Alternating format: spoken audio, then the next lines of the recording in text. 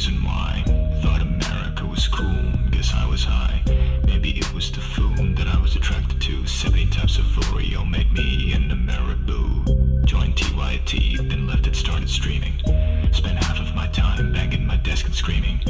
But just when you think you've got me down and out of ammo, that's when I turn around and hit you with an effing blammo! Blammo! Blammo! I said it. With an effing blammo. That's what that is. With an effing blammo. Blammo. Blammo. With an effing blammo. Blammo. Blammo. That chest it up. That chest now. That chest it up. That chest it up. That chest it up. That chest it up. With an effing blammo. There you go, dude. Lips call me woke bay and fell in love with my face. Though my voice was soy, so I turned up the bass. Small head, bad takes, the haters said. Not as bad as their moms got it when I took them to bed. Getting shit on for trying to prove there is no schism between our capitalism and our imperialism. Screw it. I'm saying it. 24/7, here it comes. America deserved 9. Blammo! Blammo! Blammo! I said it. With the effing blammo. That's what that is. With the effing blammo. Blammo. With the effing blammo. There you go, dude. That chest it up. That chest now. That chest it up. That chest it up. That chest it up. That chest it up. With an effing blammo. Dating adult stars, breaking hearts, spending pants. I did it. With the dress sense equivalent of Comic Sans. Champagne, socialist, Porsche owner, HasanAbi. I've heard it all, even from the stands in my lobby. Single him a leftist against a world of grifters. They try to cancel me, but only manage to lift us. Last bar's coming up, but you'll miss it, don't be sour, cause we're approaching the ad break at the top of the hour. Segue. Blammo! Blammo! Blammo! I said it. With an effing blammo. That's what that is. With an effing blammo. Blammo! Blammo! With an effing blammo! Blammo! Blammo! That chest it up. That chest now. That chest it up. That chest it up. That chest it up. That chest it up. With an effing blammo. There you go, dude. I did it. Pieces of shit. What's going on, everybody? Witness me. I hope everyone's having a fantastic evening, fantastic afternoon, fantastic pre-noon, no matter where you are in the world. I'm Hasan Piker, and this is the HasanAbi broadcast coming to you live from sunny California, Los Angeles, folks. We're live and alive, and I hope all the boys, girls, and MBs are having a fantastic one. Representing China and Ottoman's best friend, Pakistan. Yep. I'm live and alive, and I hope all the boys, girls, and MBs are having a fantastic one, because today's a beautiful day. Today's a wonderful day. Today is yet another phenomenal Wednesday. Woo, that's right, baby. It is Wednesday, April 3rd, 2024, and it is 11:09 a.m., and I am a little early, as a matter of fact, and I apologize for that. I apologize for being too good on time. I feel like when you're early, you're just like too on time, you know? And that's fucked up. Anyway, this is part of the broadcast where I tell you a little bit about my personal news about what's going on in the world of HasanAbi Piker, and let me tell you, a lot has happened. Guy Fieri looking shirt, let's go. You already know it, baby. You already know it. We're back. We're back with that Guy Fieri drip. This is one of my favorite shirts, as you guys know. I'm trying to put in some overtime. Yeah, I came in early and I requested overtime pay, and my micromanagers aren't even appreciative of that. So I don't know what the fuck's going on here. I will be taking you guys to Flavor Town tonight. I never heard you cuss in Hindi. That's hilarious. Yeah, bin chot, mother chot. Anyway, where did I get this shirt? It's hard as fuck. This is a thrift find from many, many years ago. This is a classic. This is a classic old HasanAbi shirt. Like, this is from when I was a fuck boy. You know what I mean? Anyway, ladies and gentlemen, classic hot top fit. Yeah, hot topic fit. I have not talked to Don Lemon at all, so no updates on that front. And why won't Twitch notify me when you're live? It's because I'm live earlier, so it just depends on who you follow. Aren't you still? No, dude. Anyway, ladies and gentlemen, boys, girls, and MBs, we're live and alive. And as far as my personal news goes, last night I ended the broadcast and I did it. I ended the broadcast last night because I was like, I couldn't fix the PlayStation so that I could play a PlayStation game. New angle slaps. I think, yeah, the angle's a little weird right now because I had to, while I was doing everything, while I was like fixing up all this stuff, my camera fell, so I had to like reorient it, but it's not that good. But anyway, I did play video games yesterday. Many of you probably don't know this, but I did play video games yesterday. The difference, of course, is that the video games I played were New York Times edit. Like I was editing the New York Times' articles. Anyway, what a big strong head you have at this angle. Thank you so much. That's why I'm using this angle. Let's do dark ambient radio.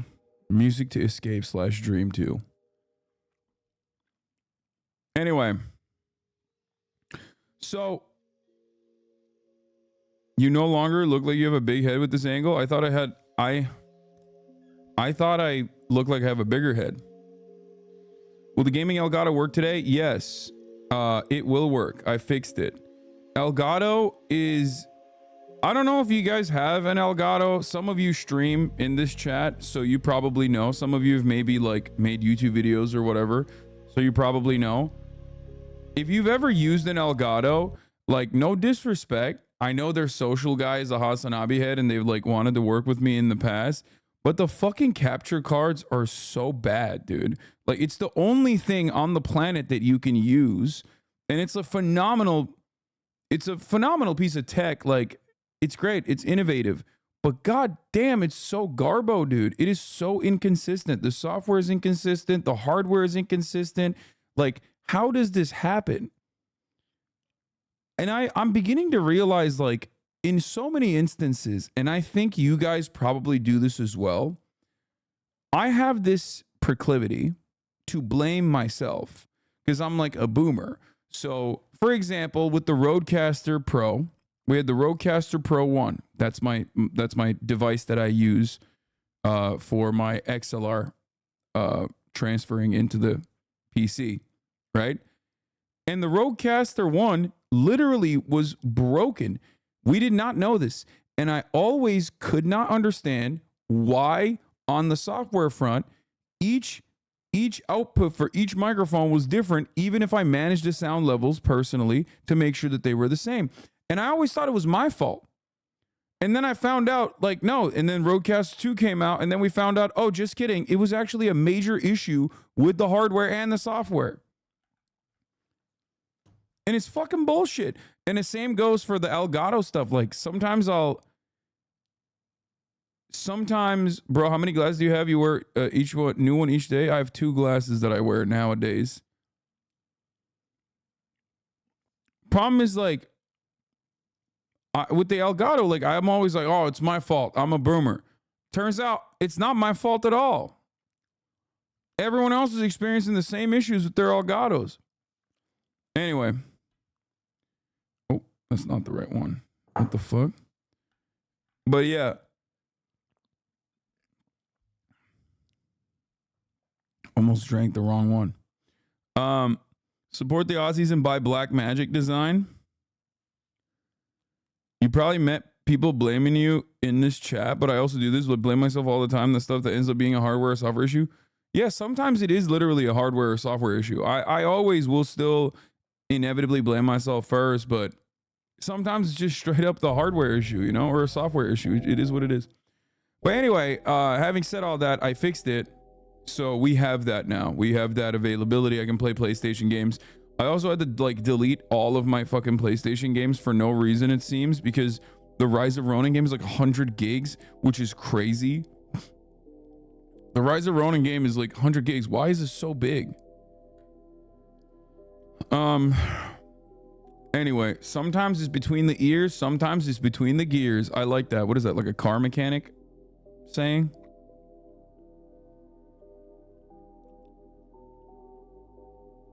Install a hard drive, brother, for my PlayStation 5. It's the PlayStation 5 is I have the most base boosted one. You put a 4 terabyte SSD on that shit?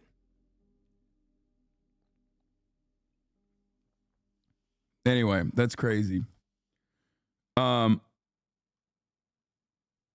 So in any case, that was one thing that I did. I've been watching the Tokyo Vice, and honestly, Tokyo Vice has been kind of a banger. It's gotten a lot better. You seem more humble. Is this a tech stream now? You seem more humble? Yeah, it's a tech stream. First season boring as fuck.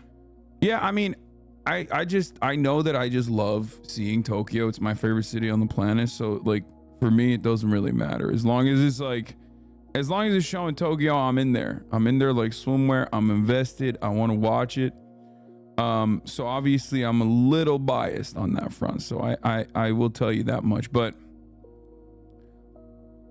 it's good. It's decent. Nowhere near as good as like Shogun, for example, but unfortunately Shogun, you know, once a week, it's kind of shitty. It's once a week. They should just have more episodes. They should have filmed more episodes, honestly. But other than that, woke up this morning, took Kaya to the gym. There were so many dogs at the gym this morning.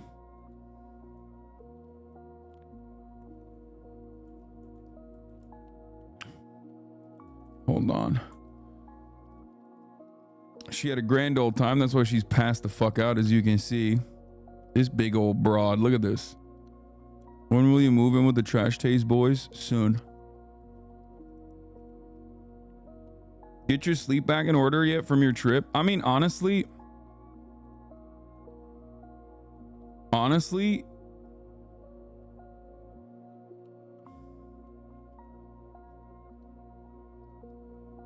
I forgot what I was responding to. Oh, the sleep thing. Jesus, that's how bad my brain is right now. I really haven't had a big issue. With my sleep. She's not snoring right now. I immediately started streaming on Monday. I went to sleep late. I woke up early. I worked out. My diet is on point. Like, I'm actually kind of stoked. I thought that there was an issue with the scale, so I scaled myself again today, 2 days in a row. Nope. Still 242. Yesterday I was 244, and now I'm 242. So I'm assuming that I gained a little bit of water weight in Australia, but like otherwise I just genuinely didn't gain weight, which is crazy. That's never happened to me. Like, you guys know, when I went to Tokyo, I gained like 10, 15 pounds.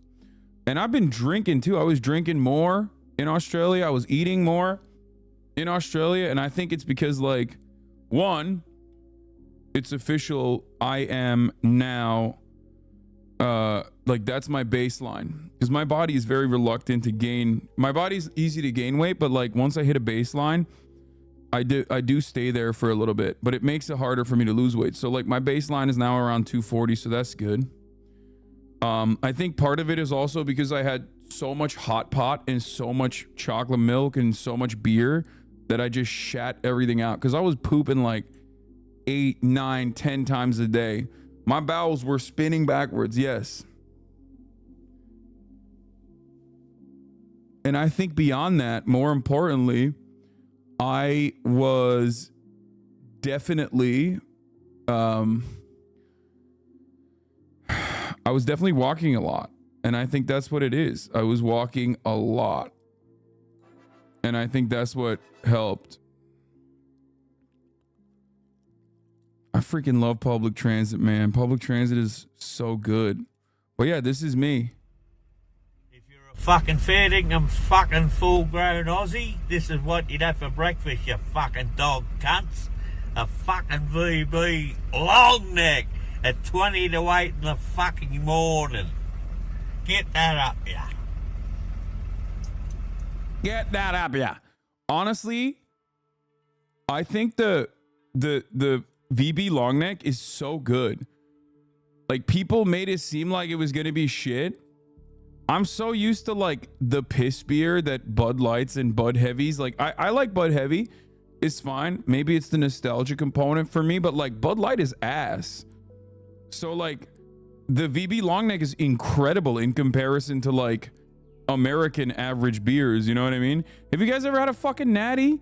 Have you ever had a natty light, a natty ice, a Bud Light, a PBR, Yingling? All of our beers are so ass cheeks. VB long neck literally fucking clears, dude. It's not even a joke. I mean, it's straight up. It is straight up piss in comparison to their like shitty beer. It was funny because like all the Aussies were talking about like how VB long necks are not good. Like, they're all right. Like, why are you faking it? They literally were like, oh, are you faking it? Like, why are you saying you like it? And I was like, dude, that shit it's delicious.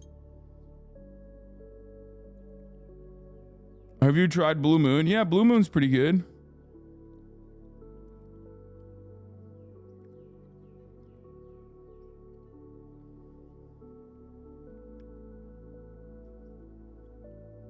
Anyway, when can we expect to see the snorkeling vlog? Oh, I haven't even sent. How you putting Yingling in the same category as Bud Light? I mean, I feel like those are entry-level beers. Yingling as well. Yingling is an entry-level beer if you grew up in New Jersey. If you like went to college in New Jersey, if you grew up in that area, it's definitely an entry-level beer. Because it's a Pennsylvania brewery. It's all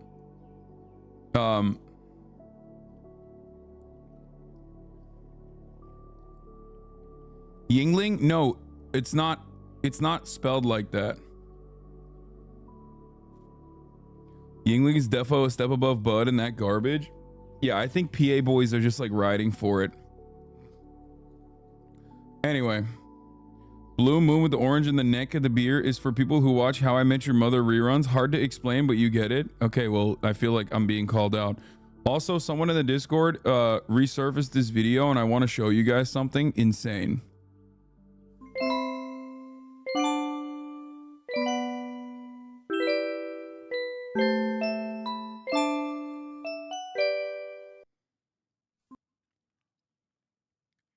That's crazy. That is the same as this. Do you understand that? That is the same as that. The difference is like 6-7 months. Think about that. She woke up.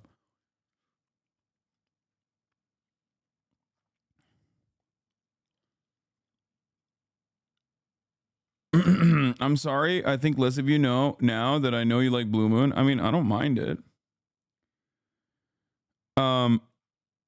Did she change color as a camera? No, she got a lot lighter. This is the granddaddy of all lagers. Okay, guys, stop sending me your beers that you like. Okay, you fucking alcoholics. I don't care. I don't care.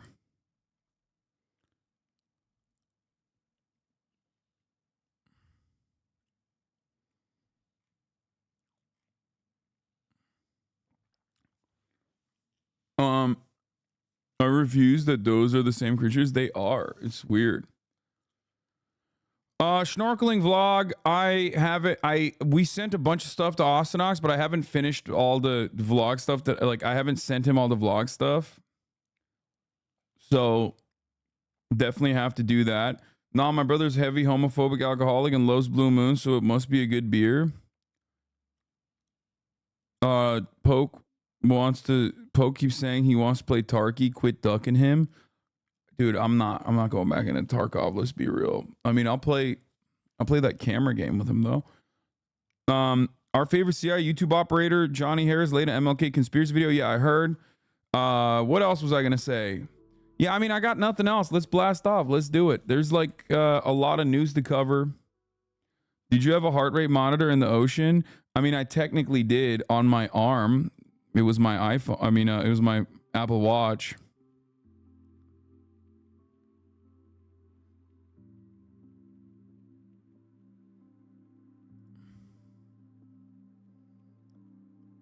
What is this? Mike Malak has a tweet. For the past few days, I've been driving my sister's 1999 Jeep with 244,000 miles on it, and it's missing a front bumper. I've noticed a sizable increase in the number of people willing to let me out of parking lots or pass them on the highway without complaint versus me driving my 170K normal daily driver.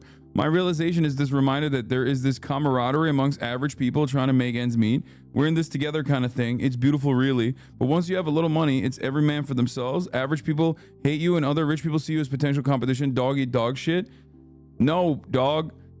It's because they fucking saw that you have a busted bumper. And they think you're a bad driver and you're going to fuck them up. That's literally it.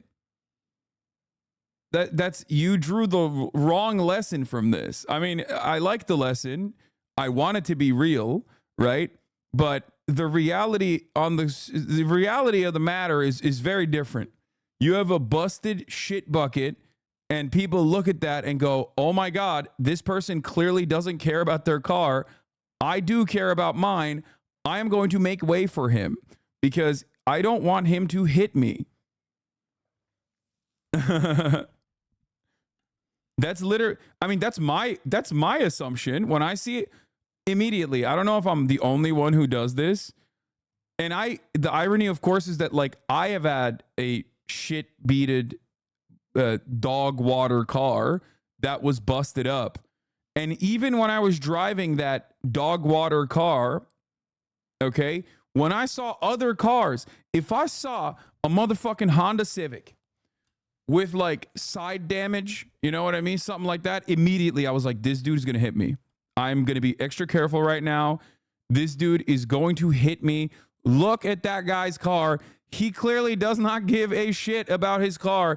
He's just hitting motherfuckers left and right. Nissan Altimas, Nissan Sentras, which I used to also have. You see a Nissan Altima or a Nissan Sentra, just know, okay, there's a nursing student in that thing.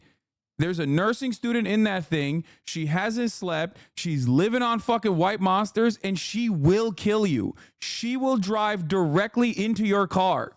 I don't even know how. You could be on the highway and she'll hit you from the side. Direct front collision from the side. I'm telling you right now, they do not have car insurance. If you see a Sentra on the street, step aside, okay? Make way for the fucking Sentra. They will fuck you up. Altimas are pretty bad too, but I was thinking honestly, like Sentras are literally the worst. Like that car, oh my God. It's just like baby blue Nissan Sentra. I'm picturing it right now. You got a fucking nurse with like big old nails driving it. Nails so big you can't even fucking drive it properly. Okay, nails like that do ASMR when you try to like wave at people. She got a fat old tanker sitting right there, barely fitting in the cup holder. Okay, she got one of those tankers. What is it called again? I'm forgetting what the fuck it is called. God damn it, the Stanley Cup. You know what I mean? Stanley Cup, like that has all of the amenities on it too. You know what I mean? Like jelly beans and shit like that. She put so much water in there. You have no idea what's going on. She is on crack cocaine. Okay. She is driving and you're thinking like, oh, why does the car hang so low? It's because of all the trash she has in it. Okay.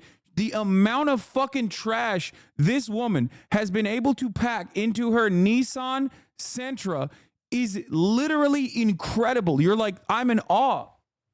How did you do this? Why is there so much trash?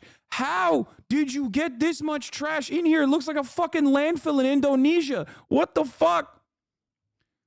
That person will kill you. That person will hit you. That person will hit your car. You have to be very careful.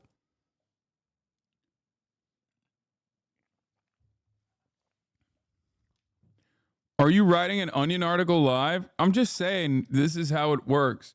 Nissan Rogues are the ones they sell to everyone with no credit/students, so they always make the ticking sound from oil problems. Garbage so high on the passenger side that your feet will be level with your ass. That's what I mean. Dude, I'll say it like this. I've had a lot of girlfriends. I've dated a lot of people. I'm 32 years old. Okay. I've never been in a fucking car that was clean. Okay. I have never been in a woman's car that was clean. Every single fucking car I've been inside of, and it can be a sick car. Like there was this girl back in the day. She had like she had this like super old 90s Ford F-150 pickup that had like the little side pocket for cigarettes. You know what I'm talking about? And the on the windows. Like that's how old it was. She did not have the back of the truck bed. She literally did not have like the flap on the truck bed. So she just had a truck bed that was empty. Okay? I don't even know how you can lose that. I don't even understand how you can lose the door of the truck bed.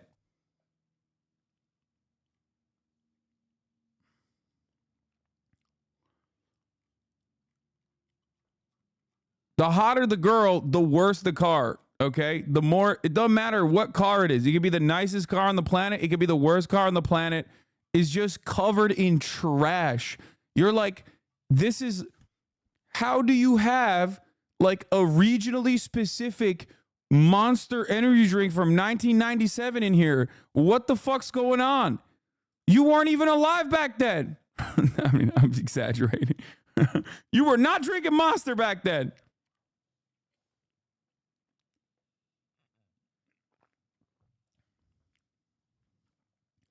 My family member had his tailgate stolen from in front of his house. Empty 3D Doritos can in the back. Anyway,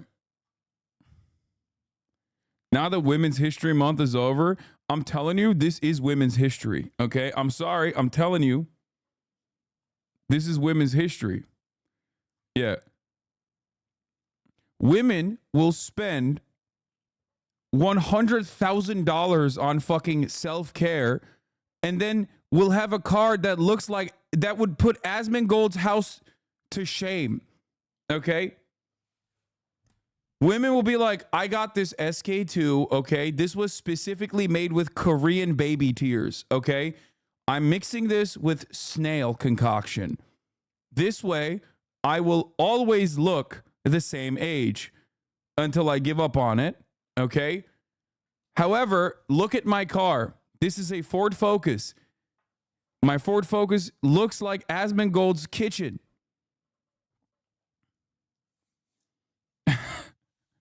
How did this happen? Misogyny stand-up act. Okay, none of the things I'm saying is like misogynistic or bad. What do you mean?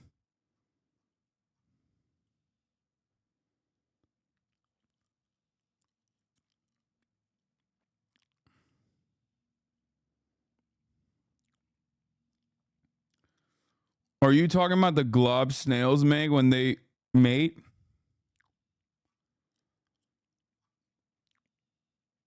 Shut up, bro. You don't even have a skincare routine? Yes, I do. I'm using a moisturizer on my face. Even though the moisturizer I'm using on my face, it says nighttime moisturizer. What's the difference between nighttime moisturizer and regular, like, daytime moisturizer, by the way? I guess the regular daytime one has, like, SPF on it or some shit. But, like, why? Why can't I use the nighttime moisturizer in the morning? Because I was thinking, like, I'm not going to be outside anyway. Like, I'm not going to get hit with UV rays regardless. So I might as well use the nighttime one. But it's weird. I suspect it's a marketing gimmick. You're not supposed to use nighttime. It might react with the sun. Nighttime is thicker to keep from rubbing off easy. Yeah, I mean, I got the nighttime shit on my face right now. Matt Wright finna steal this bit. Okay, first of all, finna. Second of all, Matt Rife has never been even remotely as funny as this. He's too busy fucking making jokes. He's too busy making jokes about how, like, you should be able to beat your wife all the time or whatever the fuck. It's like, ha, my bitch wife. The soup was cold, so I beat her. Nighttime moisturizers typically have higher amounts of active ingredients that make you more susceptible for sunburns, etc. Why are you crying, Smudge? Why are you crying, Yubi? Is it because I called your ass out? Is that what it is? Do you feel called out right now in the chat about your car situation?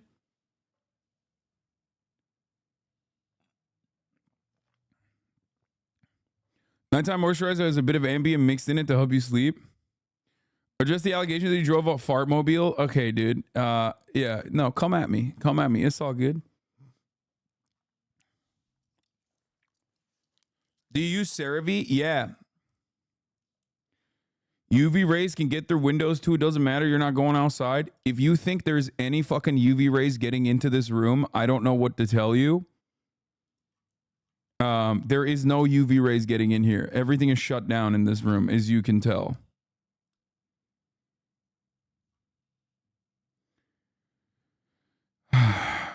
Anyway,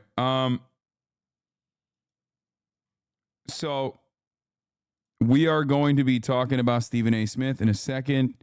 Did I blast off already? I forgot. I didn't even blast off. I was popping off too hard on women, my favorite subject. I've been trying to get your mod team to be less crusty for 3 years. You're next. I am so less crusty. I'm not even crusty. I'm not even remotely crusty. I'm telling you, I've been doing skincare. I've been doing skincare. I'm a skincare girly. I'm a fucking skincare girly. HasanAbi thirst trap on TikTok for equality. What is this? Oh my gosh, that's 70,000 likes.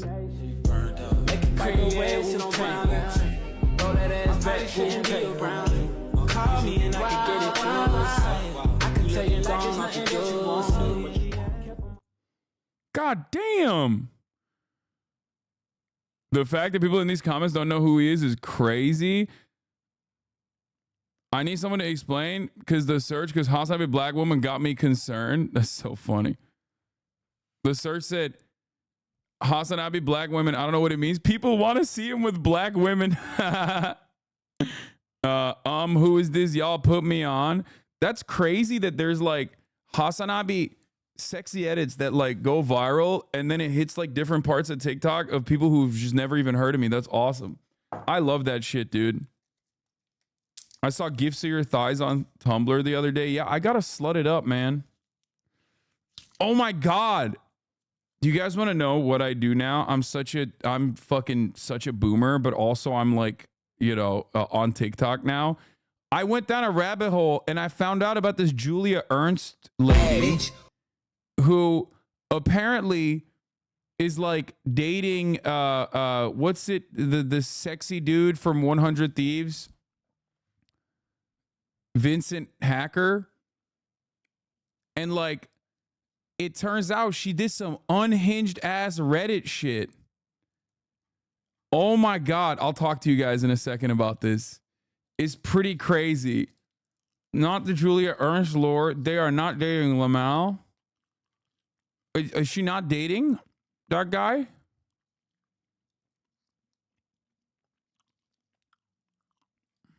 Yeah, Vincenzo Haccarino. I'll give you guys the lore on this in a second. I love that they used R&B. It fits so well now that you're an elected corked up white boy. Can't give you an honorary black person as a HasanAbi black chatter council decision. Wait, what? No, I'm a swagged out white man.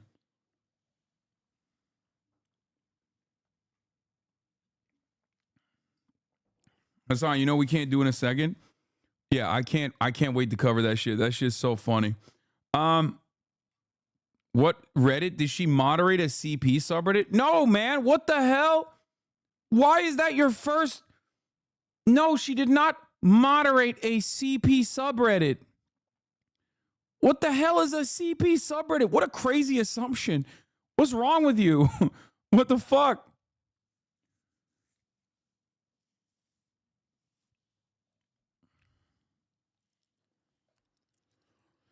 Anyway, Cyberpunk, yeah, CP 2077. All right, let's blast off. I'm forgetting.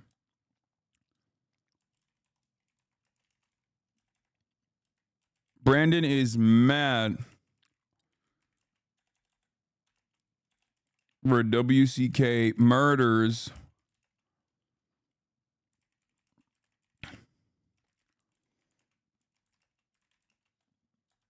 billions of weapons. Billions in weapons. Her and her twin sister live like 5 minutes away from me. I see them at the beach all the time, Lamel. That's awesome. Good for you, I guess. Or I'm sorry to hear that. I don't know how to react to that. So, Chef Joseph Andres says IDF deliberately. Please confirm you are off the walk hard right now. What does that mean? IDF deliberately targeted aid workers. Joseph Anderson. This game about you, Madhouse Madness, streamers fate. What the fuck? Cover this drama. What is this? I'm afraid I'll meet my end to these betas. What the fuck is this, bro? What the fuck is this, bro? Afraid I'll meet my end to these betas. The Costco guys are losing to Kevin Giat and his father. This is getting interesting. No. Oh my god. Oh my god. I fucking see this kid and his dad. They're always eating chocolate chips at Costco and hot dogs. Why do I know this? This drama is actually big. This is big drama. Costco guys is one of my sub noties. I fucking love the Costco guys. We're Costco guys. Of course we eat big chocolate chip. Oh my God. Oh my God. This is part 2. Okay, this is some deep fried fucking lore, dude. All right. Yeah, double chocolate chunk. The guy's like the guy is a classic fucking Ninja Turtle looking ass. The guy is just a walking heart disease commercial, okay? He's definitely like done steroids in the past, or maybe still does steroids, but like he looks like shit. I mean, and his son, he has the classic Italian fat son. It's awesome. It's so awesome. These guys are so sick. They're so fucking sick. And he's just making his son eat absolute garbo, okay? Like this kid, child protection services need to take this kid away. Just kidding. He's having a great old time. I'm fucking around. But like, he probably should be eating a little bit healthier because like, he has a classic fat Italian son. It's just, this is so Sopranos coded. It's not even funny. I mean, I see a lot of myself in this kid too. Like I used to look exactly like this. I was the classic fat Italian son, but he does look very much like AJ Soprano. That thing is like 4,000 calories, but it's incredible. Fuckloads of salt. I know, dude. Oh, fuck. It really isn't that fat. Okay, can we not do this thing where you're like, oh my God, yeah, oh my God, you're fat shaming. Like, shut up. That's not the point here, okay? Okay, sorry. Yeah, you're right, M. Hud. Husky. He's a classic Italian husky child. Is that better?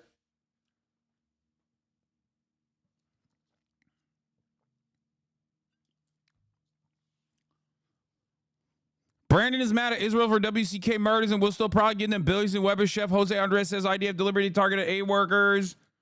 Covering TikTok drama. Costco guys.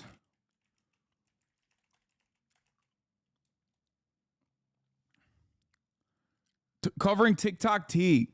And also, what's the name of this? Julia Ernst. Julia Ernst. TikTok T. Gaming later. Get in now. You're afraid of phobia showing? Yeah, to be fair, it's not actually fat phobia when I talk about my big fat Italian son. It's actually phradophobia. Because, like, having a big fat Italian son is the most Italian thing that you can have.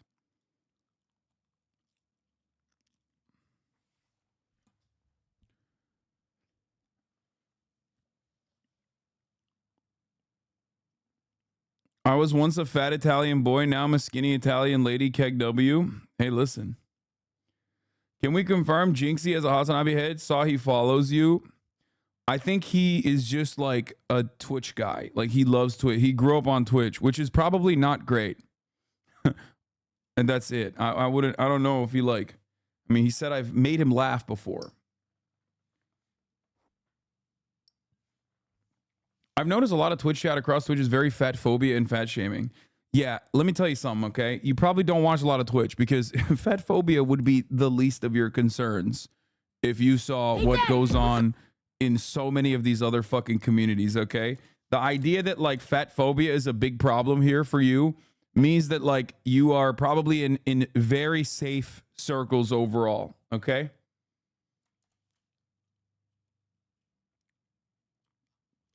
Also, this is just like the entirety of the internet.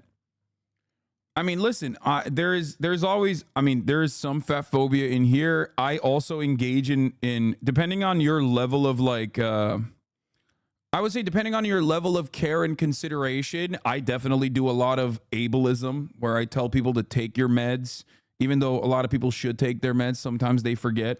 You know, I say people are insane, crazy, psychotic. These are words I use all the time. You know, I'm disparaging people with mental illnesses and disabilities. And then, but that is still incredibly light in comparison to the ableism that you see everywhere else online.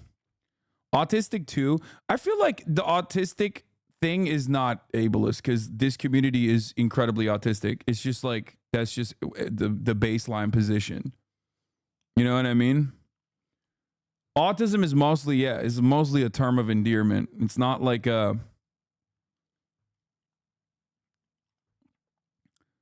That is like one of those things like in this community and in most like Twitch communities is not even like fucking disparaging. It's just like the baseline position. This is a very autistic website.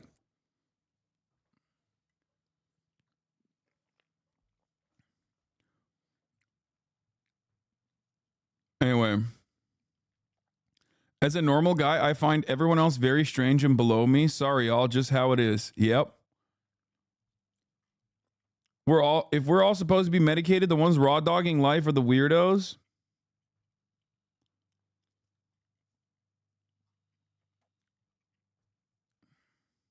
Hasan's like the only creator I follow that constantly doesn't throw around the R word. What is that chatter on? Yeah.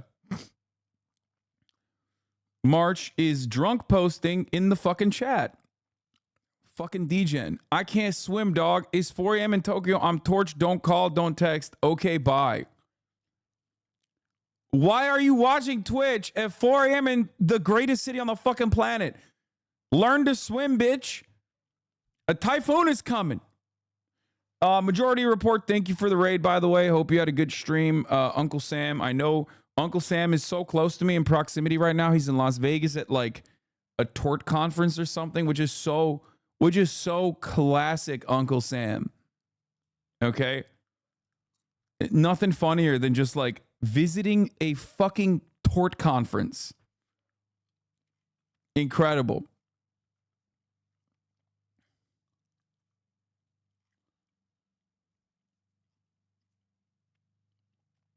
Anyway. Torte like the dessert? No, tort like law.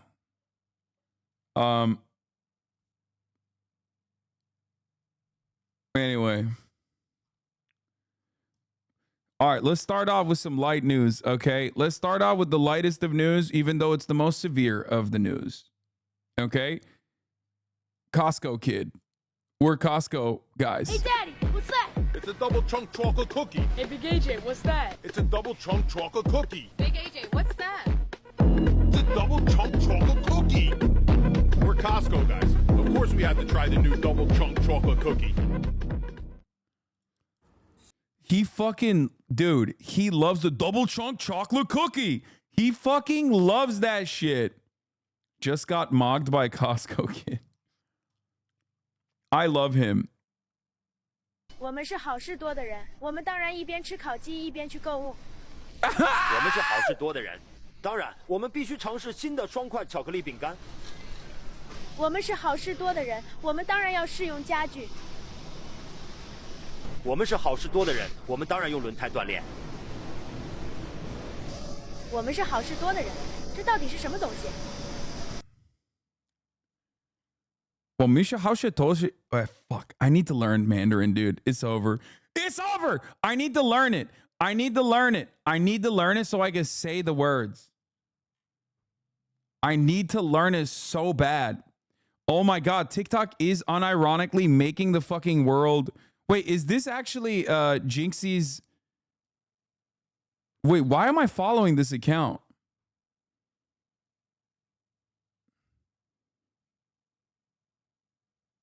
What the fuck? Did you even blast off?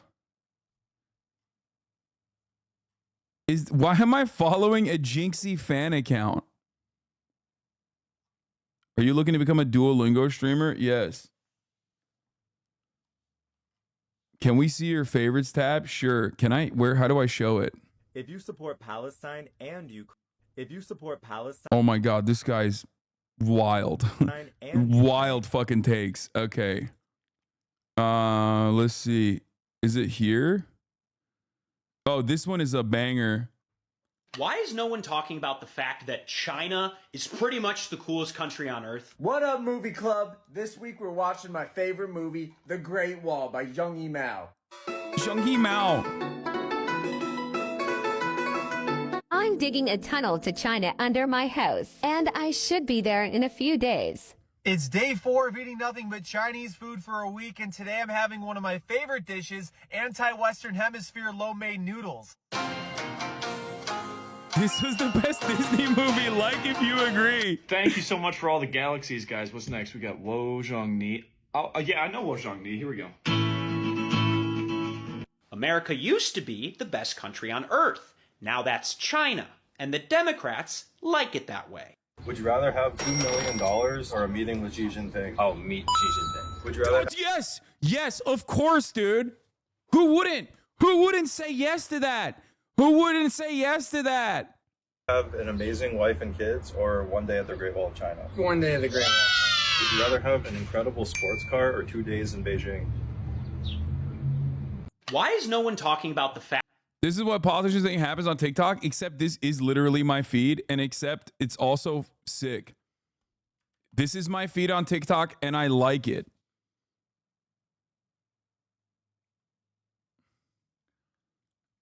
Here are some other likes. Mostly just like my own TikToks. Streamers use a lot of this one got fucking insane. I hate Hasan. People just fucking hate. People literally are the absolute worst when they think that like me and Ludwig are fighting in this clip. It's so odd. Anyway, what was I gonna show you? Oh, here, this. You guys get rid of all of them. Like, you guys get rid of. Oh, hi, how you doing, Mom? He got me on the camera. Are you guys killing all the Palestinians? Gaza is not existing. Oh, Mom. What about the Palestinians? No more. Palestine. It's so disgusting how you use your past obesity as an excuse to fat shame others, dude. Stop. Okay. No, the only shaming I do at the top of the hour is if you are not subscribed, okay? That's it. Yeah, it didn't work, did it? It didn't work, did it, Trivia Ho 69? It didn't work. Yeah, I will shame you. I will shame you for doing a bad ad break debate, and I will shame you for not subscribing at the top of the hour when there's a 3-minute ad break, okay? Yeah, come on now. I could hear your Bates fucking fat ass cheeks clapping, okay, as you stomp your foot all the way over here to the fucking top of the hour ad break segue debate. I heard those ass cheeks clapping from a mile away.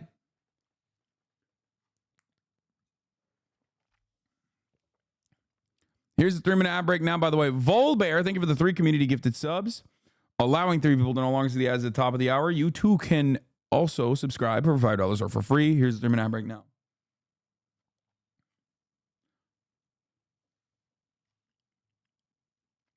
How are you people giving that a 10? It's because I caught him. All right, let's continue. You know this shit, it's not exist.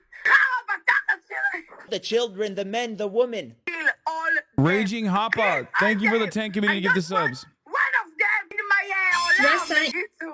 No way, straight to the Jahannam you go. Are you guys in Gaza? No. Do you have friends in Gaza right now? Yes, yes. Okay. My sister was there. Your sister.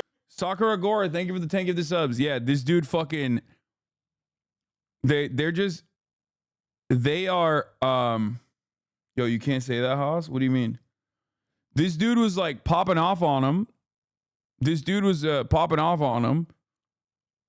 And they thought he was like American. So they're just like, they thought the dude was American. So they're just like, fucking, they're like, yeah, we're going to kill all the fucking Palestinians. Here, watch this now. Do you think she could check on my family? عشان أنا غزاوي. Yeah. What? Yeah, I got you. أنا غزاوي بالنعم الحمد لله. Yeah. Mom, she said at me. Are you mad? Why are you big mad? Do you want to say anything for TikTok? Wait, you are Arabic? Alhamdulillah. قلت لك فلسطيني. Okay, so you. No Palestine. I don't know what is Palestine. You. All the people. I do not know what's Palestine. Fuck you, Sharmuta. Dude, bro, just use your own curses. Like, you are so fucking cucked.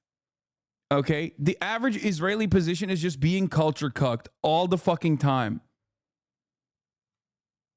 It's just like you have to literally be like, oh, I'm going to be extra racist. So I learned like curse words in your fucking language so I can deploy them towards you.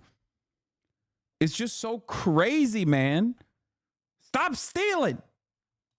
The fuck? All the people, you know. Anyway, yeah. Popped off on him.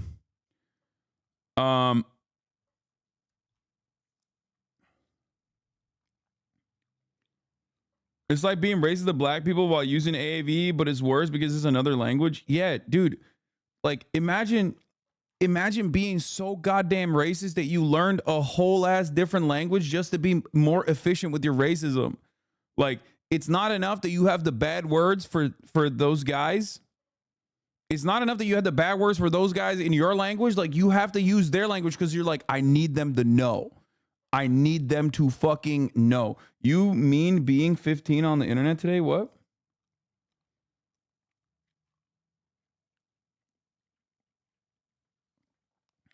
Anyway.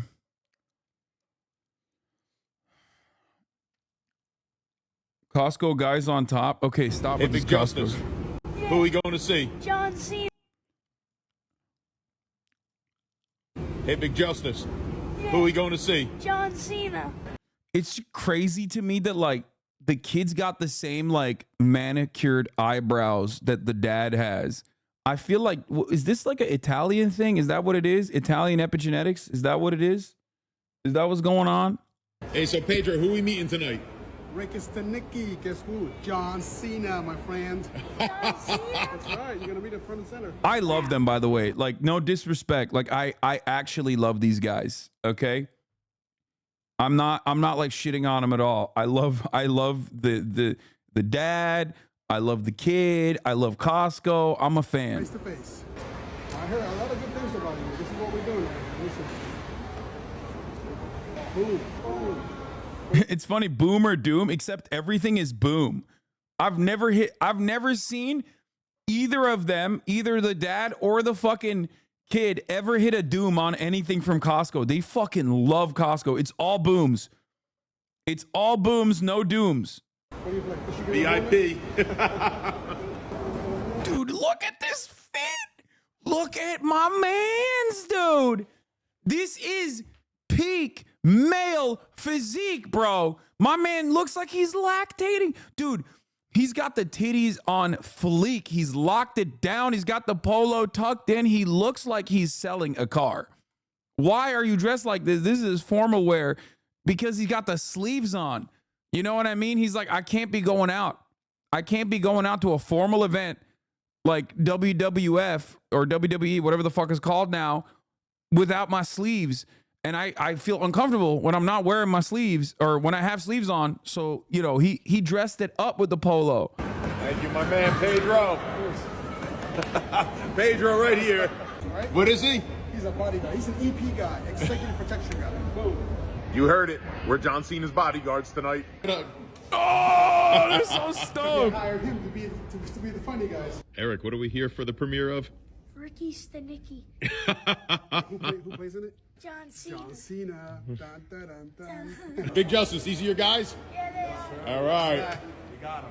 We're set. I love that he calls him Big Justice. Oh God, this is what America is about. Okay, America built on the foundation of like white supremacy, slavery, all the fundamentals, all of that bad stuff, indigenous genocide, so that this could happen. Okay, this is peak America. Taking your big fat Italian son to watch a fucking movie premiere and you're calling him Big Justice along the way. That is my shit. I fucking love America, goddammit. This is like the exact same energy I have for like when I see a big fat Chinese guy downing like 8 fucking beers and then smoking like 11 cigarettes in a row. When I see that, I'm like, fuck yeah. I'm like, that's so sick. I love that shit. This is our version of that, kind of. This kid is going to eat chicken bakes until the end of high school and be the next Jason Giambi, going to play DH for the Yanks.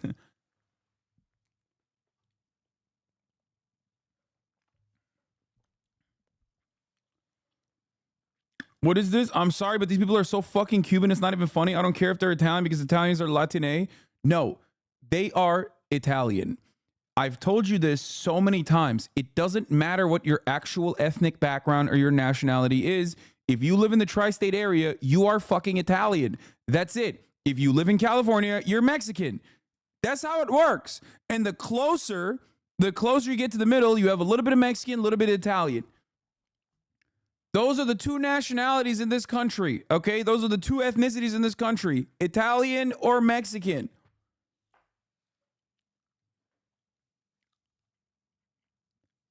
Like these guys probably, I don't know, maybe they live in Florida, maybe they're Cuban, doesn't matter. They're still Italian. Look at them.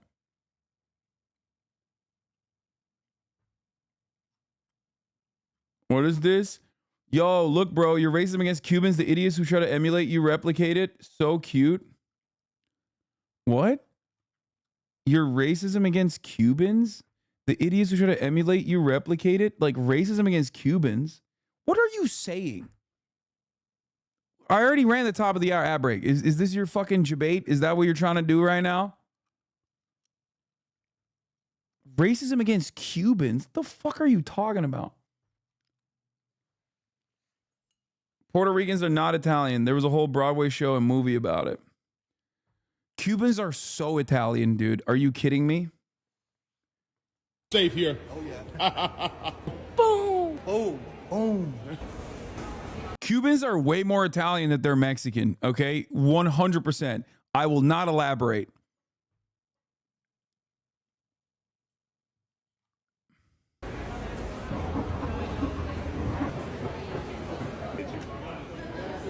How you doing?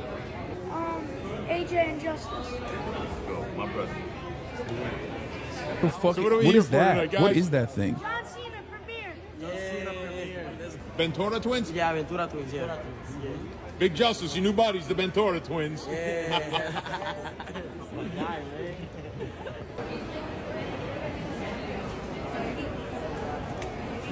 What? It's John Cena.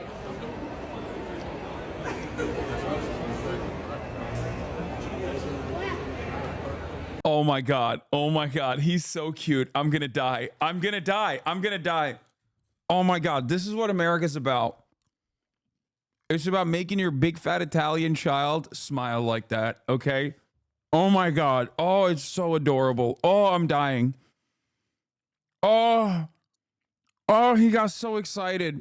Oh my God. I wish I could get that excited about anything. I'm living vicariously through him. Seeing this movie? Yeah. I don't know if you're allowed in.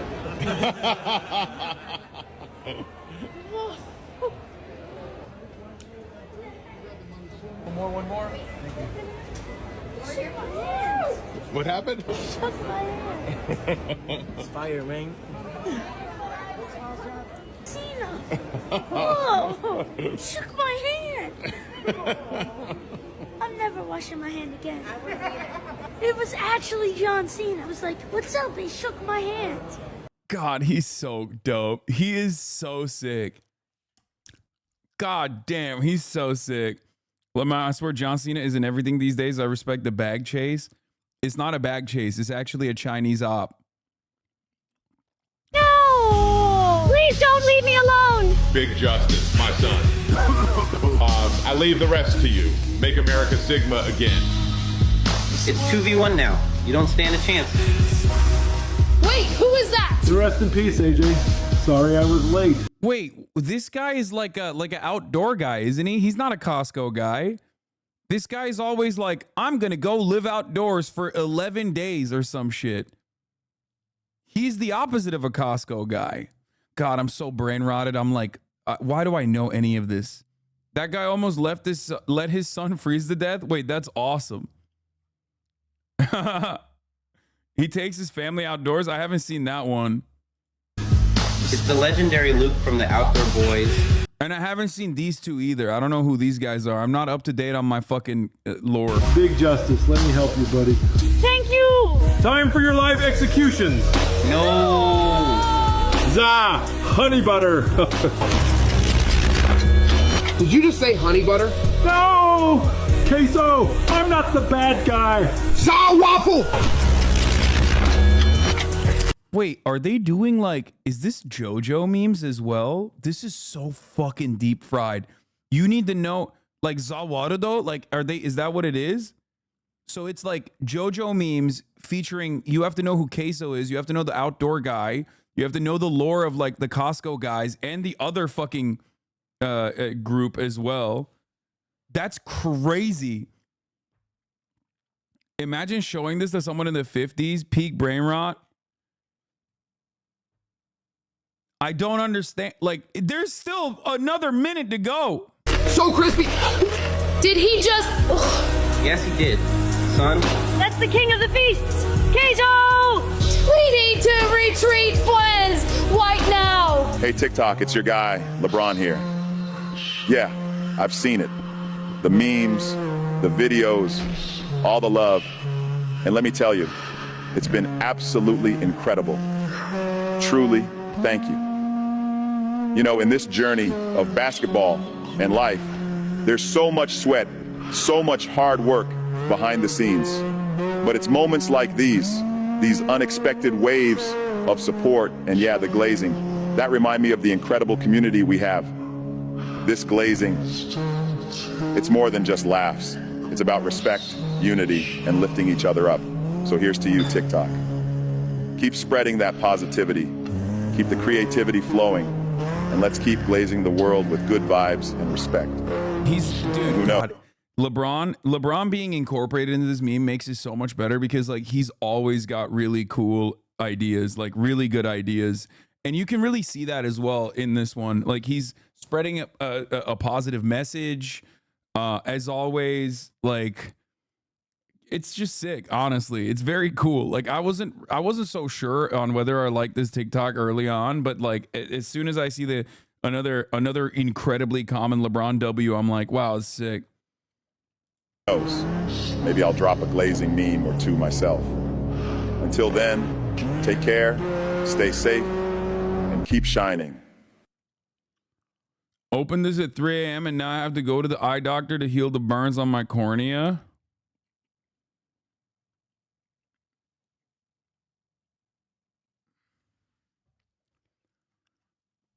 Blowing bubbles for real. He don't know you, little bro. That's my king. Dude, he doesn't need to know me. He knows me. Like I wouldn't want to defile his like world by having him acknowledge my existence. Like I feel like he's so sick. Like he doesn't need to know me. I know him. Okay, that's it. How did HasanAbi became a LeBron fan? Is it because he lived in Miami? That's so dumb of a question. No, it's because he's the GOAT. Like, what do you mean? LeBron James is the greatest athlete of our generation. He is probably one of the greatest athletes of all time. Yet, no shit, I like him. Like, it's so silly. it's so silly to be like, oh, why do you like the greatest athlete of our generation? Like that's a silly question. I admire greatness, okay? And LeBron embodies it.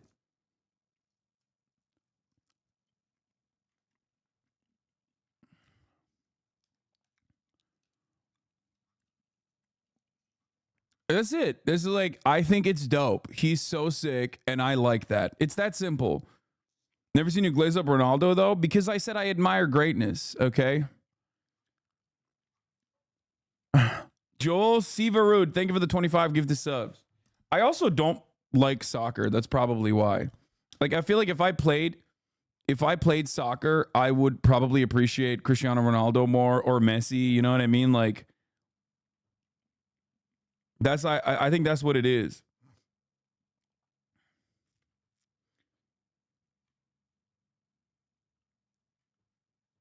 Ronaldo has 1,000x the fans, though. No, I get it. I understand that. Yes, football is probably the most popular sport on the planet. Of course, one of the greatest football players of all time is going to have more fans, I think. Yeah, I agree.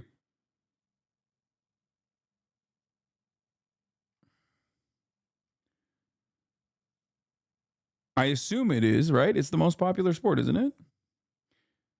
Anyway, my dad said LeBron isn't just a great athlete, but he's a great person for how he built a school and homes for people in his hometown. Yes, dude, am I your dad? Because I've said that, and it's correct. That he did do that. He did do that.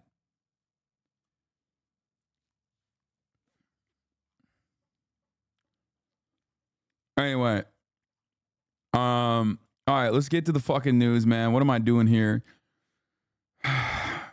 Earthquake in Taiwan. We're going to talk about it. To Taiwan now, hit by its biggest earthquake in 25 years. The government saying at least 9 people have died and more than 800 were injured. This is when an offshore earthquake struck the east coast of the island. It was a magnitude 7.4 and the deaths all occurred in Hualien County. That's a mountainous region near the epicenter.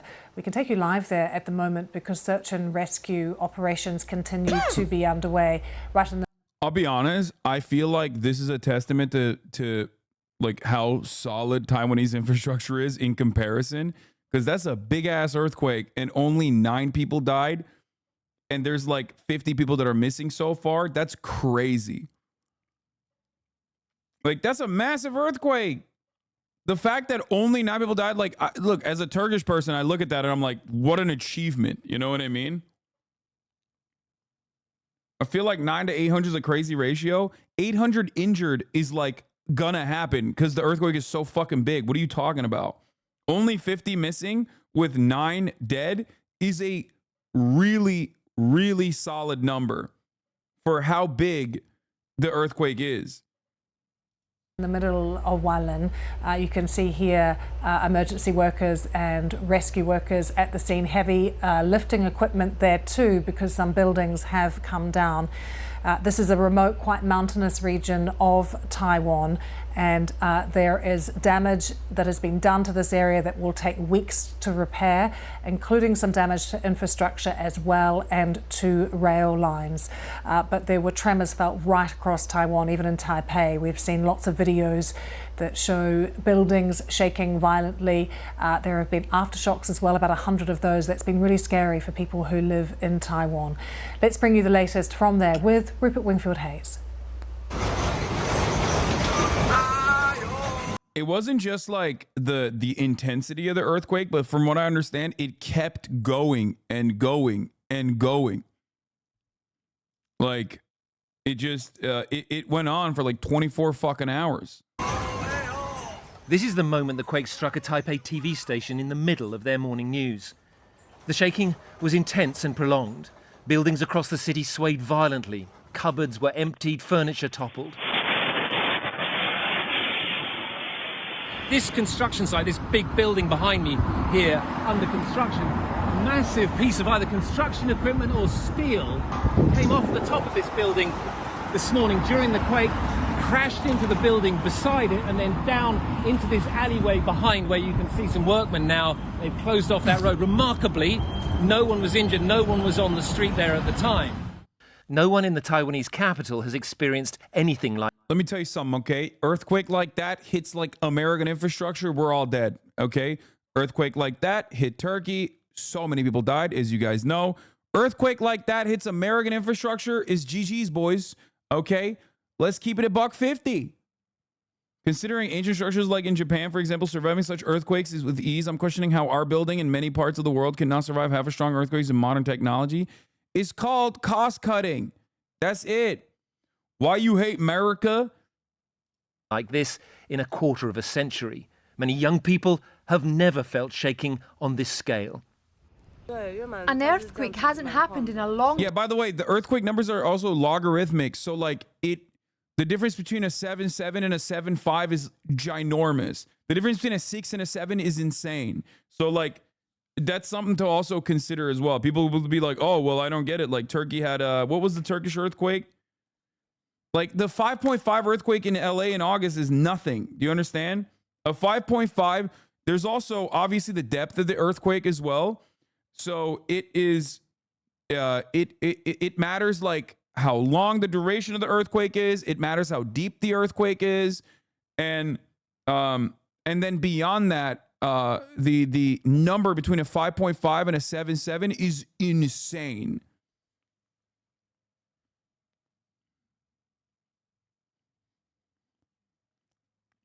This one went on for a tremendous duration, for a very long time. Yeah, to be precise, the difference between a 6 and a 7 is 10x. time, so it felt really terrifying. Did you see the Chinese news headline calling Taiwan China's Taiwan, and people on Twitter were getting super mad? I did not see that, but I'm not shocked that people were like, wow, it's really fucked up. People get on the mad east about that coast shit. in the city of Hualien, the shaking. I'm more surprised that people haven't started talking about how like this is a Chinese earthquake machine or something that is like impacting Taiwan. They have? Oh my God, that's awesome. That's so stupid. Shaking was much stronger and the damage much more severe. People on their way to work watched in fear and awe. It also literally doesn't make sense. Because if China considers Taiwan to be Chinese Taipei, why the fuck would they hit it with an earthquake gun? Like, that doesn't make any sense. They're simultaneously being like, wow, it's really fucked up. China considers Taiwan to be a part of China. Also, they hit their own citizens with an earthquake gun then? Like, is that what you're saying? It doesn't make sense from a conspiracy angle. As a partially collapsed building was left leaning at a precarious angle across this intersection. Whenever our team moves, the building becomes unstable, and they have to find something to hold on to ensure their safety before pulling people out. But it is the landslides that have unleashed the greatest terror. The east coast of Taiwan is a rugged landscape of high mountains and deep valleys. The quake triggered hundreds of landslides that came roaring down into the valleys below.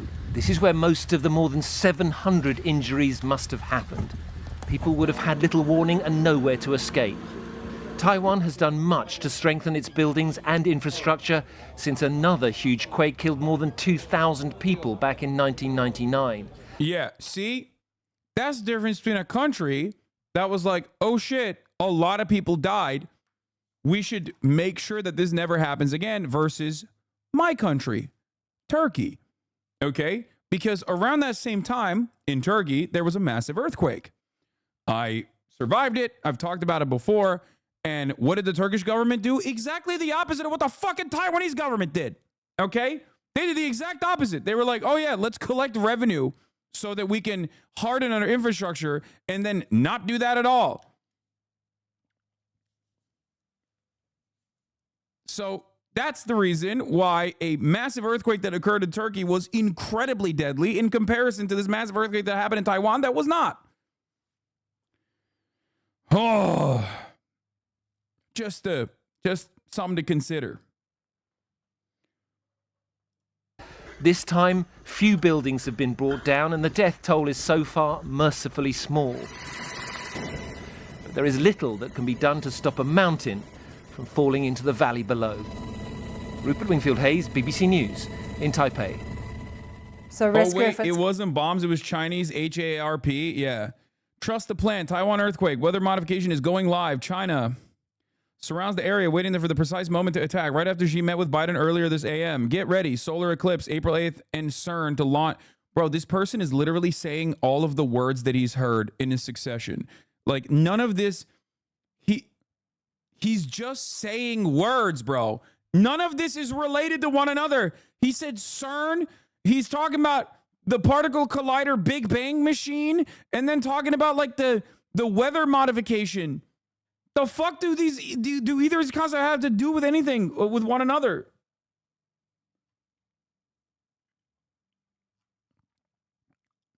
I feel like I was born for this moment. Bring it, Ingy Trader. Yeah, he said bring it. What is he gonna do, bro? Fucking what is he gonna do? If China has a Big Bang machine that it's deploying after using its weather control to do earthquakes, what are you gonna do? Stop the earthquake, dumbass? Bring it on, baby. He's like, what have you been balancing your whole life? You have one of those like skateboarder things, you know, like the surfers have like that thing, like where they like what is it? Like a board that they stand on. So he's like very good. He's ready for it. You know what I mean? He's like, yeah, once the world starts shaking, I'm like, I got an Indo board I've been working on for a very long time. Trust me, I'm ready. I'll be shaking my ass. What are you going to do? How are you going to survive the earthquake, big dog? Continue, including for dozens of people who are trapped in road tunnels after... Actually, that's another thing. Can you even be saved from an earthquake in a shelter? Are there earthquake-proof shelters? I haven't even thought about it. Like, what if it's on a fucking fault line? Like, doesn't it still collapse? Aren't you cooked regardless? I guess it depends. Nah, I'd tank it. The quake struck. We can show you this image that shows the entrance to one of them. On the left, it's a picture taken last year, and on the right, this is what the tunnel looks like today. 60 people are believed to be trapped inside one of the tunnels, including 4 minibuses full of hotel staff. That's dude, okay. Marvels of modern engineering. Look at the fucking tunnel. That shit took out the entire highway. Tunnel is stable. That blows my mind. Oh my fucking God, dude. That is insane. It was a bridge. Okay, it took the fucking bridge out. The tunnel is stable. That's crazy. Is your family from Taiwan? Okay. I mean, most of my family from Taiwan either lives in mainland China or they live here. So I think they're fine. I mean, I don't know. They appear right now to be unreachable by phone. So late in the evening in Taiwan at the moment, they'll be hoping that there are a few aftershocks in the night, but those rescue efforts continue and we'll keep you up to date with those. Gregor Stewart Hunter is in Taipei and he told me about what it was like when the earthquake struck this morning. It was the feeling of being lifted up by someone and shaken. And then even once the initial shock had died down, the rest of the morning was spent with a series of aftershocks in very quick succession, some as close as 5 minutes apart. And when I checked the news and realised that the epicenter of what had felt like a very powerful quake was actually in Hualien, and my jaw hit the floor. I thought, you instantly knew that was going to be a really, really big quake. And it seems that's been... Hold up your part Taiwanese. No, man. What the fuck? No. My uncle's wife, Jake's wife, is Taiwanese, okay? What? I'm not part Chinese, okay? I'm part Chinese, actually. Yeah, Hassan Wu. As it was. The quake is huge, the biggest in 25 years, and we've got hundreds of people injured, as well as hearing reports of many. Honestly, I wish I was, though. That shit would be so sick. I have become an increasingly, I've become more and more of a Cinnaboo. Okay. Trapped. Not so many deaths yet, and let's hope that that figure doesn't go up. But what are you hearing in terms of reports of damage, particularly to infrastructure? Yeah, I think the infrastructure has been one of the most obvious ways that the damage has shown up. Links into Hualien itself have been damaged quite severely. Some of the railway network is down. Some of the tunnels have collapsed, which means that actually physically getting in and out has become quite difficult unless you're going by air or by sea. But the damage extends beyond Hualien. In Taipei itself, there was suspension of the city subway services in the morning, and the high-speed rail operator announced that there were going to be delays up and down the length of its line, which runs down the opposite coast of the island. So quite severe delays to infrastructure. Like I said, wild that like, you know, hardening your infrastructure turns out pays dividends, yields tremendous results.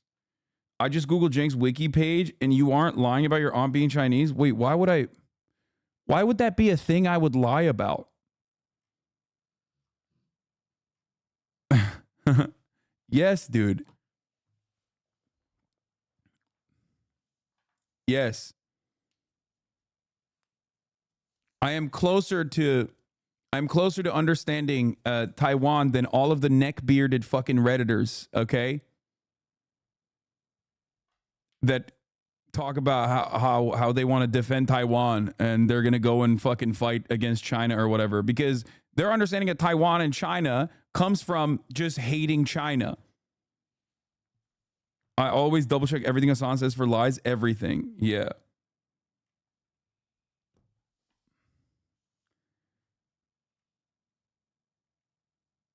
Have you registered as a foreign agent yet? Anyway. Have you ever been to Taiwan? No. Reddit taking all the crossfire? Eat it, loser Reddit cucks. I mean, there's cool Reddits out there. There's cool subreddits out there. We'll talk about a funny Reddit story in a second. What kind of Chinese are you? All right, we're going to talk about Joe Biden, who is, I love that they put outraged in quotes. Like, ain't nobody believing this, okay? Literally, you lost the BBC, okay? The British are mad because 3 of the people that were lasered by Israeli weapons, British American coalition weapons, were British nationals. So now England is like, why the fuck are we giving you guys guns if you're going to use it on our people? You should be using it on the Browns. What the fuck? And guess what? They're mad. Now, will they do anything? They're super cucked as well. They are super cucked in general, just like we are. So I have heard a lot of statements coming from British politicians. We will be talking about how Joe Biden has lost the Podjons as well on this issue, for the record.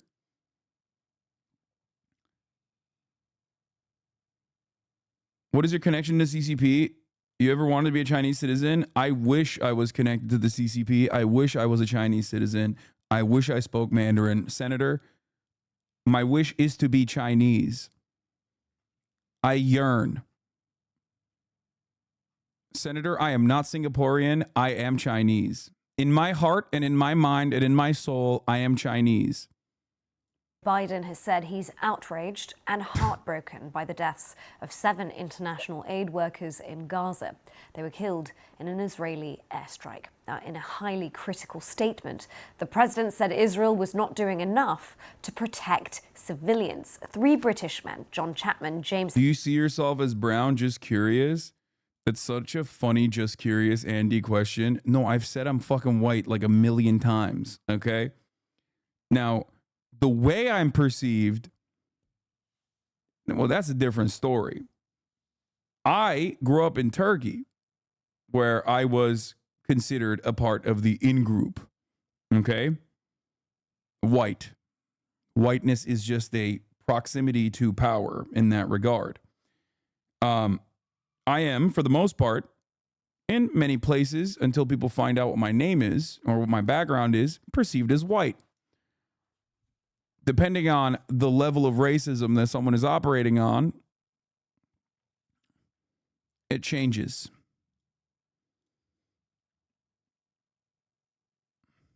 Henderson and James Kirby were among those killed when a convoy carrying staff from World Central Kitchen was hit on Monday. The charity released pictures of the aid workers overnight. Israel's Prime Minister Benjamin Netanyahu said the strike was unintended and vowed to investigate. Our reporter Graham Satchell has more. The pictures tell their own devastating story. The team from the charity World Central Kitchen was... Yeah, this is a great headline that shows everything. Angry, in air quotes, Biden not changing Israel policy after deadly strike on aid workers. Biden was privately enraged and publicly reprimanded Israel for the deadly strike on aid workers in Gaza. But that's as far as he'll go for now, said two senior officials. Any day now, dude, he's going to wag that finger so hard at Israel. Any day now.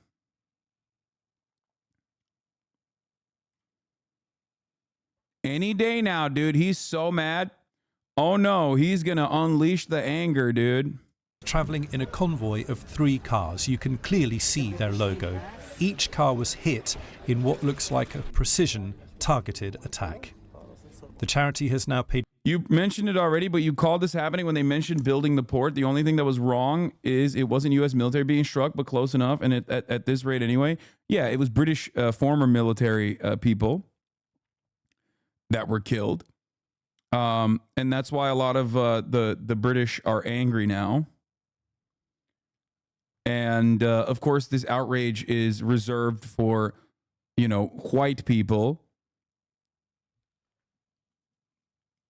Like 35,000 fucking Palestinians mercilessly executed by Israel over the course of the past 6 months. And even here, for the record, let me tell you, even here, you see,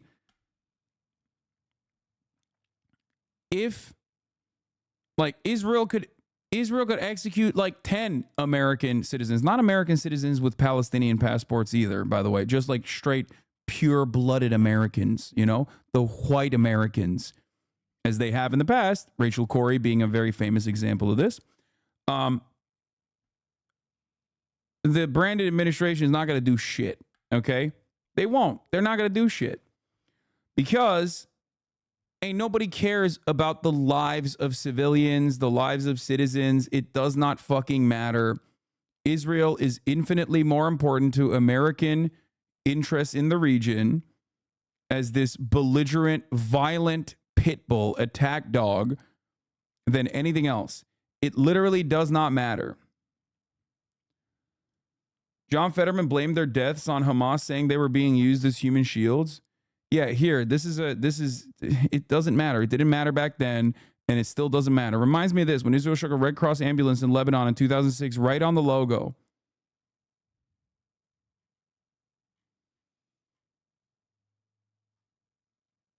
I already saw comments saying they deserve dying for being in a war zone. Yep.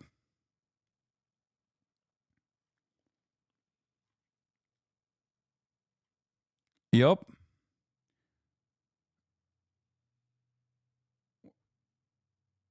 Anyway. A tribute to the 7 workers who lost their lives, including 3 British nationals.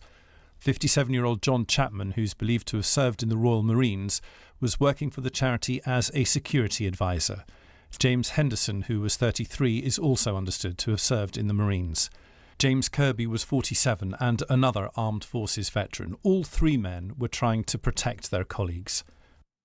The charity described them as heroes. These 7 beautiful souls were killed by the Israel Defense Forces. Their smiles, laughter and voices are forever embedded in our memories. Do you buy Mersheimer's point that it's not so much Americans' interest that protects Israel, but the lobby? What? The Israeli lobby is like created to align America's interests, to align Israel's existence as a violent, a violent nation state that is specifically there to dismantle any kind of organizing, to specifically destabilize the region. And the lobby communicates that interest perfectly to American politicians and maintains that interest. I am not a believer that like lobbying in and of itself is the end all be all of politics. I don't think that lobbying is what actually moves the needle on a lot of issues.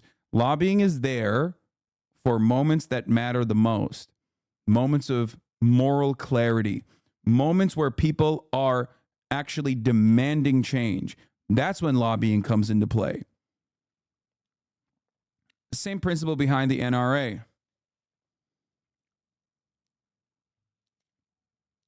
Lobbying is important for moments like this. Okay?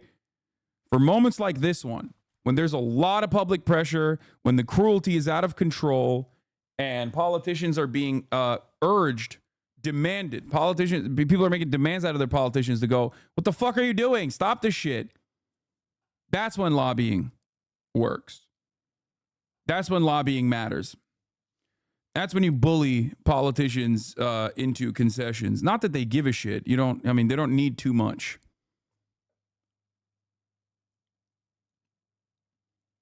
DMan makes it seem like lobbying is meaningless. No, lobbying is not meaningless. It's very meaningful, because those big moments are where changes have to occur, and it does in other countries.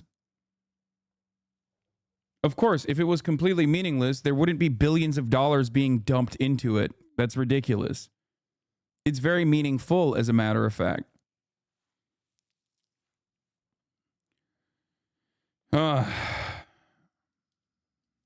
We are reeling from our loss, the world's loss. World Central Kitchen was providing vital food aid in Gaza, supplying millions of meals. The consequences of the attack will be felt here first. The charity has paused its operations, putting immediate stress on an already desperate situation. That's going to put civilians at risk, at greater risk of famine. People are already starving to death. And what we really need now is for aid to get in quickly and to be able to be distributed safely. The Israeli Prime Minister Benjamin Netanyahu said the attack was tragic and then said this happens in war. Overnight, the head of the Israeli army was far more conciliatory. We are sorry for the unintentional harm. Yeah, sorry. We were doing genocide and we thought they were brown. In the darkness of the night, we thought they were more terror babies. Oopsie. Why? It is unintentional.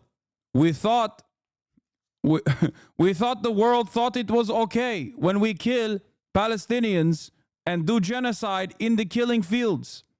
So it's a big oopsie when we do more of the thing that you keep urging us to do. That's it. That's literally it. That's the whole point. It's just like, I'm sorry, we've fucking murdered 35,000 people so far. We did a little bit of extra murder thinking that they were also brown, that you wouldn't give a shit. And oops, it turns out, you do give a shit. So my bad. That's it. That's literally the whole point here. It's just like, they've killed so many fucking people, dude. They've killed so many people. To the members of WCK. We share in the grief of their families, as well as the entire World Central Kitchen organization, from the bottom of our hearts. Despite that apology, there has been global condemnation. America described the attack as an outrage. Britain said the deaths were completely unacceptable. Australia has demanded accountability. In Jerusalem, more protests on the street as Israelis demand the safe return of their hostages. Pressure is growing at home and abroad, but so far the Israeli government has been impervious to calls for a ceasefire and is determined to continue its fight against Hamas. Graham Satchell, BBC News. Well, Tess Ingram is a UNICEF spokeswoman and is temporarily based in Gaza. it's appalling that these brave colleagues, while just trying to help people in Gaza, have been killed. So it certainly have had an impact here on all of us in the Gaza Strip who are still reeling from the news of losing these colleagues.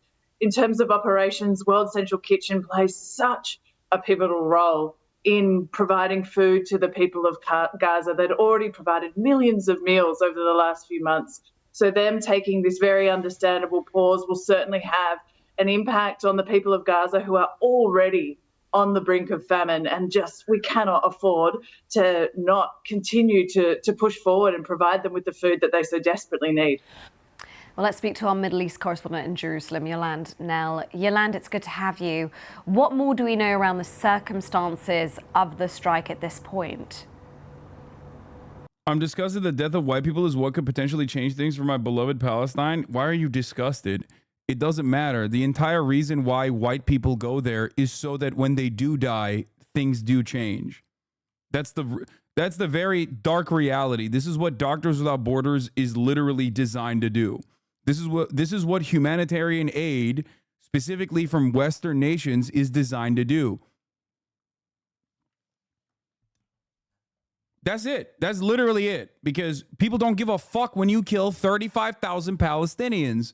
But when you kill white people, other white people go, whoa, whoa, whoa, what the fuck's going on here? What do you mean? Not like that. You can't do that. That's it. That's the whole point.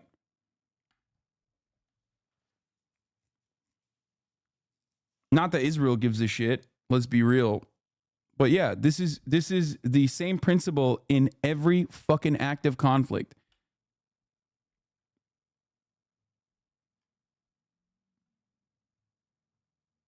All the normies who don't pay attention can be affected by the WCK strike. I hope y'all's audience pushes the story to their families. Yeah.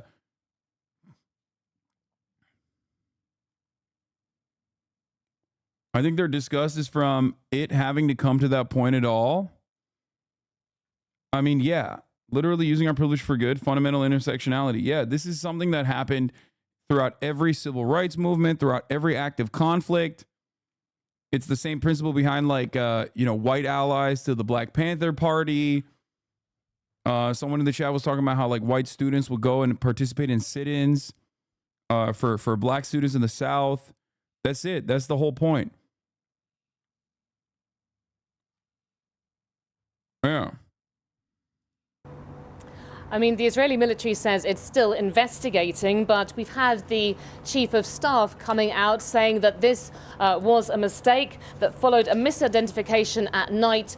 He said during a war in very complex conditions. The Israeli. Yeah, dude. So we misidentified it so hard, dude. Sorry, my bad. I mean, think about what that means. Think about what that means. They're literally so used to just like killing civilians and aid workers in general that they mistook them for, brown civilians and aid workers.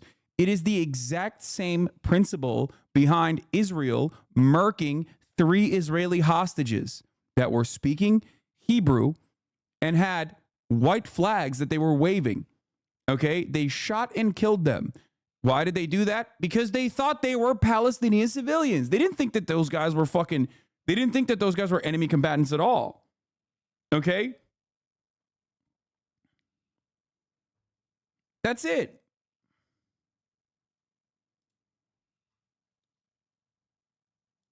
Prime Minister previously said this does happen in wartime, but you have at the same time some Israeli media reports looking more deeply into what went wrong here, and one in Haaretz this morning is quoting unnamed army sources as basically saying that this is also a result of poor discipline as a result of soldiers and officers who are not following rules and orders properly. Even if Israel lost support of the Western nations, do you really think they'd stop, though? Well, they'd be forced to stop.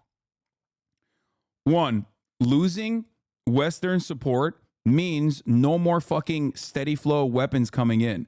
America, literally still to this day, as we talked about over the weekend, like, is looking for an $18 billion lethal aid package, which includes F-15 fighter jets and precision-guided munitions and new bombs that they're sending to Israel. Okay? You're going to run out of fucking ammo if the Western world is not giving you a steady flow of weapons. Okay? You're going to run out of ammo. That's one. Number two, without Western support, they don't have political cover. Losing Western support would cause them to buckle, because that means that opens up the world to sanctions. That opens up the world to actual BDS initiatives working like it did in South Africa, in the South African apartheid. That opens up a whole new realm of possibilities. Okay? Then Russia starts selling you weapons. Fuck, dude. Russia allows Israel to do whatever the fuck it wants and turns a blind eye to Israel's actions. But it doesn't matter. Russia's got its own fucking issues right now to deal with in Ukraine. I don't think Russia would sell them extra weapons at a time when, like, the Western world dropped their support, even though Russia is a major dick rider of Israel as well. Do not misunderstand me. Okay? Yes, it's called lethal aid. That's what it's called. I use the term specifically because it's called lethal aid package. So,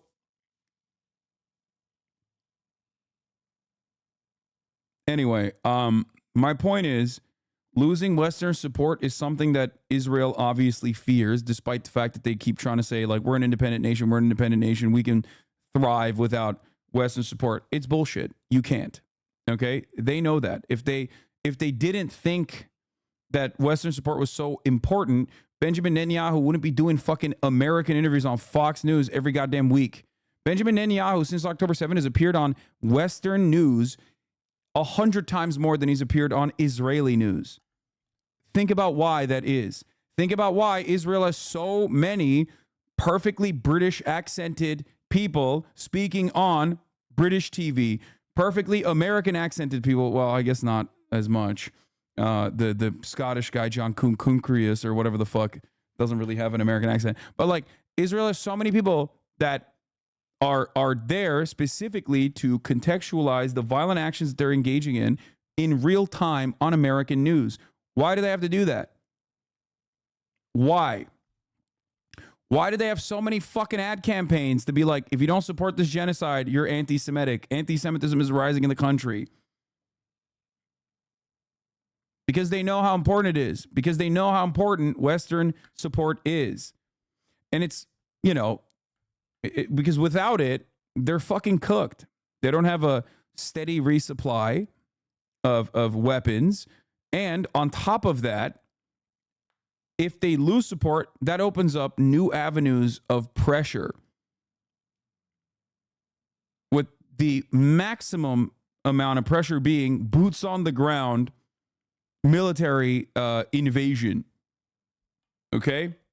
Obviously, that's not going to happen. It'll never get there. I'm just saying that, this is the logical conclusion.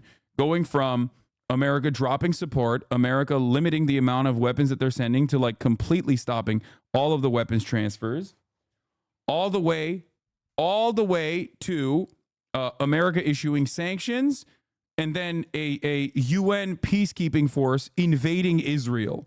Obviously, these are, increasingly less likely, kind of like the Richter scale. It is also exponentially less likely to happen, but that's how it works. In the field.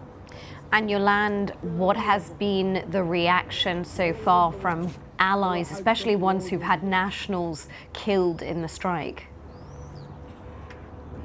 I mean, I think Russia might turn their guns on Israel soon, since Russia was protecting a consulate of Iran embassy in Syria that got bombed by Iraq. Wait, what? No. Anytime Israel bombs Syria and Syrian targets, they're doing that with the go-ahead of Russia. Okay? That's not a thing. Russia is a major dick rider of Israel. I don't think... A lot of people always hear this and go, wow, look, see?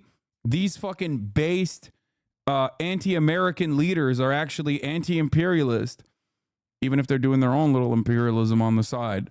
They're so based and so red-pilled and definitely anti-Israel. It's like, no, they're not. They literally are not. Russia is the major ally of Syria and Iran. What the fuck? You are delusional if you think that Russia doesn't give Israel the go-ahead to bomb targets in Syria. This is a conditional allegiance. It is not off base to say, it's not off base to state this reality. This is like thinking Turkey, because of what Recep Tayyip Erdogan is saying about Israel, is going to invade Israel or some shit. Okay?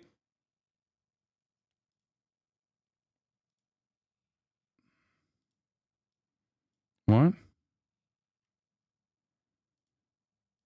Maybe use contraception?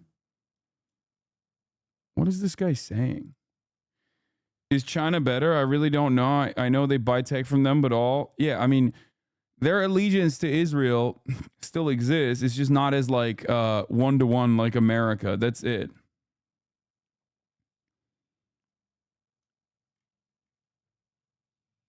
Yeah.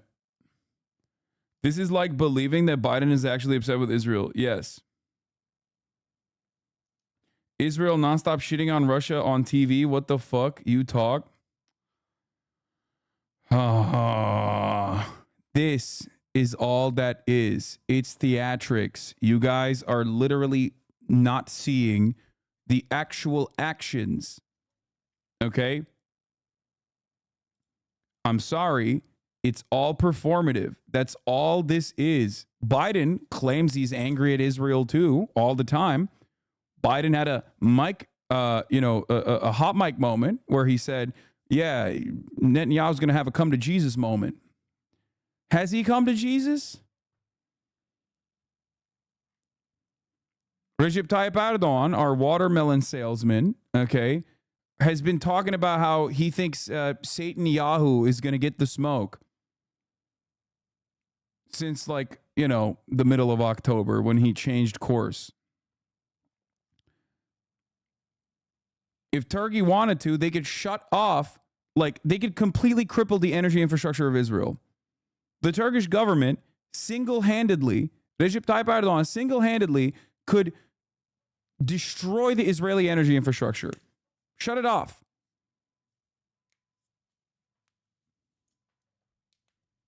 $30 to 40% of all energy comes into Israel through from Azerbaijan through Turkish pipelines. Recep Tayyip Erdogan also his son has a logistics company, and his son is literally personally shipping shit into Israel. So who gives a fuck what he says on TV?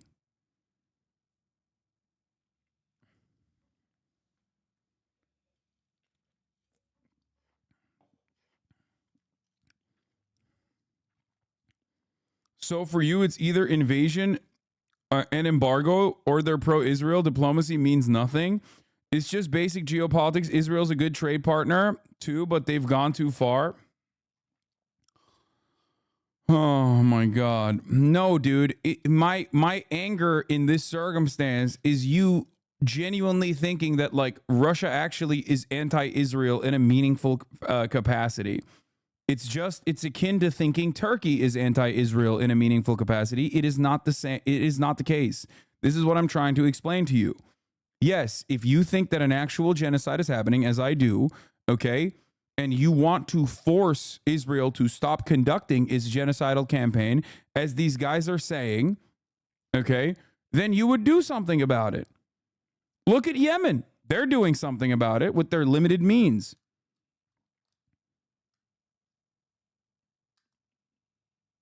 That's it.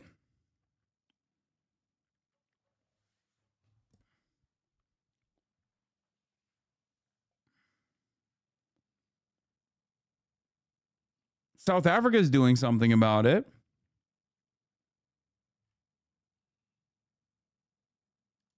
It's crazy to think that Russia's doing anything beyond just simple words and votes in the Security Council. Same with China.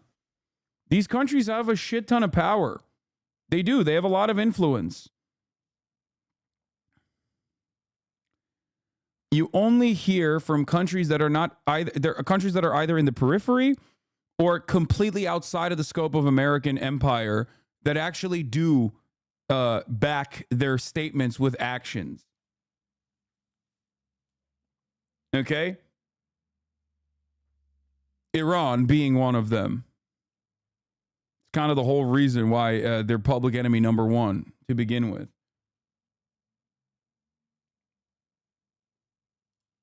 Huge international criticism of both how Israel is conducting this war, but also really this has put a spotlight on the situation for aid workers and the very, very difficult conditions and dangerous conditions that they have been working under. And I think there is now going to be a kind of real effort to try to get Israel to put new mechanisms in place that will make it safer for aid workers to get back to work properly in Gaza and to be able to do what they have to do to distribute.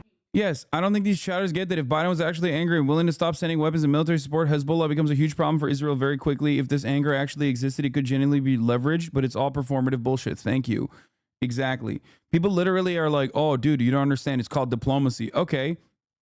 Let me ask you this. As an American citizen, why the fuck are you doing like, this is how real politics works, sweetie, for fucking Russia?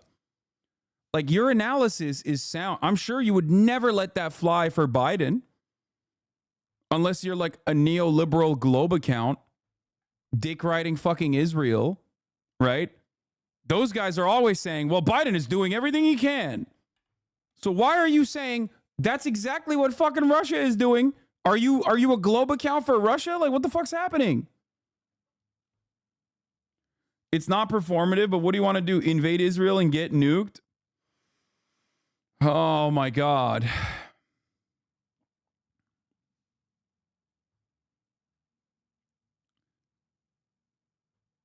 Motherfuckers are out here being Brianna Wu, but for the Russian political position. Yes. Israel is more powerful than the U.S. Israeli ambassador to Poland is being interviewed live about WCK workers attacking on YouTube right now. It's crazy. After almost 2 hours, he's still failing to admit IDF fault. Most of the Polish people are obviously shocked and mad. So he says we react like that because we're all anti-Semites. Yeah, it's anti-Semitic to say it's fucked up to kill aid workers deliberately. Yeah.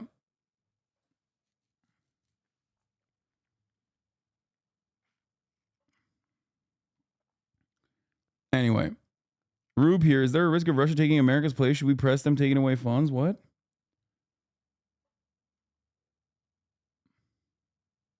What do you think the red line is for Biden regarding U.S. support for Israel? There is no red line. He literally said that. Anyway, we should invade Israel and get nuked. It's not going to, it doesn't have to lead to Israel being invaded, okay? When people are comfortable, when people are in a developed nation, they're weaker. They're weaker politically. When you have like a democratic process, you're technically weaker.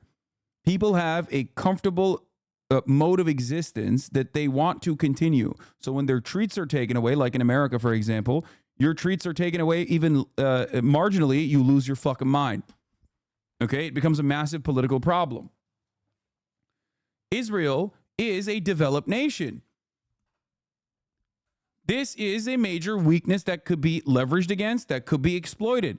As a developed nation, if you cut off the fucking teat in steady weapons supplies to Israel, for example, all of a sudden, they have a much different calculation to make. How much more can we do?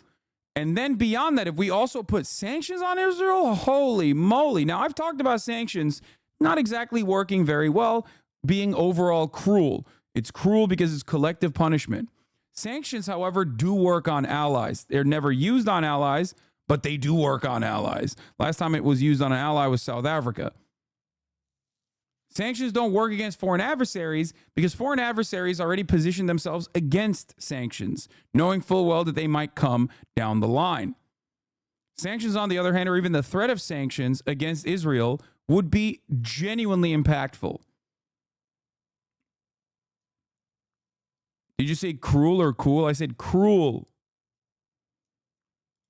Much needed aid across the Gaza Strip.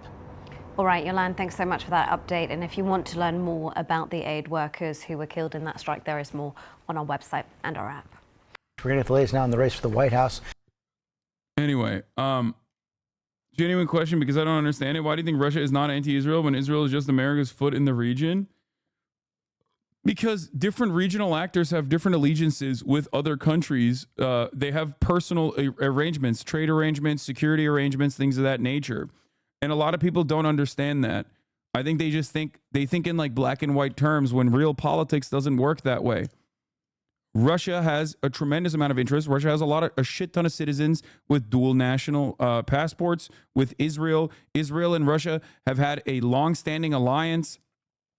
When Russia is offering protection to Assad's administration in Syria, for example, okay, there are technically, they technically inside of Syria are on opposing fronts.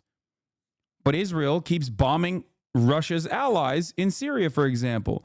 They only are allowed to do that because Russia allows them to do that. I'll give you an example between Turkey and the United States of America, for example. Turkey is allowed to go into the northern Syrian corridor and blow all of the Kurdish villages into fucking smithereens. Why are they allowed to do that? Because they're a NATO partner. Okay? When America is interested in Syria, when America is utilizing the Kurdish militias in the region, Turkey is not allowed to do that. Or their allowance is limited. Once their interest is gone, they've secured the oil fields and the rest of it, they're like, all right, fuck off, do whatever you want. They let Turkey go back in and blow up all of the fucking previous militias that they had armed and trained. So it's not as black and white as you think.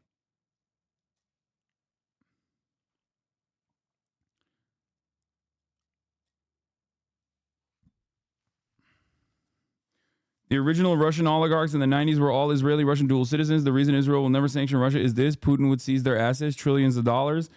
There's that. I mean, did you not think that it was like weird when Ukraine was being bombed by Russia and they turned to America and said, hey, you're our main weapons provider in our defense. Can we please get the Iron Dome? And then Israel stepped in and said, fuck no. We are not giving you this American weapons system. Wasn't that shocking to you? Why do you think that happened? I thought Israel was America's ally. Like, what do you mean? Why aren't they so invested in defending Ukraine then? What's that about? Israel literally said, no, you do not get the Iron Dome. There you go.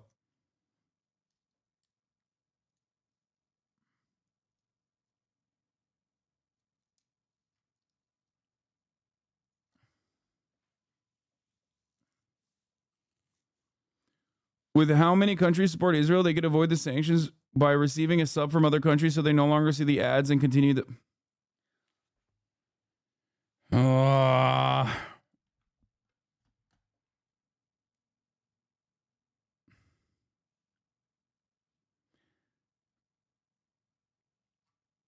At the top of the hour, there's a 3-minute ad break, okay? Yes. You're right. There's a 3-minute ad break. I fucking got.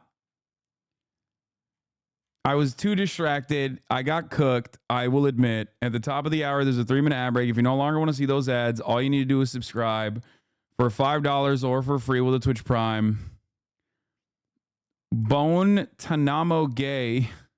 The fuck? Yeah, critical hit. Here's a 3-minute ad break now. Yes, we're going to do Lavender AI in a second.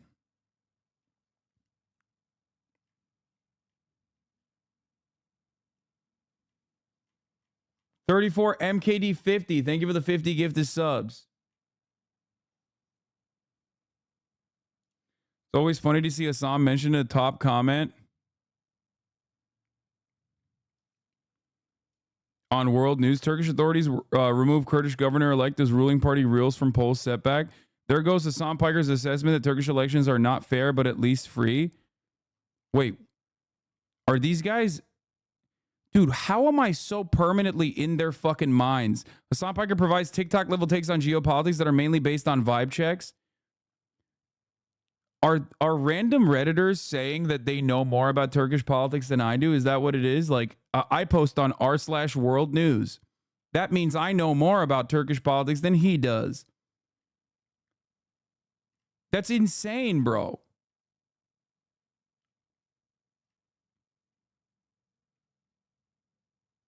That's insane. Hasan is a joke. His political knowledge is laughable.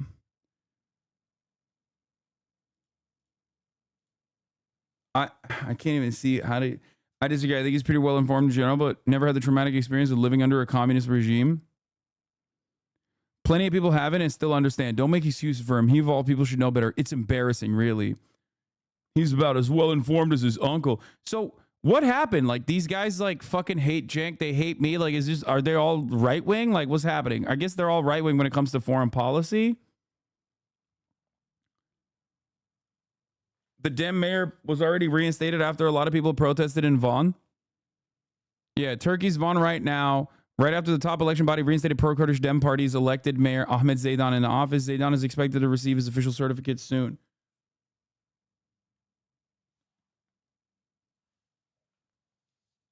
Reddit is a cesspool. There's no analysis happening there. Dude, they fucking swarm everything, dude. They swarm the Anthony Padilla. Like, they brigade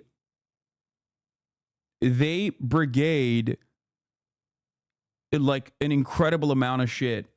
They know where I'm posted more than I do. Like, I won't know that I was on a TikTok or something. And if there's literally, by the way, this is an example of fair, not free. I mean, not fair, but free, for the record. They literally voted for this person and then tried to take him off the polls, which they still do that, by the way. The Turkish government does absolutely fucking... they will absolutely throw Kurdish leaders in prison and say that they're like PKK aligned or whatever the fuck. So technically, it's not fully free either.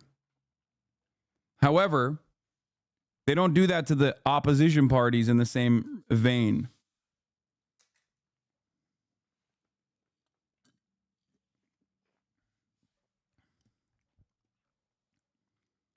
Bro, there's entire YouTube bot comment accounts dedicated to comment on every video that even slightly mentions you with negativity. They have like 25K subs. Yeah. I use Reddit for some hobbies that entertain. No, Reddit is just domestic pressure cooker now. If elections weren't free, how did this guy become governor-elect in the first place? They would just rig it so he would never win, dumbass Redditors.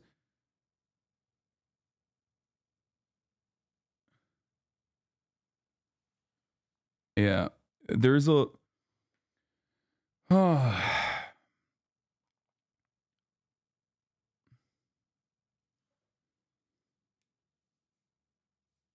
Anyone with a brain knows you're not defending Turkish elections with that take. Same grifter, liar, fucks, you know what community they're from. Yeah, it's pretty wild. It is strange how dedicated they are. It's like, bro, live your life, please. It cannot be healthy for you.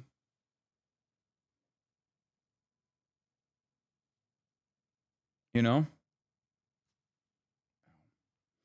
I have a massive ingrown hair in my neck that I haven't been able to fix. That I haven't been able to pull out. And it's just been there for like weeks now. It's fucking so annoying and it hurts.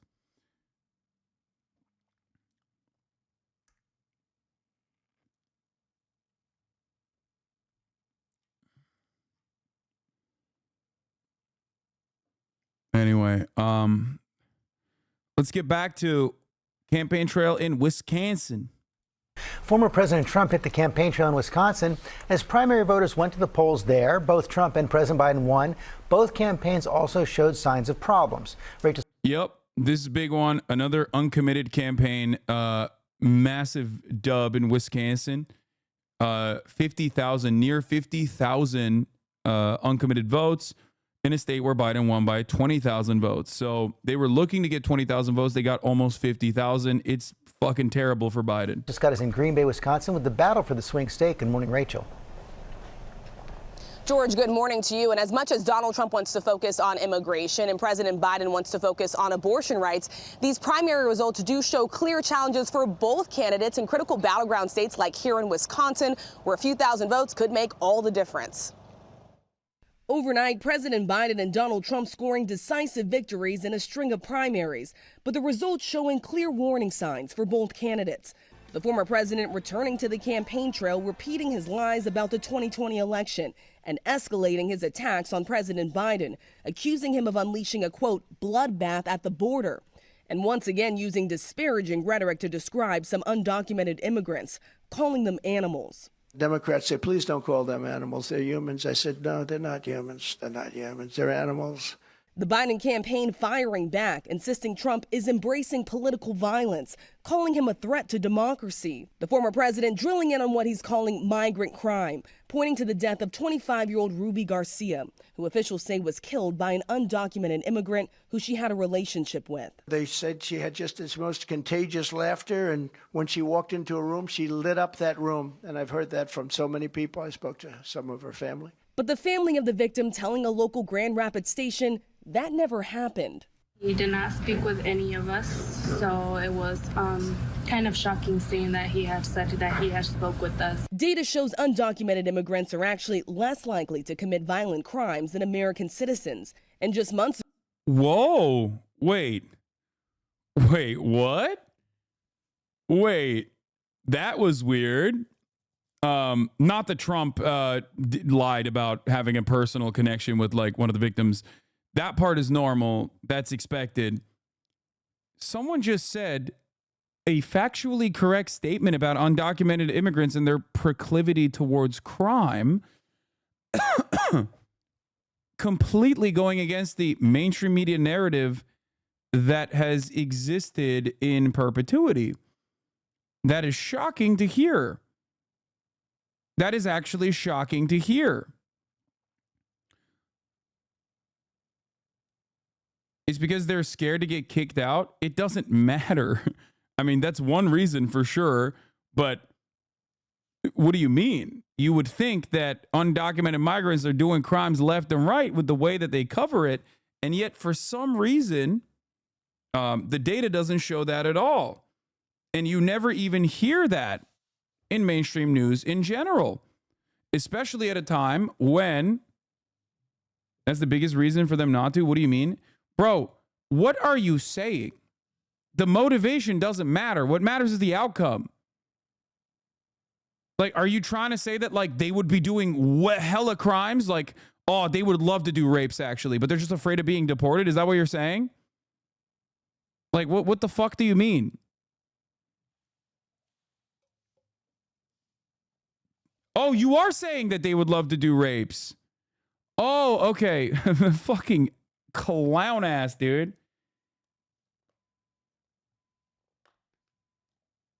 That's awesome.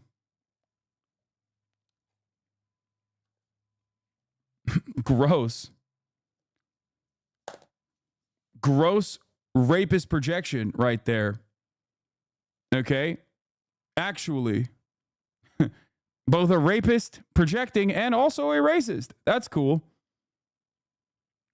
He's like, dude, they're just held back by their, legal circumstances being in limbo. Otherwise, they'd be doing just as much rape as, me and the boys out here. Is that what you're trying to say? Is that what's going on? Double whammy. Yeah.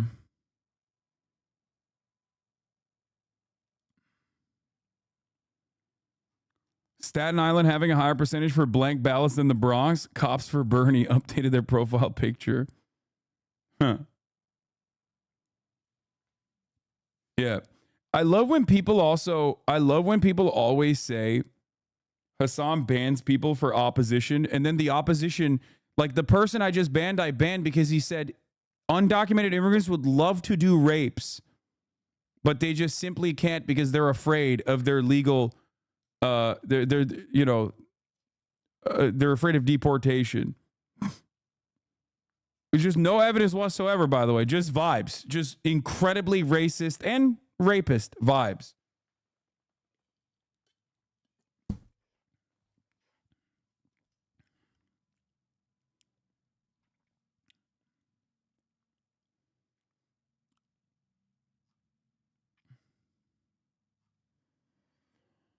Months ago, the former president pressured congressional Republicans to block a bipartisan border package their own party negotiated. As Trump focuses on immigration, the Biden campaign putting abortion rights front and center, seizing on a Florida ruling that will give voters a chance to protect abortion rights on the November ballot, and releasing this campaign ad. In 2016, Donald Trump ran to overturn Roe v. Wade. Now, in 2024... Actually, the new line is that Hasan keeps hogs as pets because he's grifting the right wing. Wait, really? I haven't heard that. Yeah, totally. I love grifting to the right. Or he's running to pass a national ban on a woman's right to choose. The campaign saying that now puts Florida in play for the presidential election. But President Biden is facing his own challenges in critical battleground states like Wisconsin. Activists angry over his staunch support for Israel and amid his war with Hamas, organizing a protest vote to send the White House a message. President Biden won Wisconsin by just over 20,000 votes, while more than 47,000 people participated in that protest vote just yesterday. As for Donald Trump, even though Nikki Haley dropped out of the race weeks ago, she still got 13% of the vote in the Republican primary. It's a sign that Trump still has a lot of work to do when it comes to winning over her supporters, Michael. Yeah, a lot of work on both campaigns' part. All right, thank you so much for that, Rachel. Hi, everyone.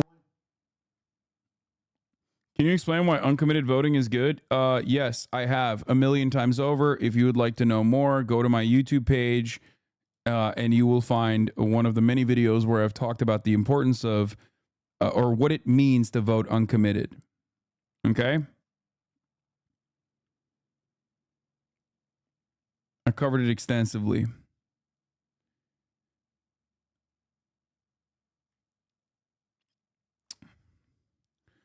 It is a protest vote. All right. Speaking of protest votes or votes uncommitted, here, I'll show you the White House canceling iftar dinner after meeting with Muslim community leaders, by the way. No more iftar for you guys. You done did it. You done goofed. Iftar dinner to mark the end of the daily fast during Ramadan at the White House was canceled last night. It was supposed to follow a meeting between President Biden, Vice President Harris, and Muslim community leaders.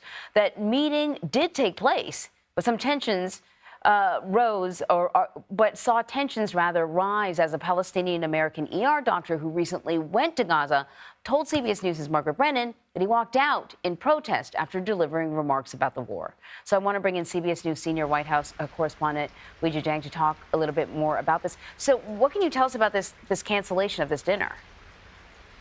Anne-Marie, there were concerns about the optics of a dinner like that, breaking bread to mark the end of Ramadan when Gaza is on the brink of famine. But as you mentioned, the meeting with Muslim American leaders did take place, and that emergency doctor, a Palestinian American, made remarks. He made pleas, and then he walked out because he later said that he wanted the chance to stand up and turn his back on the very people who are making decisions to turn their backs on his people. He also said he was disappointed that he was the only Palestinian American who was invited to that meeting. But before he left, Anne-Marie, he did send a letter. He handed over a letter that was written by an 8-year-old orphaned girl who was in Gaza. You can see video of her here, and in it she writes to President Biden and begs him to do whatever he can to stop the ground invasion of Rafah that Israel is planning. Of course, we have been reporting here that the administration has been trying to persuade Israel to take up an alternative to that invasion, but so far it seems like they will move forward as planned. Before we let you go, Weijia, I also want to ask you about a really interesting conversation. President Biden spoke with Chinese President Xi Jinping. It's the first time since November. Baby steps. What did they discuss? That's right, Anne-Marie. The very fact that they had this conversation was substantive.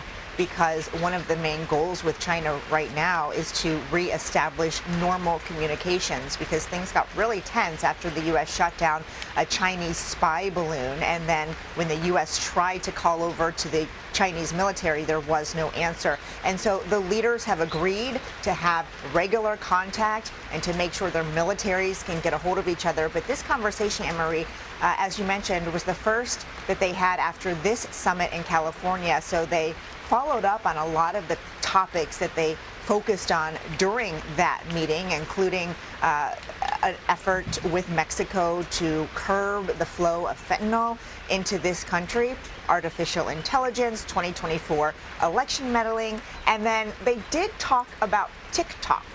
We are told that the president brought up concerns about the fact that a Chinese company owns TikTok, and of course that's amid calls for a ban of that app here until it is sold to a company that is not Chinese. So they covered a wide range of things, but again, really key here, Anne-Marie, is the fact that they talked it all.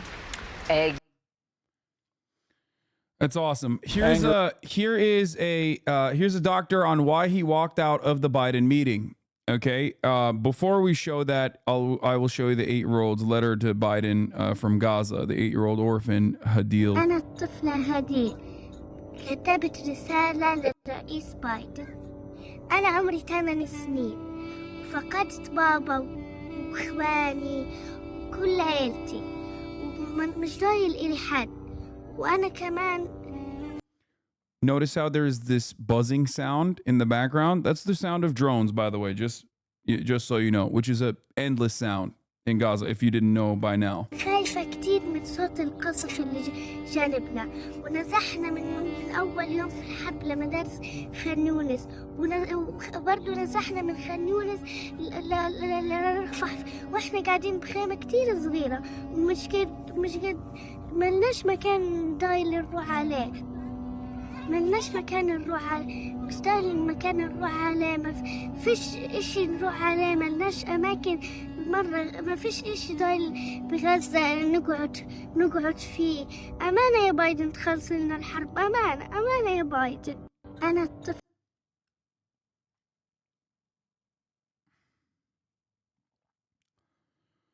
Fuck. Okay.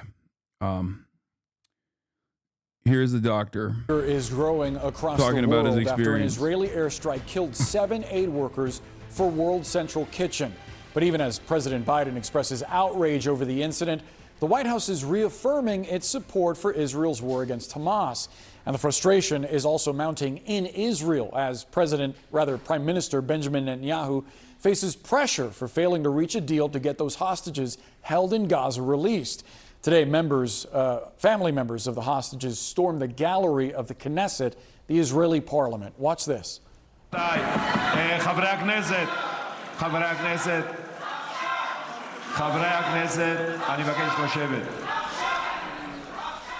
Some demonstrators chanted, and as you saw in that video, others climbed over the seats as authorities tried to contain everyone. Earlier, a key Netanyahu war cabinet member called for early elections in September, echoing what protesters have demanded for weeks now. You know what pisses me off? All these motherfucking infosec groups want to go after Russia during the Ukraine invasion, but not during Israel's fascist bullshit. Yeah, it's the same as like all the OSINT Andes. Remember when all the fucking OSINT Andes were popping off about the Al Ahli hospital? And they were like, no, you don't understand. Israel's factless statements are totally valid on the Al Ahli hospital bombing. It definitely was a Hamas rocket that misfired. Then it was a Palestinian Islamic Jihad rocket that misfired. Doesn't matter. Shut the fuck up. They all chirped for like a week. They were all wrong. They all shut the fuck up. Where are they at? Many of them moved on. They just hung up the OSINT. They just hung up the OSINT banner. Also, the same people calling it takes vibes based, by the way. Yeah. Yeah, it's so odd. I mean, there are some good OSINT people, obviously. The several major OSINT accounts that just ran with it. It was a Hamas IED that killed those workers.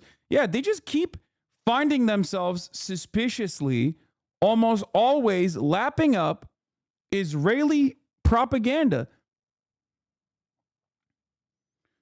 OSINT is open source intelligence. Okay, that's what it is. It's like a lot of these guys that just love maps and have sometimes the good kind of autism, sometimes the bad kind. When you're defending Israel, it's the bad kind. When you're not, then it's the good kind.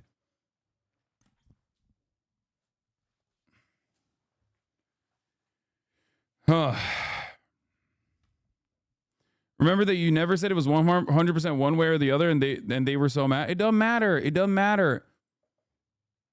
I said all the circumstantial evidence points to Israel, and I still stand by that. And I also kept saying, even if this is fucking Palestinian Islamic Jihad, Israel has bombed every hospital, including that hospital. And Israel since then has bombed every fucking hospital.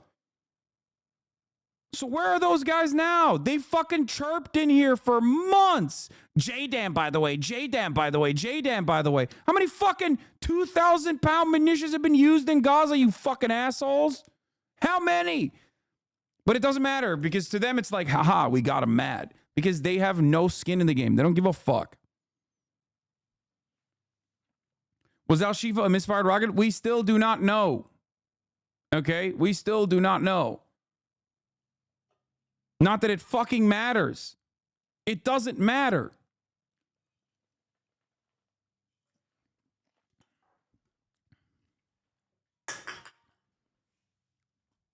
No, I'm talking about Al-Ahli. I'm not talking about Al-Shifa. I'm talking about Al-Ahli.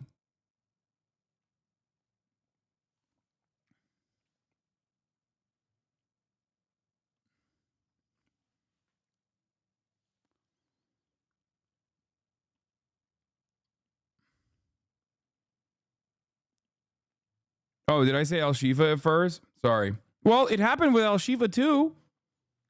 Excuse me. It also happened with Al-Shifa. Before Israel laid siege on Al-Shifa, they also blew up the courtyard of Al-Shifa. And then they said it was another misfired Palestinian rocket. And then very quickly, the New York Times was like, no, it wasn't. We literally have video footage of your rocket landing on people. So then they were like, okay, my bad. We did do it. But it was because it was valid, because there's a Hamas command and control center under Al-Shifa. And then they sieged Al-Shifa first. The first time they sieged it, they laid siege to it. They killed a bunch of patients with like sniper drones and shit, right? And then they went in, they dug it. They found that there wasn't really a Hamas command and control center under there at all. They showed a couple tunnels that were leading outside of the fucking hospital compound. And then they laid siege to it again, killed a shit ton of people again, sent in death squads into Al-Shifa again. And then they turned around and openly stated, yeah, the last time we were talking about the tunnels, but that was overstated actually. But this time it's valid because all the Hamas guys are running into the hospital and they're fighting from inside the hospital. Yeah. And now they're openly saying the tunnels don't even fucking matter.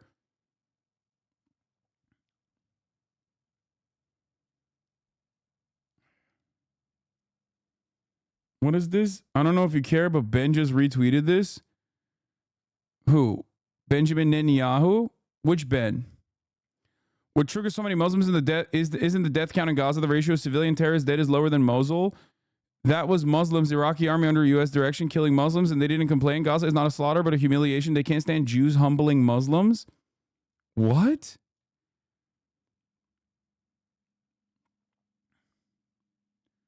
That's insane. Oh, you mean Ben Shapiro retweeted it? What a fucking dude. People think that people need to be afraid to say stuff like this in public. I genuinely don't understand how they are not afraid of like social repercussion at all. It is mind-boggling that someone living in the Western world can say such insane things like this, such phenomenal racism in display. I genuinely don't understand how you can be so confident. He said humbling, dude. Israel's genocide of the Palestinians is just a humbling for Muslims. Jews humbling Muslims.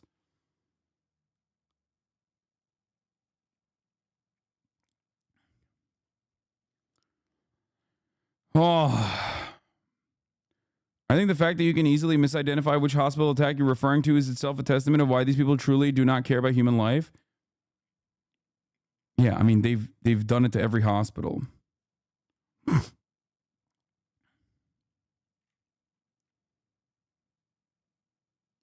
No, I covered the new information from forensic architecture on the Al Ahly hospital attack, and that was a second round of disinformation that they also eviscerated too. We've talked about this. This was months ago at this point.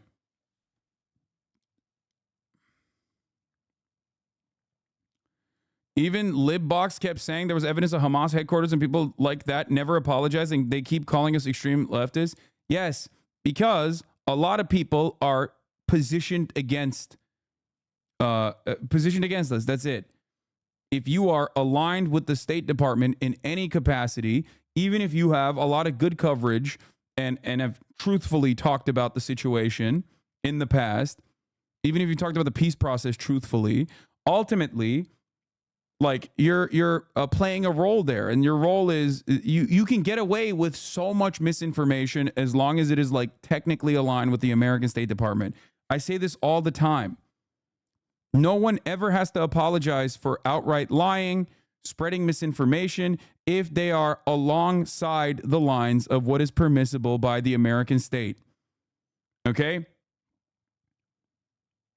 If you are cutting propaganda that's like critical of Israel, but only to a certain degree, but you still hinge on like America being the good guy and Israel doing its very best or whatever the fuck, it doesn't matter. You can say whatever you want. You can be like, yeah, Palestinians are actually baby-eating monsters. And as a matter of fact, not only do you not get punished for it, there's no like social repercussions for it, but beyond that, you get elevated for it, as a matter of fact. Look at Brianna Wu. Brianna Wu said the dumbest shit since October 7th. Literally, objectively, didn't know anything about Israel, didn't know anything about Gaza, like is playing catch up at this point to do like the dumbest Hasbara you've ever heard, including like, yeah, Moses did really physically part the Red Seas, that sort of shit. Okay. All right, go drink your water. Go drink your Wawa. What happened? You're bored?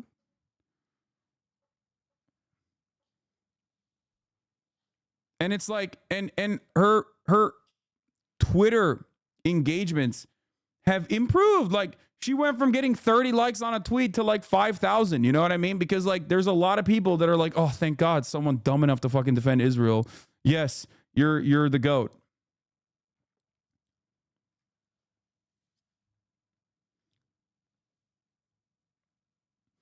Anyway, that's what I've been stressing in perpetuity. You get something even a little off base that is against the American State Department. People will never let you forget that. People will use it. People will bastardize your correct takes to make it seem like you said something wrong over and over and over again. Okay? I said Russia is not going to invade Ukraine. People still bring that shit up. Non-fucking stop. Literally non-stop. They still say I'm pro-Russia. Non-fucking stop. That's it. How many things did those guys get wrong after Russia invaded Ukraine that I got right? How many people that constantly fucking constantly said the most unhinged shit like Russia blew up its own pipeline? What a ridiculous story. There is just a list of talking points that they deploy against community enemies. Yeah.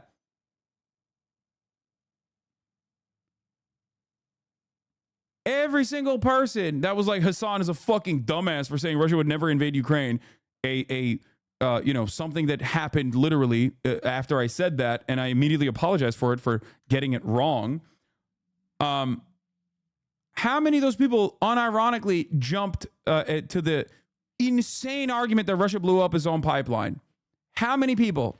Did a single person apologize for it? No, because they don't have to. Because you get elevated when you do that, okay? Let it go, bro. This is a broader point. It's not about my Russia takes, you dumb fuck. It's a broader point about American State Department propaganda. It's a broader point about if you are defending American interests, if you are saying things that align with what MSNBC is repeating, what CNN is repeating, what Fox News is repeating, then you're in the clear. That's my point. This is not about Russia. This is about Israel. This is not about just Israel either, though.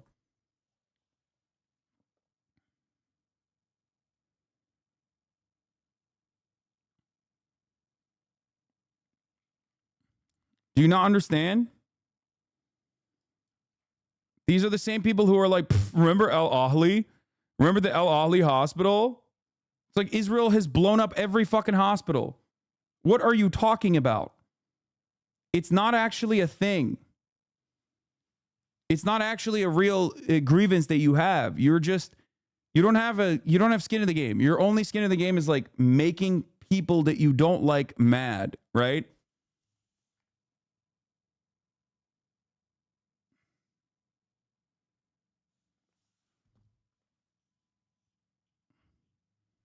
How did the Twitch higher-ups react to the fact that you didn't support Israel? What do you mean? They didn't fucking give a shit.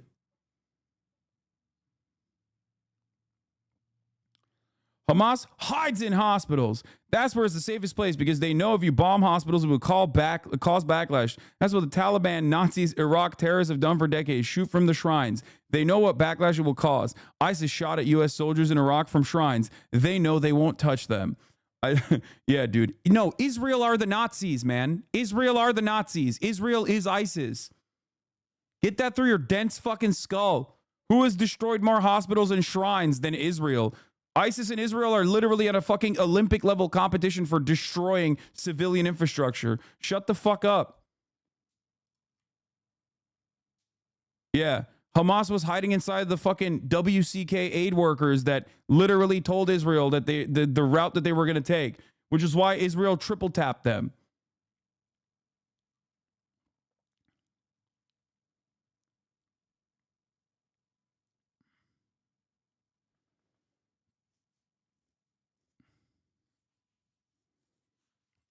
Yeah. Hamas was hiding in the third oldest church in the world. Yep. Everywhere. Everywhere, dude. That's why Israel's so scared to bomb all the hospitals. Hamas is hiding inside of premature babies that were left to fucking rot inside of many of said hospitals that Israel sieged unjustifiably. Everyone is Hamas. At a certain point, you have to remember, you have to understand that you're the bad guy, okay? You are the bad guy in this situation. That's it. You're just a bad guy. You're not a good person. You're a bad person. If you defend Israel, you're not a good person. You're a bad person. I hate this like black and white thinking, usually, but this is a very clear immoral circumstance.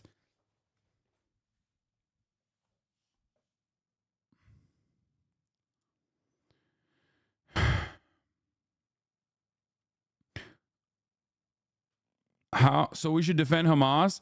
Hamas is the lesser evil, baby. Israel's the Nazis is the dumbest thing I've ever heard. Israel versus Hamas. Israel is incredible. Israel is infinitely closer to a machine of death that kills civilians regularly with incredible frequency, that destroys civilian infrastructure with incredible frequency in comparison to Hamas. Israel is infinitely closer to Nazi Germany than Hamas is. No, you can't say, but Hamas does too. No, you can't say that. You can't say that. Give him the weapons and see. Maybe if they had the weapons, maybe they would do that. If they had the same weapons, if they had the precise guided munitions, if they had an air force, if they had literally the entirety of the Israeli population's population numbers, knew exactly which Israeli person lives in which house, because Israel knows that about Gaza. Round-the-clock surveillance, drone warfare, everything. But that's a hypothetical.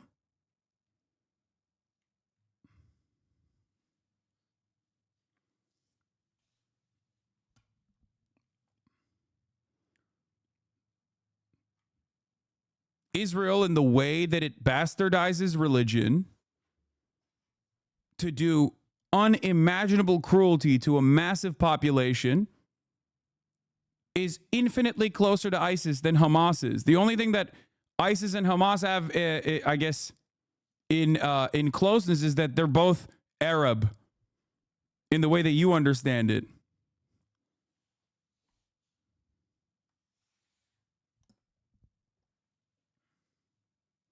Yes, the famous, well, if the American government is Nazis and so are the black people argument, what do you mean? I don't know what you're talking about.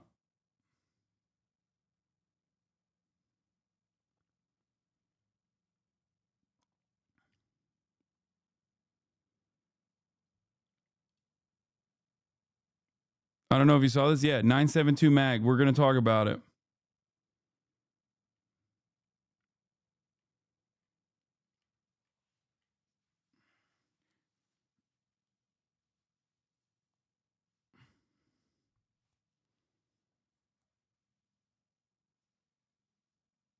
Anyway.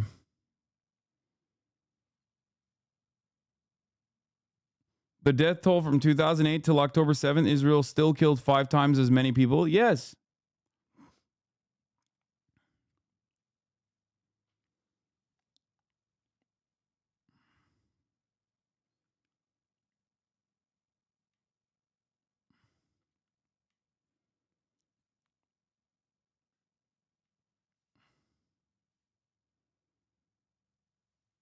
It's so crazy.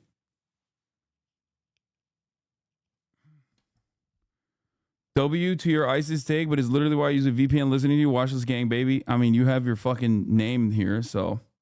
Anyway. What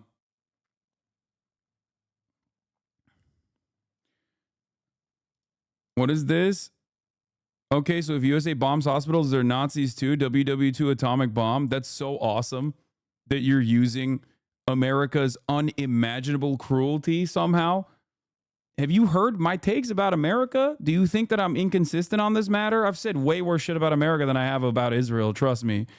Lesser evil, dude. They sex raped and shot women. You're a far left lunatic, Hasan.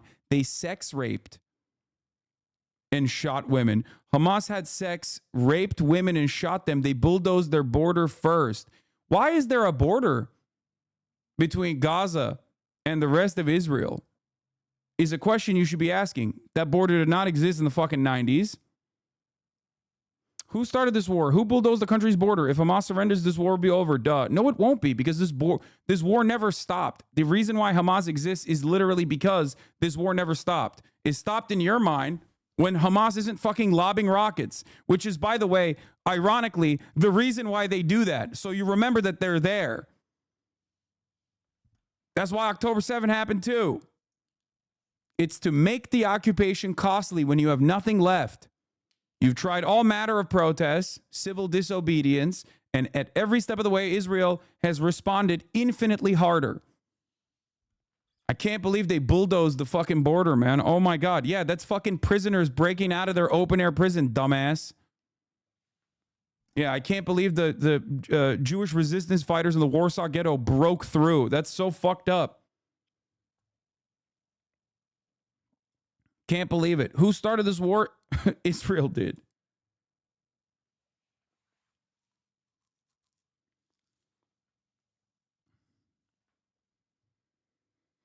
My man, if I was an Israel defender, I would never bring up bulldozing, by the way. Israel bulldozes Palestinian homes on a regular fucking basis illegally, okay? And not only that, but Israel has fucking literally bulldozed American aid workers because they were Arab lovers like Rachel Corrie in 2003. What the fuck are you talking about? Israel literally bulldozed people outside of the fucking courtyard of the Al Shifa hospital this past week. What the fuck are you talking about?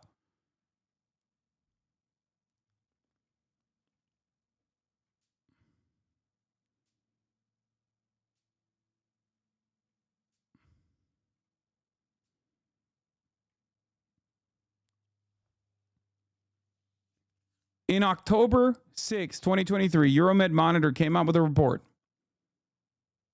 October 6, one day before October 7. It stated that 2023 so far was the deadliest year for Palestinian children.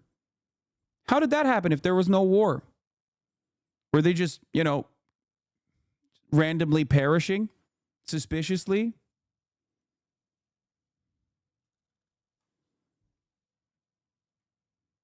Can't believe you have the audacity to bring up fucking bulldozing. Insane. Mr. Bonatelli getting roasted by Joe Rogan on Twitter. Joe Rogan is on Twitter.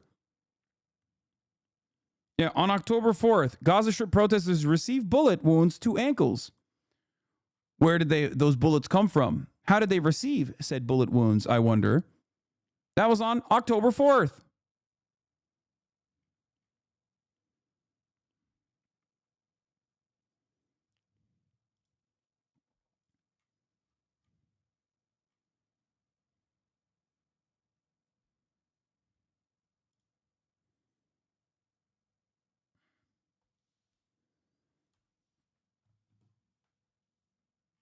Yeah, I hate receiving a bullet wound when I'm looking to receive mail and then I get a bullet wound instead. That's what I receive.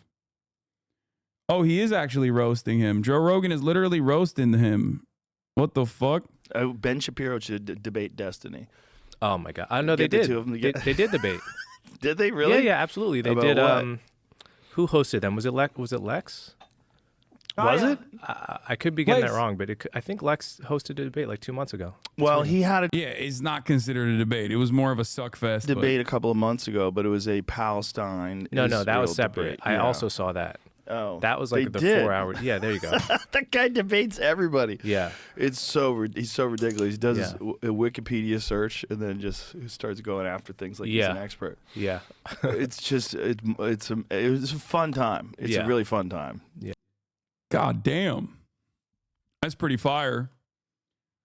The ape man spoketh. The fact that Joe Rogan knows who D is just wild is the worst timeline. I mean, he knows who D is because fucking Lex Fridman.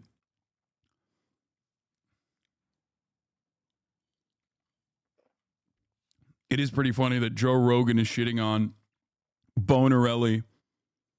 It is funny when Joe Rogan is shitting on Bonarelli because, like, one of the most prominent things that he does all the time is one of the areas where Bonarelli is correct, which is vaccine research. So like, it is pretty funny that he's like, oh, Wikipedia articles or whatever. Like, yeah, well.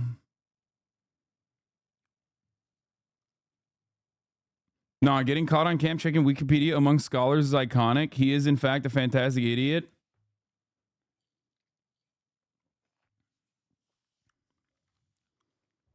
What is this? I just hate this shit because I understand your point of view, but there's also a more hibernating population that will immediately become more unhinged if they hear your rhetoric. Maybe I'm a libbed up on this matter. They shouldn't be bombing indiscriminately, and the size of Gaza is no way to conduct military operations, but there will always be a response to something of the magnitude of October 7. Dude, October 7 should have never happened.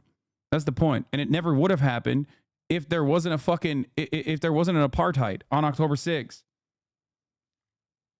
That's it.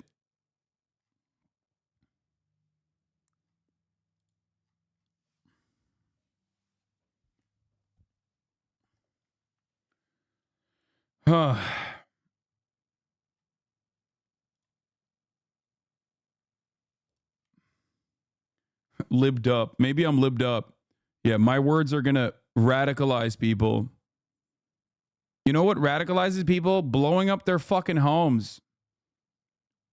Living under an apartheid regime. You know, that's what actually radicalizes people.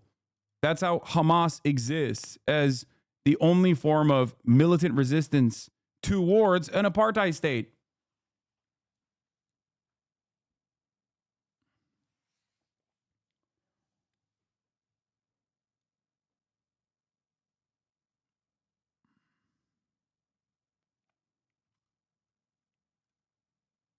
Anyway.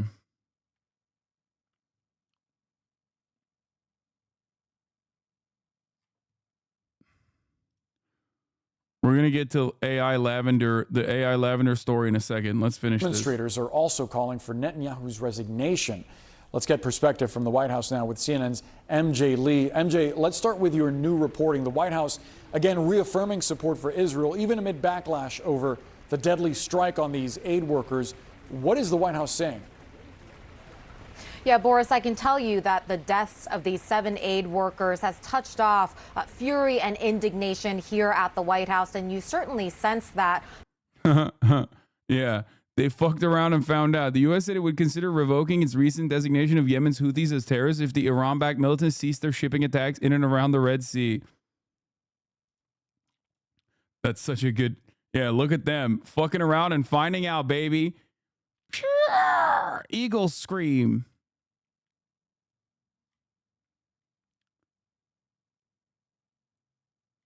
I'm a Palestinian who was radicalized not by the pain and longing of diaspora, but by watching this stream. Yes, that take, let me tell you something. When someone says, dude, don't you think you're radicalizing people against Israel when you say stuff like this? That is an out-of-touch take only born out of privilege, okay? Because they don't understand. The only way they can be radicalized is if fucking Television Man tells them something. They don't even comprehend how radicalizing it is to exist under an apartheid regime, to have your friends and family members blown to fucking bits. They don't recognize that because that is so beyond the scope of comprehension for them. Okay? That's it. That's why they're like, but dude, don't you think your words are radicalizing? Yeah, dude, radicalizing in a deeply unhealthy society that is adjusted well to ongoing genocide. Maybe we should be a little bit more radical. If opposing genocide is radical, then fuck yeah, I'm a radical, okay? That's crazy. If wanting people to have health care in the United States of America is a radical proposition, then I'm a fucking radical, okay? I am the top terrorist of wanting you to have health care. Ridiculous. From the statement that we got from President Biden last night, where he said that he was outraged and heartbroken, and a senior administration official saying that frustration here at the White House has really reached new levels. What was striking about that statement from the president last night was how explicitly he blamed Israel for the incident. He said Israel has simply not done enough to protect civilians and protect aid workers. And he said what happened to these World Central Kitchen aid workers simply should not happen. Now, despite the president being completely furious over this incident, the White House is making clear today. He's furious, dude. He's furious. Any day now, baby. Any day now, he's gonna maybe think about doing something. What? Okay. That the U.S.'s stance in supporting Israel and its current war against Hamas is not changing. Take a listen. I can say that nothing has changed. It's coming. We've been clear about that since. Yeah, nothing has changed, as in no red lines still. Since yesterday, we are going to continue to have those really tough conversations, right? Important, tough conversations about how Israel moves forward with their operation. We want to make sure that civilians. Here's another thing that's like very frustrating. When Biden said like, we will go after you if a single American is killed anywhere. When I hear that, I lose my fucking mind. How many American citizens that live in Gaza have been killed by Israel so far? Okay? Are those not American citizens? Well, they're not. In our eyes, they're not. They're terrorists. They fucking have Palestinian citizenship as well. So obviously they're in the lowest rung. They're lower than dirt. Another fun detail from Biden's meeting. Civilians are kept safe, that are protected, and also folks who are providing humanitarian aid. The U.S., of course, has been urging Israel to change its conduct for months, sometimes to little effect. I should also note the White House says it is waiting for the results of that investigation that Israel is conducting into that incident. The president says that he wants to see accountability, but it's unclear right now what accountability there would look like. I think it's 23. Nearly 24 Americans have been killed in Israel-Gaza war. 23 American citizens, most of whom served in the Israel Defense Forces, have been killed.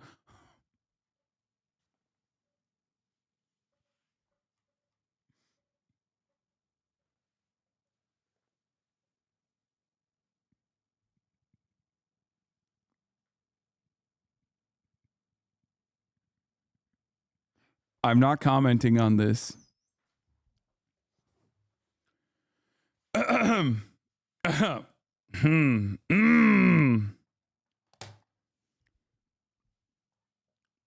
As a result of continued violence after October 7, we can confirm the death of 23 American citizens, 21 who have served in the IDF, one who served in the Israeli National Police, as well as the recently reported death of Mr. Jabbar, State Department Deputy Spokesperson Vedant Patel said in his Monday press briefing.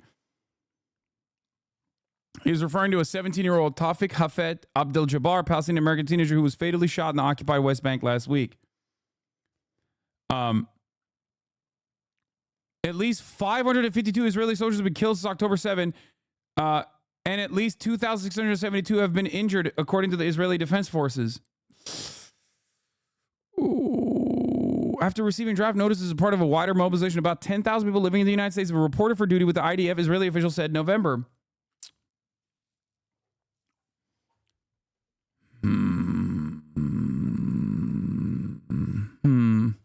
That's 10,000 people I would arrest. Okay?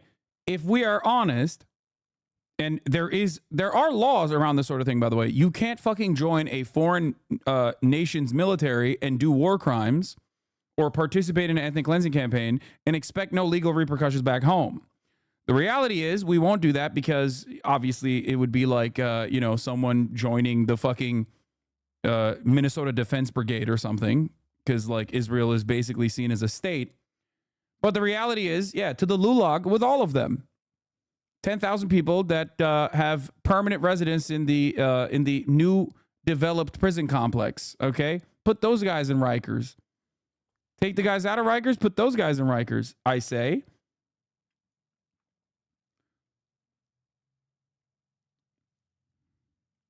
Just saying.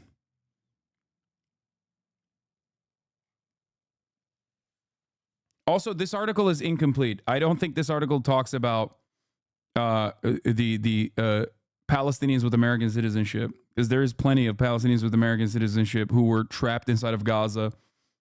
So I don't know if this is all of the. Yeah, this is U.S. investigators visit homes with 2 Palestinian American teens killed in the West Bank. And this is an old article too. It's from January.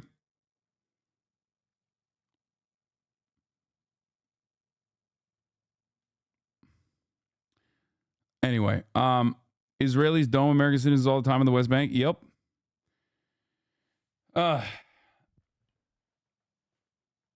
So, like I said, it seems like some Americans that went to join the IDF got murked. So sad. Yeah, here. So sad to hear. Is this a newer article? It's from February. It's also still kind of old at this point. Oster was killed when an explosion hit his combat unit in northern Gaza on New Year's Day. One of at least 23 American citizens killed in recent months while serving the Israeli military police. I mean, that's so... Guys.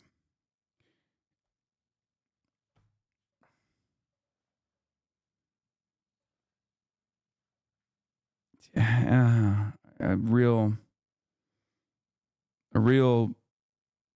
sad story. You know, nowhere near as sad as the top of the hour ad break for many, though. I will admit. Many who have not subscribed to the top of the hour. Adoptive country. Yeah, there's another word for that. Yeah. Oh, man. I wonder what would happen if someone who is of Palestinian descent somehow traveled back to Gaza and fought alongside the Al-Qassam brigades. I wonder if like America would prosecute them. You know, if an American Palestinian joined the Al-Qassam brigades, like how would that be viewed by American authorities? Not that they could get in, let's be real. He had a family, he had a life. Now he's the top of the hour ad break joke. I'm sorry. The deaths of IDF soldiers, albeit tragic, nowhere near as tragic as being unsubscribed to the top of the hour when there's a 3-minute ad break. The real unjustifiable hierarchy. You know?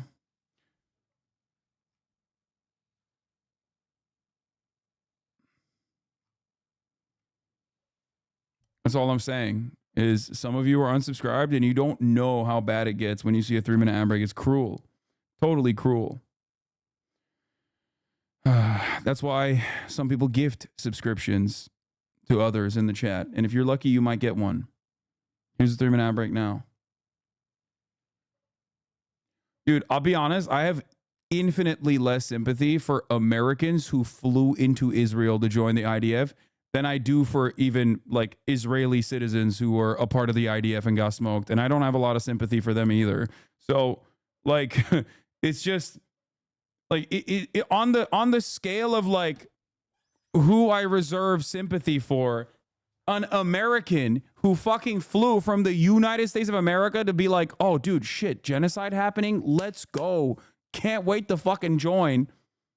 No goddamn sympathy. How about Redditors who went to Ukraine? I mean, what do you mean? I have no issue with, I've literally urged Redditors to go to Ukraine to defend Ukraine. I think it would be better if we did a fucking population swap of Ukrainians who don't want to be conscripted with Redditors who seemingly are very, very excited at the prospect. Like, literally, I want every single Redditor to go to Ukraine.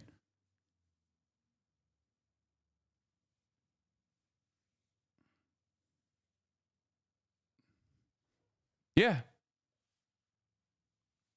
To be honest, like, I feel like Ukrainians would love that bargain as well.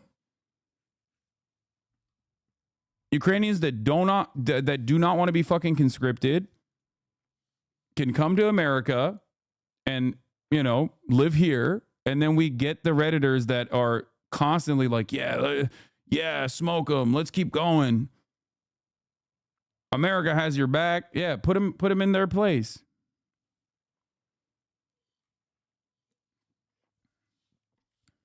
If there was a plan like this, I would spend endless amounts of money.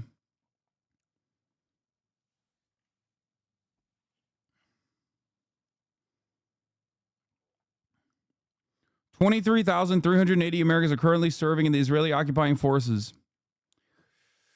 It's 23,380 people that should go to prison if they do return to the United States of America.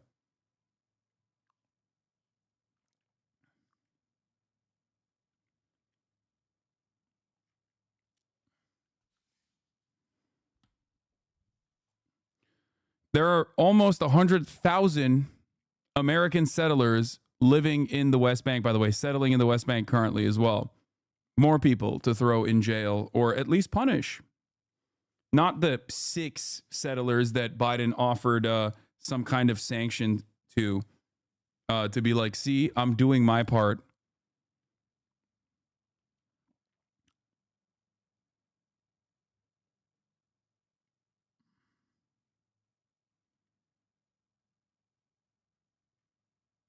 They withdrew those sanctions? Yeah, it was too much.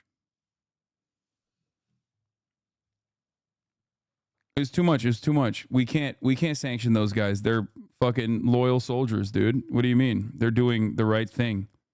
And MJ, what is the White House saying about this meeting where a Palestinian American doctor walked out? Dr. Ahmad is here with us, and we're going to chat with him in a moment. But what is the White House saying about that meeting? Yeah, you know, this was initially supposed to be an iftar dinner hosted by the White House, a breaking of the Ramadan fast, but it was revised to a meeting.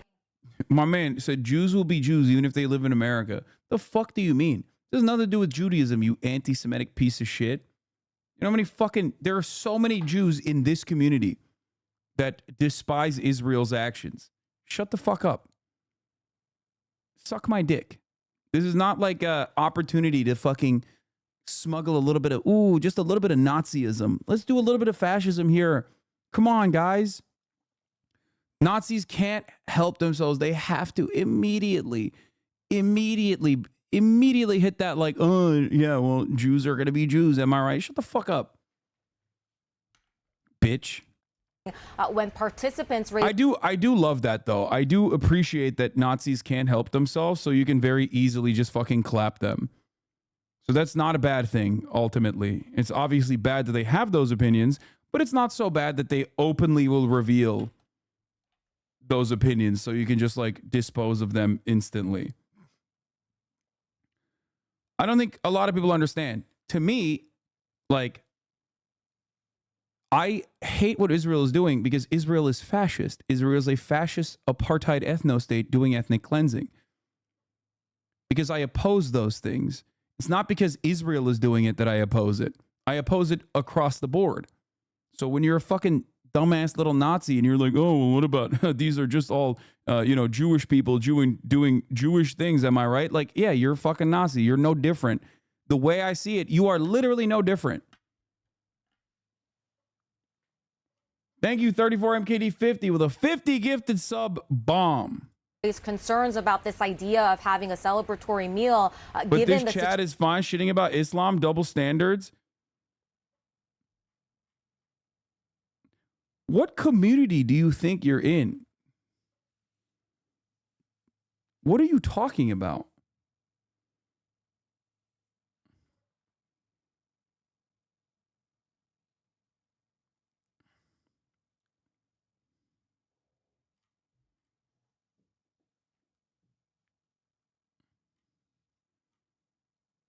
They do, atheists here do? Yeah, and I fucking yell at them all the time. What are you talking about?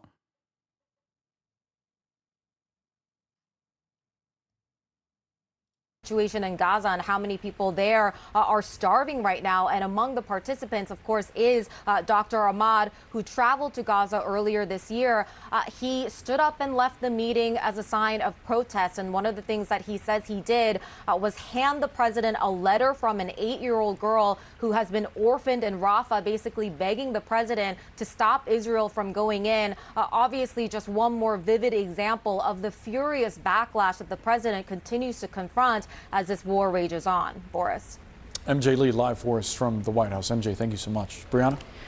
As we just heard, tensions high at the White House last night as the president met with a small group of Muslim community leaders, and that included emergency medicine physician Dr. Thayer Ahmad in that group before he walked out in protest. He recently traveled to Gaza as part of a delegation of doctors from the NGO Med Global, where he was treating patients in Al Nasser Hospital in Khan Yunis.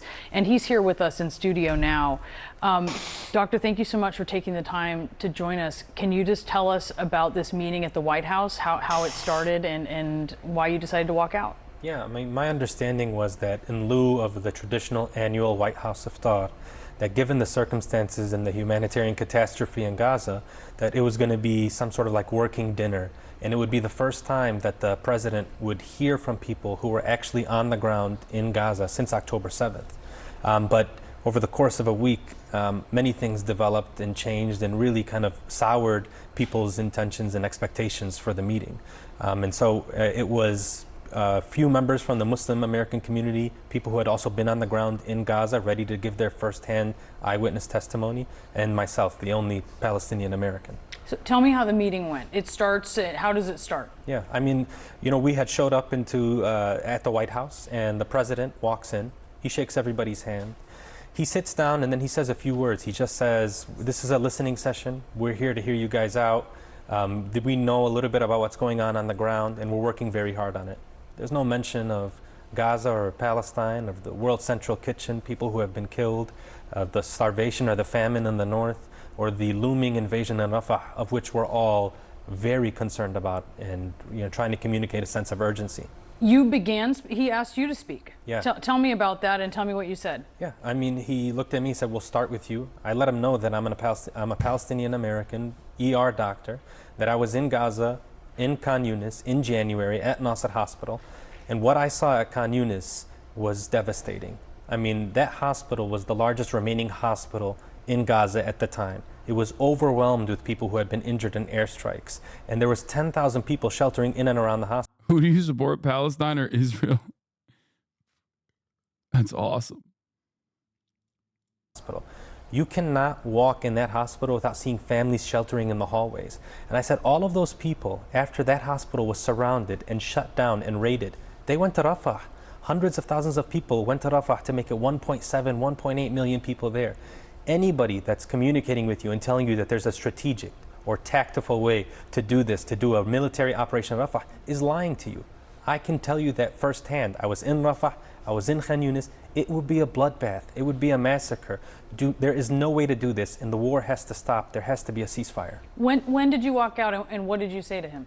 As soon as I had finished communicating the urgency with respect to what's going on in Rafah, I looked at him, I said, out of respect for the Palestinian community, people who are mourning, who are grieving the tremendous loss of life in Gaza, I have to get up and leave this meeting. But before I do that, I want to give you this letter from an 8-year-old, Hadil. She's an orphan in Gaza, in Rafah, staying in a camp.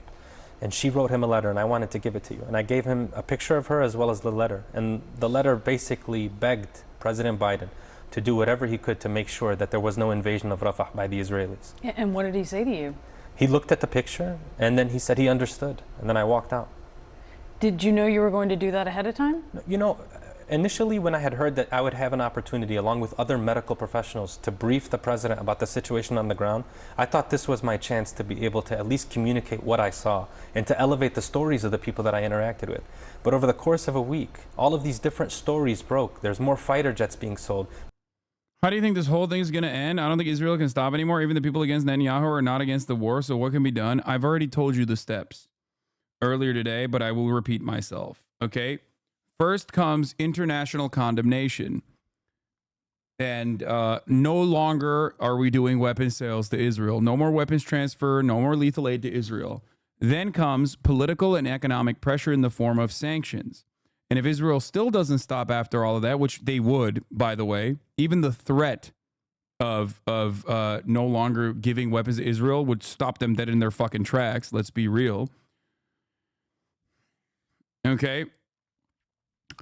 Once we get to that level and they're still not stopping, which by the way, it would never get to that level, like I said, but let's say it did, then yeah, you invade. You invade Israel with a UN force, a peacekeeping force led by the United States of America.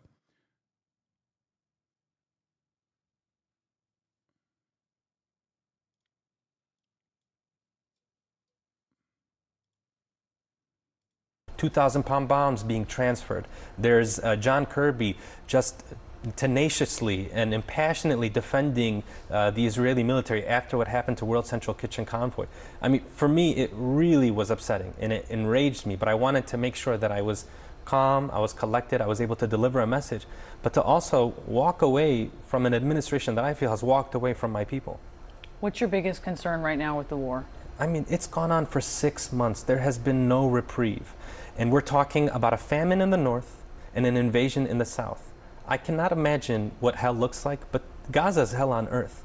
And I need to, whatever we can do, everybody in our community is doing whatever they can to shout at the top of their lungs that there cannot be an invasion, there needs to be a ceasefire. But it's not just about the bombs not dropping. It's not just about planes not flying overhead. It's about getting food and water and medicine inside and getting people who need to be medically evacuated, the more than 9,000 of them, getting them out and getting them some treatment. I mean, all of Gaza has been devastated and it's basically unlivable at this point.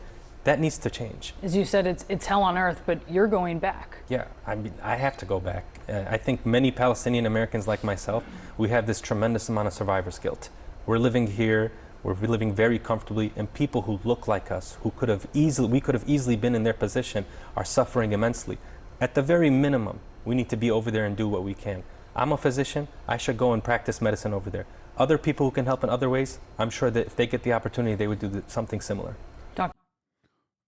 Here's another fun moment from the Biden closed-door meeting. Inside the small private White House meeting between Muslim American community leaders and President Biden, including more details on what 2 doctors who have been in Gaza told and showed him firsthand. Another doctor who attended was taken aback when she showed Biden prints of photos of malnourished children and women in Gaza, to which Biden responded that he had seen those images before. The problem, the doctor said, was that she had printed the photos from her own iPhone. So he's like, no, I've seen it, Jack. And it's like, you haven't, because these were private photos that she had taken personally. Obviously, he just doesn't give a shit. You know what I mean?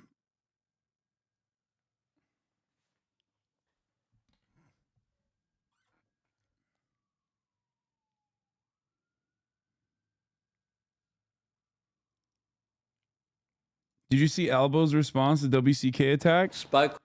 I've expressed Australia's anger and concern at the death of Zomi Francom to the Prime Minister Netanyahu in a phone call this morning. We have called for full transparency and accountability. Oh, shut the fuck up. I mean, we are more cucked than Albo is, by the way. We are more cucked than Albo is because we are the ones who are fucking giving Israel the weapons to kill all of these people. And we are the ones who didn't even do condemnation of this regard. So remember that. With Prime Minister Netanyahu this morning, I expressed Australia's anger and concern at the death of Zomi Francom. Zomi was an Australian aid worker working for the World Central Kitchen, providing support for people who are suffering from tremendous deprivation. Someone should show Australians the fucking Israeli telegram where they were talking about how the murdered Australian aid worker was going to eat kangaroo meat or whatever the fuck they were saying. The unhinged racism.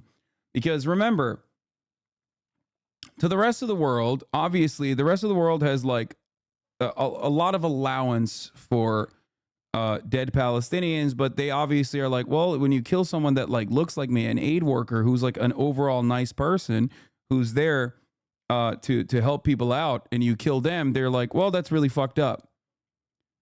They can't even imagine what the Israeli position is. The Israeli position is, oh, you're an Arab lover, so you deserve to die. They called her an Australian whore. I can't show you the actual Telegram chat. It's fucking, it has gruesome photos of dead people. In Gaza. This is someone who is volunteering overseas to provide aid through this charity.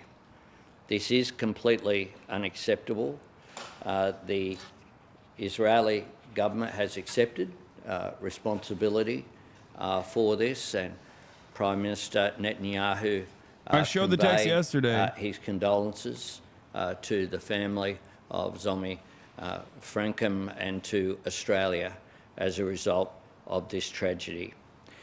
When I spoke with the Prime Minister, I emphasised the importance of full accountability and transparency, and Prime Minister Netanyahu has committed to full transparency about how this tragedy could possibly have occurred. I made clear again that it is Australia's view that humanitarian assistance must reach people in Gaza unimpeded and in large quantities.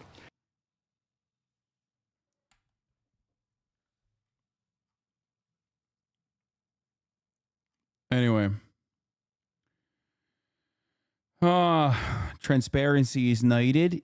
Fucking transparency is needed in this regard. What transparency, bro? They transparently fucking lit up a humanitarian convoy, as they have done time and time again since October 7. It's just that this time the humanitarian convoy happened to have, you know, Australians and British people and Canadians in the convoy itself. So listen, you have family in Gaza, your wife's family, your in-laws are there, right? Yes. And tell me, can you talk to them? No, I mean, I've been touring, so it's been difficult. It's been difficult enough for them to be in touch with my wife and her family. But the thing is, they have like many families there, like cousins and uncles, and they're all left their houses in Khan Yunis and Gaza and northern Gaza. And now they are in one apartment, in one building in Rafah, sharing it with 25 other families. And, you know, at any moment we can hear a bomb drop. But it's okay because Israel will apologize, I'm sure, as they usually do. I mean, like, I was so happy to listen to their sincere apology for killing the people from Central Kitchen. Oh my God, like the pain that they have to go through. I mean, even like one of their spokesmen tweeted on Twitter, it's like, see what Hamas made me do. It's like, it is so interesting. And the thing is, what's really, for me, what's very interesting is the outrage, the global outcry. It's like, oh, how could you do that, Israel? But we forget We forget James Miller, a British filmmaker that was also killed by Israeli snipers. We forget Tom Hartland, which he was like also a British activist who was killed in the head. We forget Shireen Abu Aqla, the American-Palestinian reporter. It's like every time it's like, oh, Hamas did it. Oh, we did it. Oh, we're so sorry. Let's continue. It just, there's no accountability. And I know, and I say it everywhere I go, if Israel today ended the war, they will be actually praised. It's like, thank you so much for not killing more Palestinians. Maybe they even give a Nobel Peace Prize to Netanyahu. This will happen, you know, this will actually happen. Israel will be praised. There will be absolutely no accountability of what they did in Gaza for the past 6 months. This is what pains me. It's not like at the ending of the war. It's like after the war. It's like nothing they have done. So listen, you have family in Gaza. Your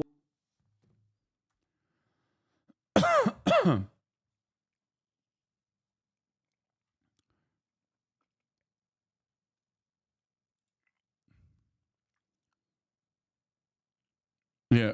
Trailblazer. For the first time in Israel's history, a woman was appointed as the commander of an Air Force base. Say the next one will be sent by a woman really makes you feel like you're a part of history.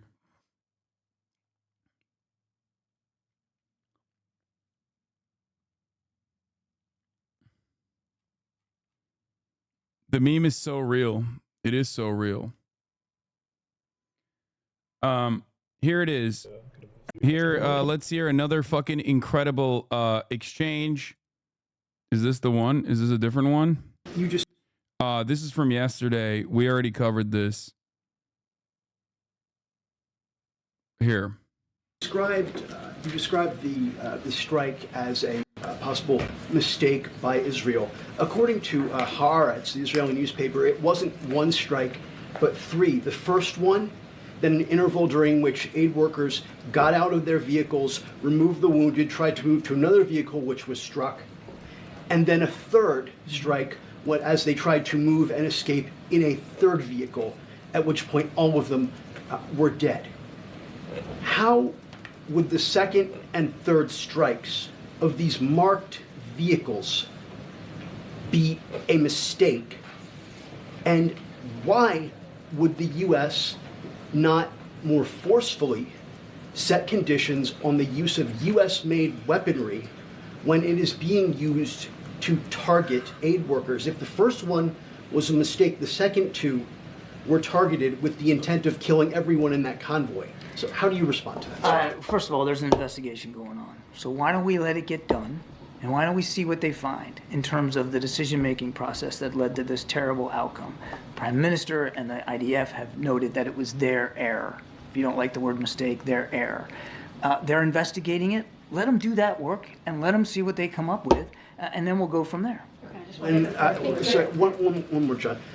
2 years ago, the IDF killed an Al Jazeera journalist. They said that that was a mistake, that she was wearing a marked press vest. She was shot anyway. They investigated it, and they released the findings of their investigation, which found that they were at fault. Go on. But my question, sir, is, in that case, the Israelis did not initiate any criminal proceeding.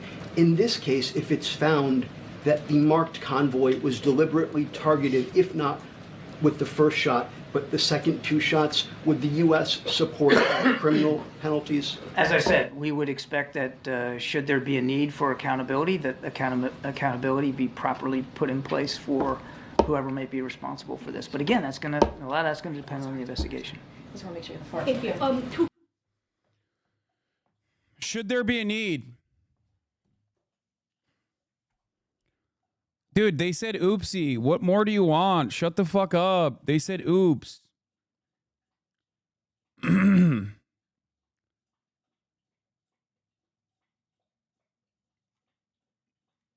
State spokesman pressed on Israel's killing of the Central Kitchen workers today.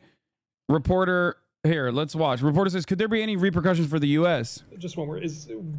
Could there be any repercussions for the United States? I mean, I know you're going to say that you're waiting for the result of the investigation and everything, but as we've discussed, I mean, we've had this before investigations. We keep seeing these. You know, it wasn't just these 7. I think there are 200 aid workers or so have been killed by some fellas. So obviously something's not happening? Are there more measures that the United States could do, more pressure that the United States could impose? So we are going to continue to say exactly what we think about this publicly. We're going to say exactly what we think about this privately. We're going to offer our best advice to them on things that they could do better, and we're going to push them to do better as we have done since.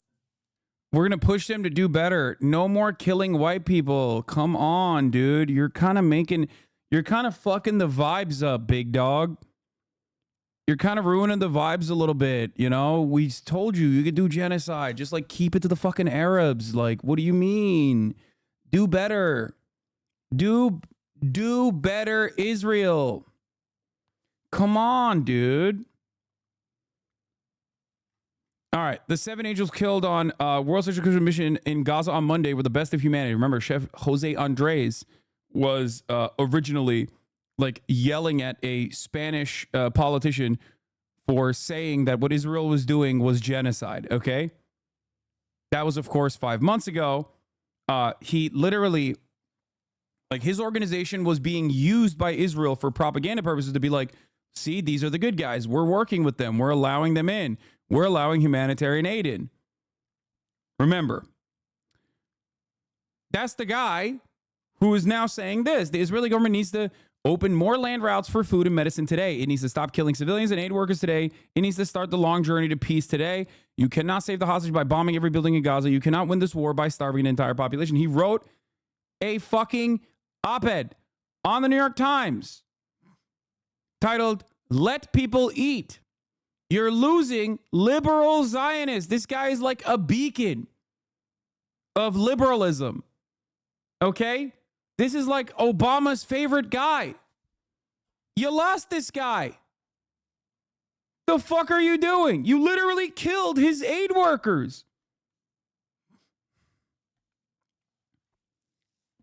This is what I mean when I say Israel feels very alone in the world right now, because they are alone, because no one else has the same smoke. No matter how Islamophobic, no matter how anti-Arab someone might be, okay, there is literally a line, and Israel is crossing that line, because ultimately, like, unless you are literally a two-time divorce champion debate streamer and his fan base, you probably are going to be like, yeah, this genocide stuff has gone a little too far for my taste. There's a point that everyone crosses where they go, okay, we're now officially doing too much. Okay? For a lot of people, that line is crossed, no matter how aggro they are. Why does it take for things to personally affect people for them to care? Come on, that's just how humans are. Let's be real.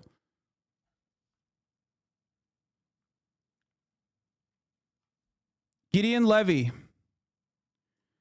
Here's what my goat Gideon had to say. From Tel Aviv, too. Kaya, place. Good girl, good place. Don't lay on the ground, baby. It's bad for you. Yeah, good girl.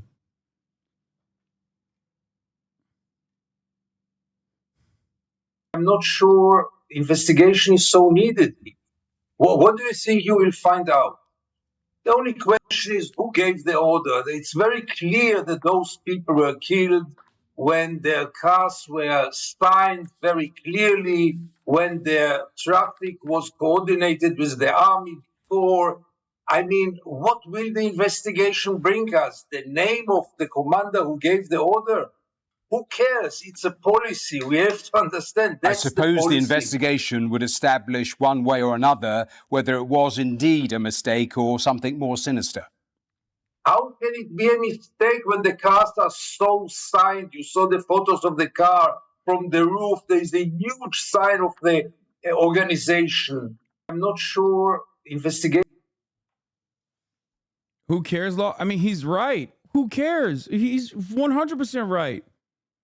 Gideon Levy is always right, and he's extra right in this situation. He's saying, who cares about a fucking investigation? What do you mean?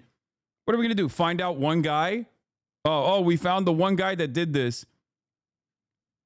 For you to think that this is, for you to think that this investigation would conclude anything implies that like all of the other very deliberate, very intentional instances of genocidal action from the Israeli occupying force is normal and good. This is abnormal. It's not. All of this is fucked up.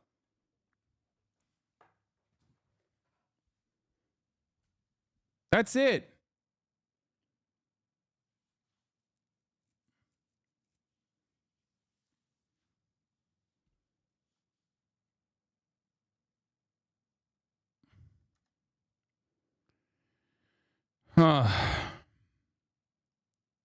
Godey and Levy.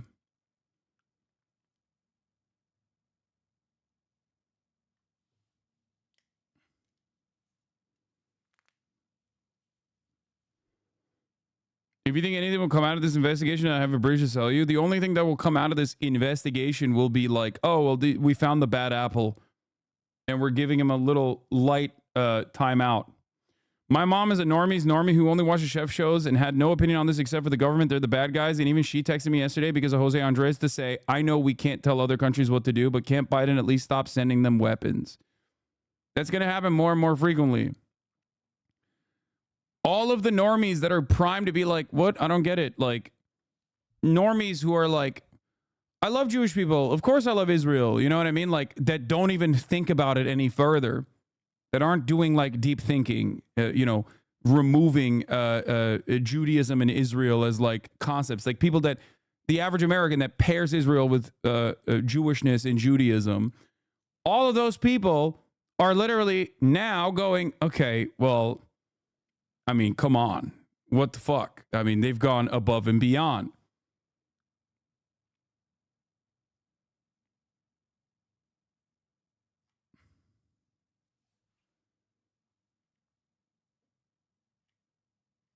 They've gone above and beyond. What the fuck is this? Jimmy Levy and Trump Latinos, Black Epstein, hands off our children. Oh my God, let's go.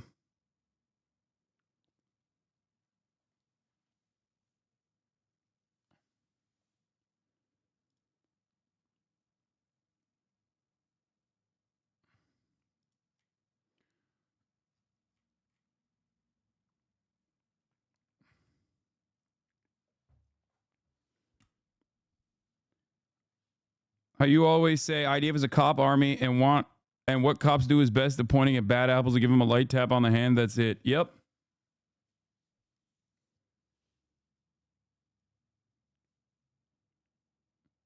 The other part of this story that is actually also terrifying is that a lot of normies are going like, what Israel is doing is, okay, it's fucked up. But guess what? They also still believe, because of so much propaganda from Zionists that marry the actions of Israel with Judaism falsely, that they go, Israel is fucked up. What's going on? Why are they doing this for the Jews? They don't separate the two. So that breeds anti-Semitism. Okay? It's turning into a literal fucking ISIS-style situation in front of our eyes, where like Americans don't think about this stuff that much. They think ISIS, well, they're Arabs. ISIS, they're Muslims. And, they're doing this for Islam. Every Muslim on the planet could be like, no, ISIS is not doing this for Islam. It's bullshit. And yet Americans still don't understand that. Now it's turning into that same situation for American Jews and Jews in the Western world in general. I don't think people recognize it. I don't think people recognize it. Like so much of this propaganda, so much of the propaganda, propagandizing of like, Israel doing this for all Jews around the world is going to, inevitably cause backlash. It's going to increase, as it has, hate crimes against Jews, anti-Semitic hate crimes. Let's just let Middle Eastern rule the West so all of our women follow Sharia law. Like, I wonder what the end result is this chat wants. XD, fuck democracy. I guess Lamau stupid kids never dealt with real adversity. What? You're right, Hasan. Fuck democracy. Let's get rid of Israel and South Korea. Let North Korea consume South Korea. What? Bro, you are hallucinating.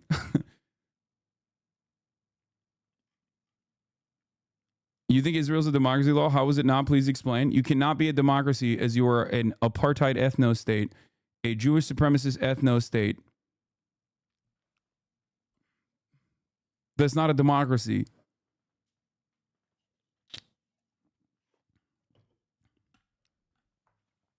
Yeah, dude.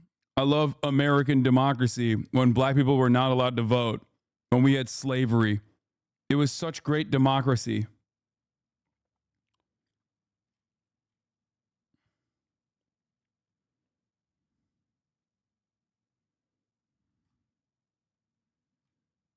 Yeah. What end result do you want, Hasan, please? I want Israel to immediately stop doing ethnic cleansing in Gaza. I want there to be an international tribunal where every individual that is engaged in war crimes are fairly prosecuted and punished for their war crimes. And of course, the overwhelming amount of people that would get punished in that situation would be Israeli officials, Israeli soldiers. And then I want a binational state that moves towards a singular state, a singular secular state where Palestinians and Israelis can live alongside one another with equal rights and equal representation. I want an end to the apartheid because right now there is a one state. It's just the Israeli state that happens to occupy and destroy the lives of millions of Palestinians living in Gaza and also living in the West Bank. I got hit with the reality on my ignorant thinking. Thank you for calling it out about the fact that they are being fascist. My man said Sharia law. Sharia law.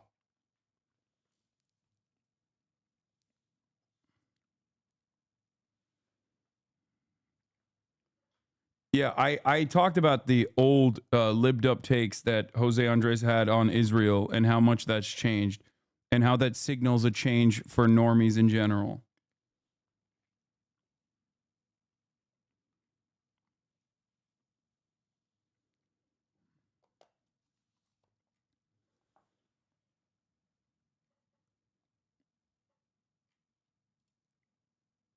Anyway, the idea that you think that our women follow Sharia law, what you think of as Sharia law is already fucking happening with Republicans. The fuck are you talking about? I love how stupid Americans are that they can't even comprehend, like, when Christian evangelical psychopathic fascists are trying to implement restrictions that you would consider Sharia law in the United States of America, and you can't face that head on. So you go, yeah, this is Muslims are actually wanting this. Who do you think has more power in the United States of America? American Muslims or American evangelical Protestants? Who do you think advocated to ban abortion? Was it Muslims?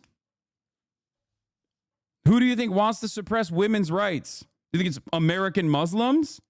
You dumb fuck.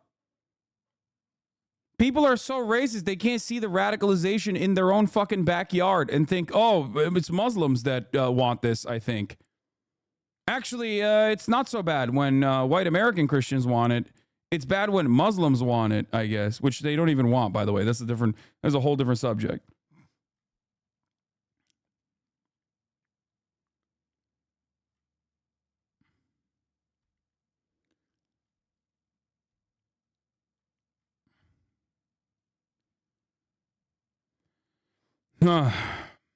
Anyway.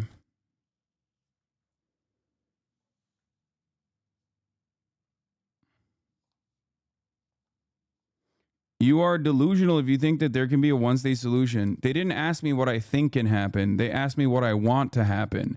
I hate people constantly saying you're delusional when they ask me what I think is the most just thing that can happen. Okay? Yes, dude, I'm delusional because I also thought that one day the world would recognize that Israel is an apartheid regime. Well, we're there now. People do recognize it. I was delusional 10 years ago for thinking that other people would recognize that Israel is conducting smaller ethnic cleansing campaigns in all of its sieges in Gaza, mowing the lawn, as they call it. And now many people see that reality. I think you are delusional if you personally think. I think you are delusional if you personally think that there's any solution to this beyond a one state.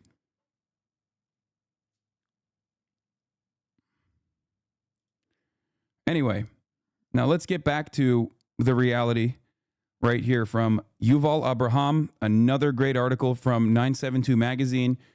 These guys are awesome. This is an Israeli magazine that does a tremendous amount of good reporting on all of the psychopathic, bloodthirsty, cruel initiatives of the Israeli occupying force. Lavender, the AI machine directing Israel's bombing spree in Gaza. Now, remember, 972 magazine also conducted investigations in the past couple months back about the Gospel, which is another AI targeting initiative.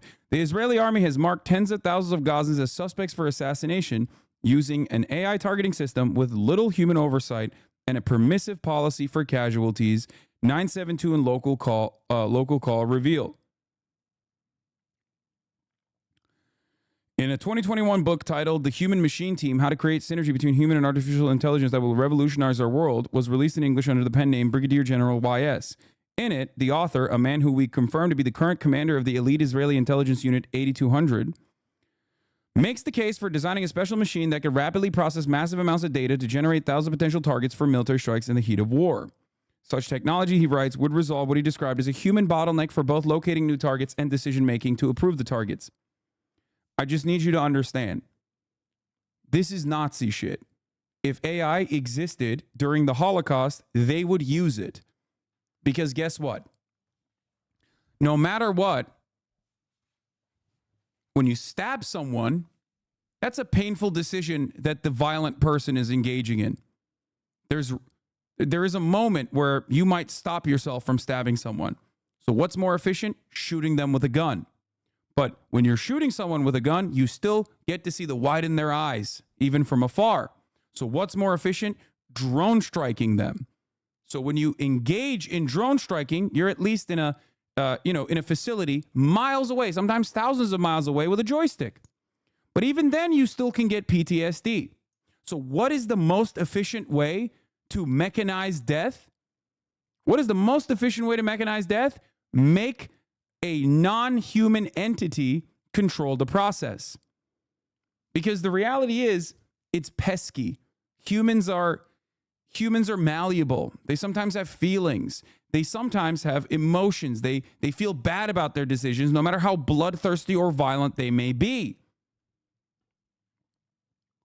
When you automate the process, however, you remove the human bottleneck. That human bottleneck being that, 1 out of every 10 drone strikes, you might have a guy who has some setbacks. They might not want to engage in murder maxing, So we got to get that shit out of there. Just mechanize it. Okay? And that's precisely what's happening here. The goal is to kill as many Palestinians as possible. But sometimes human feelings get in the way. Okay? You don't want a guy that is operating a concentration camp to start feeling some type of way about operating the concentration camp and, I don't know, try to save some Jews, right, during the Holocaust. You don't want that happening because then you can't do the final solution.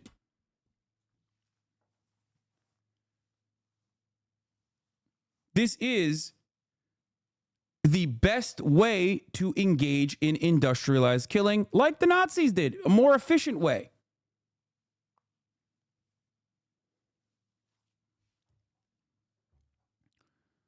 This is a big part of what they try to, rewrite when you're in the military, to get that thought out of your brain, to turn you into a unit.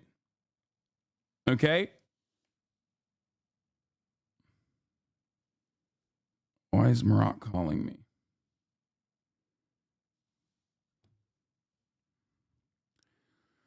Such a machine, it turns out, actually exists.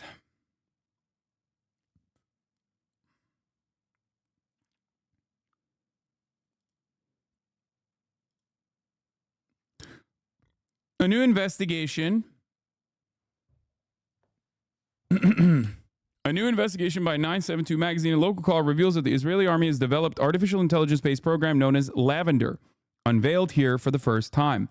According to 6 Israeli intelligence officers who have all served in the army during the current war on the Gaza Strip and had first-hand involvement with the use of AI to generate targets for assassination, Lavender has played a central role in the unprecedented bombing of Palestinians, especially during the early stages of the war. In fact, according to the sources, its influence on military's operations was such that they essentially treated the outputs of the AI machine as if it were a human decision. Formally, the Lavender system is designed to mark all suspected operatives in the military wings of Hamas and Palestinian Islamic Jihad, including low-ranking ones, as potential bombing targets. In the first weeks of the war, the army almost completely relied on Lavender, which clocked as many as 37,000 Palestinians as suspected militants and their homes for possible airstrikes. During the early stages of the war, the army gave sweeping approval for officers to adopt Lavender's kill list with no requirement to thoroughly check why the machine made those choices or to examine the raw intelligence data on which they were based. One source stated that human personnel often served only as a rubber stamp for the machine's decisions, adding that normally they would personally devote about only 20 seconds to each target before authorizing a bombing, just to make sure the Lavender marked target is male. Not to make sure that the Lavender marked target is actually someone who is a suspected militant or engaging in war or doing anything really, just that it's a male. Of course, they also, as we know from the previous 972 magazine, utilizing the gospel, were removing restrictions that they previously supposedly had as far as like high priority targets being militants that they suspect of being militants in the homes, in the houses alongside their family members. So just, something to consider. This was despite knowing that the system makes what are regarded as errors in approximately 10% of cases. That's the known quantity of error, and is known to occasionally mark individuals who have merely a loose connection to militant groups or no connection at all. Moreover, the Israeli army systematically attacked the targeted individuals while they were in their homes, usually at night, while their whole families were present, rather than during the course of military activity. According to the sources, this was because, from what they regarded as intelligence standpoint, it was easier to locate the individuals in their private houses. Additional automated systems, including one called Where's Daddy, also revealed here for the first time, were used to specifically track the targeted individuals and carry out bombings when they had entered their families' residences. Where's Daddy?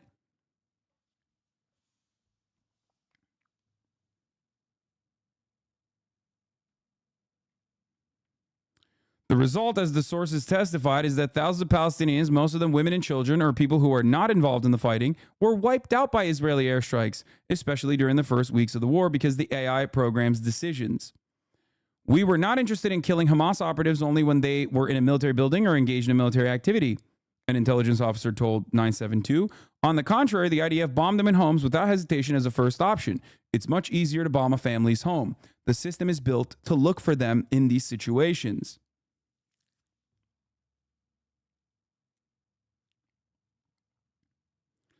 The Lavender machine joins another AI system, the Gospel, about which information was revealed in a previous investigation, as I talked about before.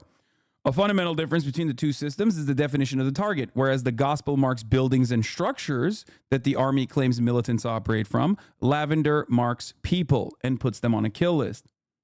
So they have a target prioritization AI system that's also faulty, obviously, with basically no human intervention. And they have a kill list that is also being operated by AI. In addition, according to the sources, when it came to targeting alleged junior militants marked by Lavender, the Army preferred to use only unguided missiles, commonly known as dumb bombs, in contrast to the smart precision bombs, which can destroy entire buildings on top of their occupants and cause significant casualties. You don't want to waste expensive bombs on unimportant people. It's very expensive for the country, and there's a shortage of those bombs, said C, one of the intelligence officers. Another source said that they had personally authorized the bombing of hundreds of private homes of alleged junior operatives marked by Lavender, with many of these attacks killing civilians and entire families as collateral damage. Remember, when they say Hamas hides among the civilian population, this is what they mean. Okay? It's people that they suspect Hamas, suspect of being Hamas or being militants of Islamic Jihad, that are just living their everyday fucking lives in their homes with their family members that they know are not Hamas. They are deliberately targeting them at their homes, as they are openly describing here. The human bottleneck I think they're referring to here is that an officer cannot review 10 targets every 60 seconds, as it slows down the killing process as targets. So they let a robot do it, and they can tick boxes, say yes, and tell a drone to destroy a target at a much faster pace. It's about the efficiency of the killing of Palestinians as suspected targets more than the emotional element. Yeah, no, I understand. I get that. I think humans are also pesky, though. They are emotional, which is why I started the conversation off of like talking about drone striking rather than like directly shooting them or directly bombing them, you know, with a rocket launcher or something.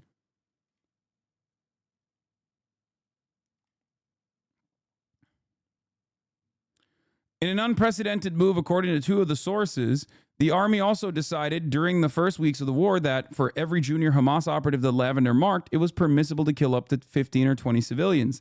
In the past, the military did not authorize any collateral damage during assassinations of low-ranking militants.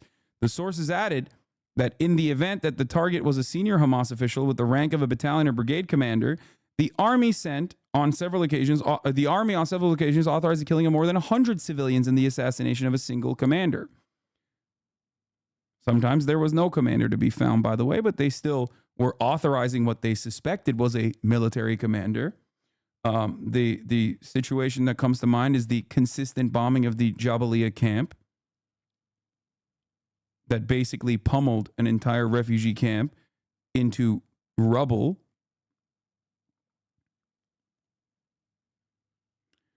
The following investigation is organized according to the 6 chronological stages of the Israeli army's highly automated target production in the early weeks of the Gaza war. First, we explain the Lavender machine itself, which marked tens of thousands of Palestinians using AI. Second, we reveal the Where's Daddy system, which tracked these targets and signaled to the army when they entered their family homes. Third, we describe how dumb bombs were chosen to strike these homes. Fourth, we explain how the army loosened the permitted number of civilians who could be killed during the bombing of a target. Fifth, we note how automated software inaccurately calculated the amount of non-combatants in each household. And sixth, we show how on several occasions when a home was struck, usually at night, the individual target was sometimes not inside at all, because military officers did not verify the information in real time. Step 1. Once you go automatic, target generation goes crazy. Hold on, I'm also ordering my food because I'm hungry. Because it's officially 3 p.m., time for the top of the hour ad break, and time for me to order my daily food. Apologies.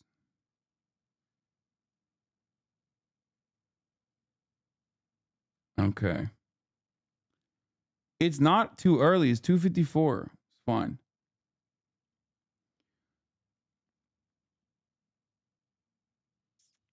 Anyway. Yeah, for the record, and this is a good point to bring up.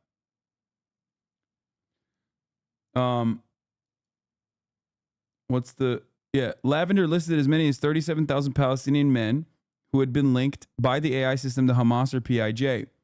So let's say 15 to 20 casualties are permissible for every junior ranking member, and let's say all 37,000 are junior members, which isn't the case. That is 720,000 Palestinians that are permissible to kill For high ranking, they go up to 100 civilians.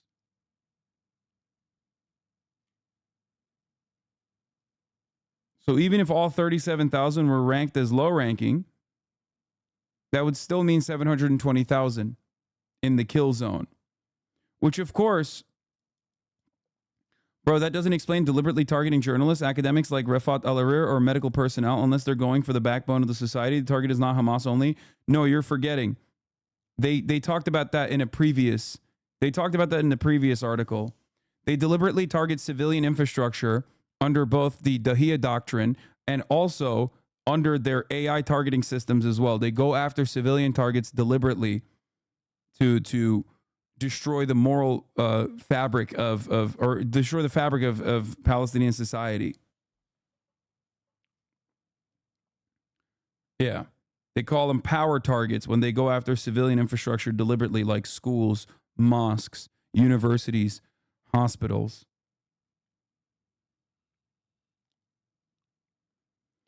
This is one aspect of the machine of death in Israel. Okay? Just one aspect. I'm sure that they are still doing deliberate assassinations. I mean, they are doing deliberate assassinations.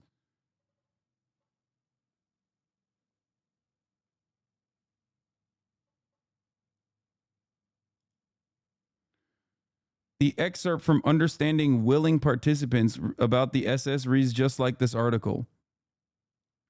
The Nazis pursued for a humane method of killing from Understanding Willing Participants and its details about the 4 methods Nazis preferred in killing civilians.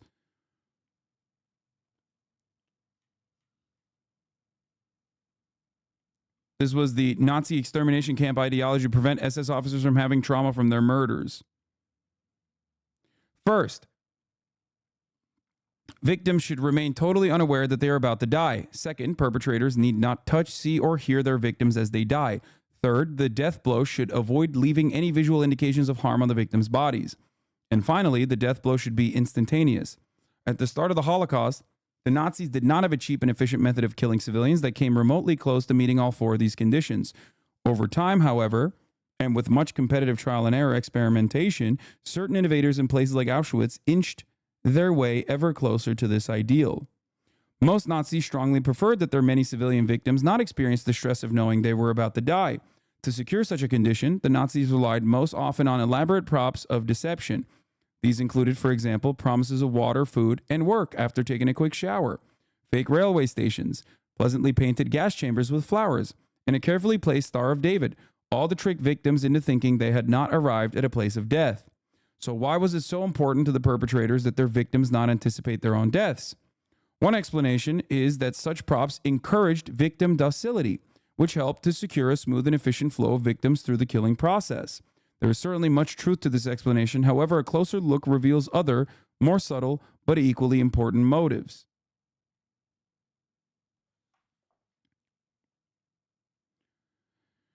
This is why a fundamental plank of Israeli ideology and myth-making that is almost antagonistic to the victims and survivors of the Holocaust, and this is a very real phenomenon that I've talked about in the past, if you remember, is just built on this false notion that people knew that they were, that Jews knew that they were going to death camps, and they just kind of took it. And Israel will never take it again. Jews will never take it again. It's false. It's a false premise. Many of the Jews did not know that they were walking into a death camp. It's bullshit. It's also, serialized victim blaming in one of the grossest ways possible.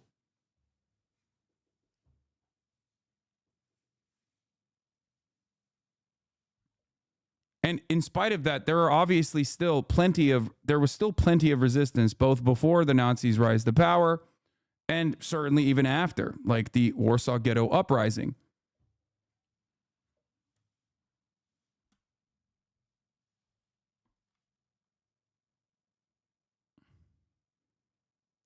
So that's something to also consider.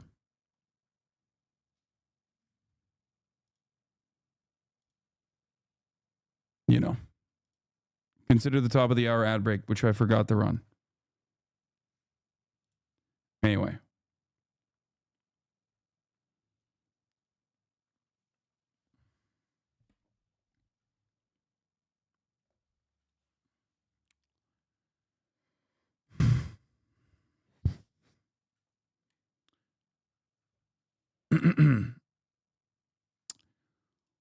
In the Israeli army, the term human target referred in the past to a senior military operative who, according to the rules of the military's international law department, can be killed in their private home even if there are civilians around.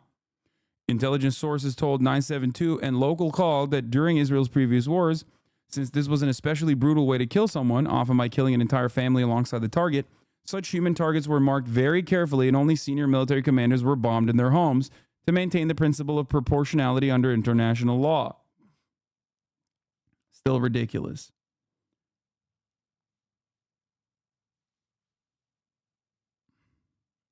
But after October 7, when Hamas-led militants launched deadly attack on southern Israeli communities, killing around 1,200, abducting 240, the army, the sources said, took a dramatically different approach.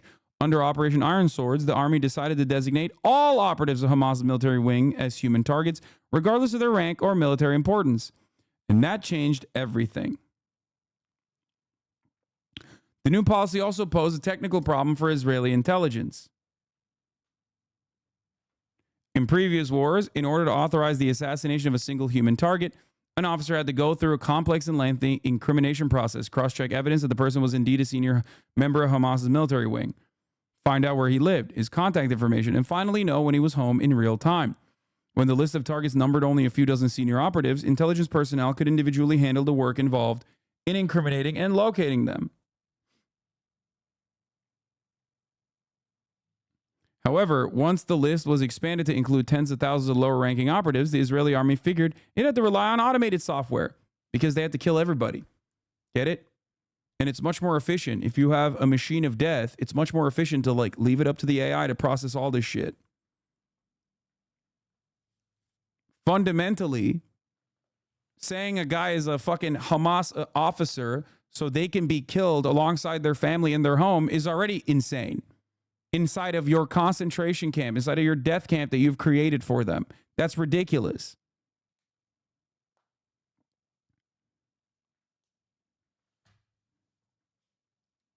I always wondered if they had a fucked up machine to do this. Lavender explains why, if you closely follow Palestinian media every night, you hear that, for example, 5 houses have been hit in Rafah.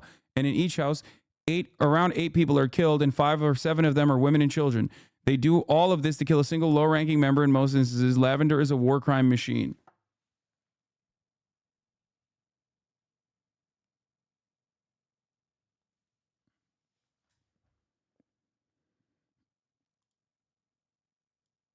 I just want to tell you how appreciative I am of your education on this conflict. I had only cursory knowledge of Israel and Gaza before October 7. You have been patient and understanding about many of us lacking knowledge on this matter, especially when you have clearly been covering this much longer and didn't treat our lack of knowledge with disdain and only wanted to educate us. I try my best. There are definitely moments where I lose my mind and yell at people, especially when they're so relentless and so unyielding.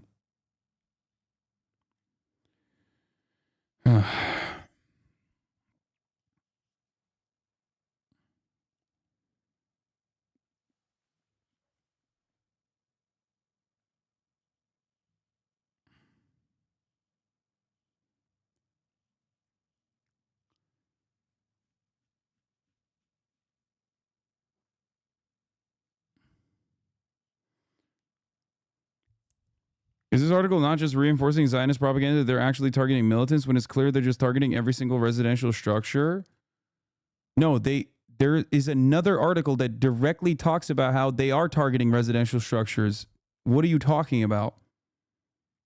This is a specific targeting system that they found in their investigation. A targeting system that literally fucking kills civilians.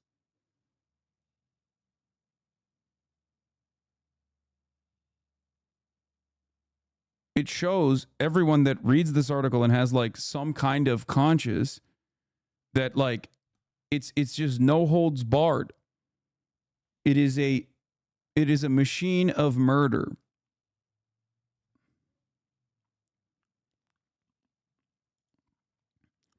result, the sources testify, was that the role of human personnel in incriminating Palestinians and military operatives was pushed aside. The AI did most of the work instead.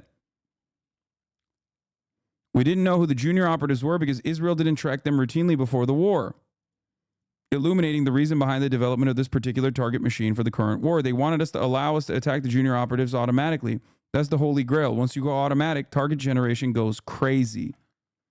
The sources said that the approval to automatically adopt Lavender's kill list, which had previously been used only as an auxiliary tool, was granted about 2 weeks into the war after intelligence personnel manually checked the accuracy of a random sample of several hundred targets selected by the AI system.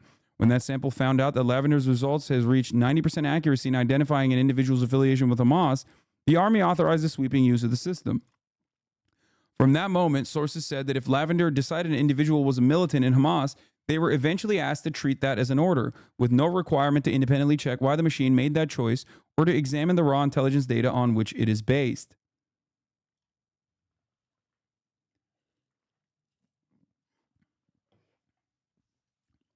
At 5 a.m., the Air Force would come and bomb all the houses that we had marked.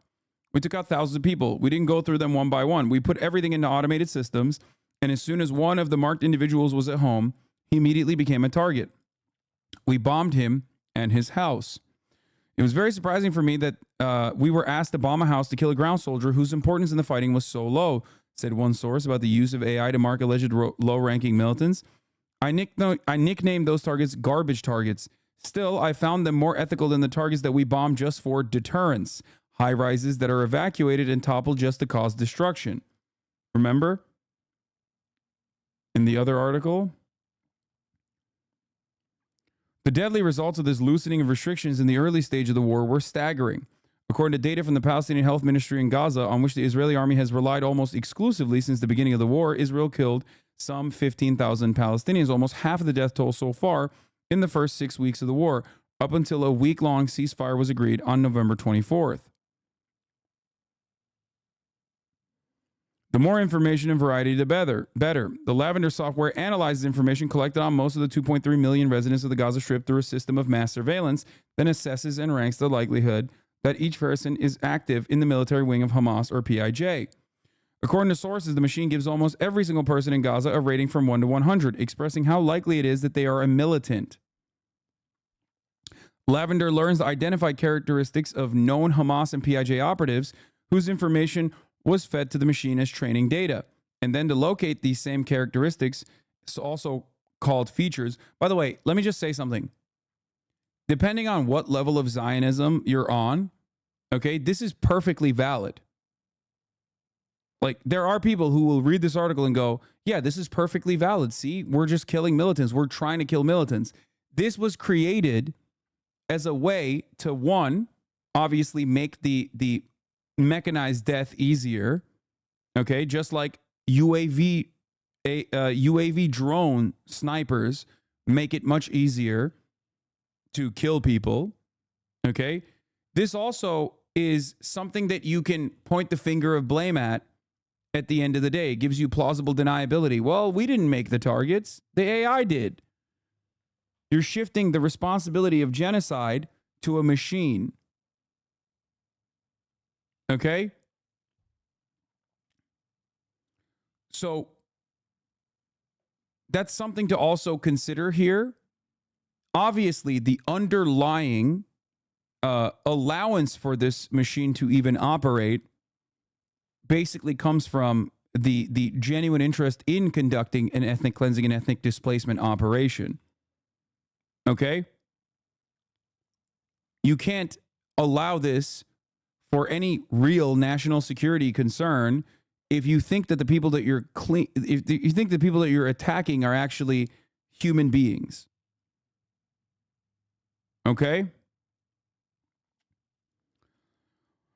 Among the general population, the sources explain an individual found to have several different incriminating features will reach a high rating and thus automatically becomes a potential target for assassination. In the Human Machine Team, the book referenced at the beginning of this article, the current commander advocates for such a system without referencing Lavender by name. The commander himself also isn't named, but 5 sources in the AD 200 confirmed that the commander is the author, also reported by Haaretz. Describing human personnel as a bottleneck that limits the Army's capacity during a military operation, the commander laments, "We humans cannot process so much information. Doesn't matter how many people you have tasked to produce targets during the war, you still cannot produce enough targets per day." The solution to this problem, he says, is artificial intelligence. The book offers a short guide to building a target machine, similar in description to Lavender, based on AI and machine learning algorithms. Including in this guide are several examples of the hundreds of thousands of features that can increase an individual's rating, such as being in a WhatsApp group with a known militant, changing cell phones every few months, and changing addresses frequently.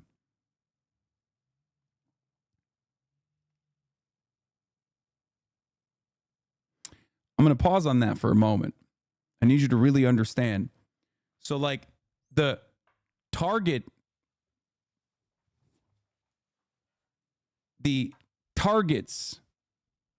that they populated with intelligence for the assessment made by the AI was already faulty.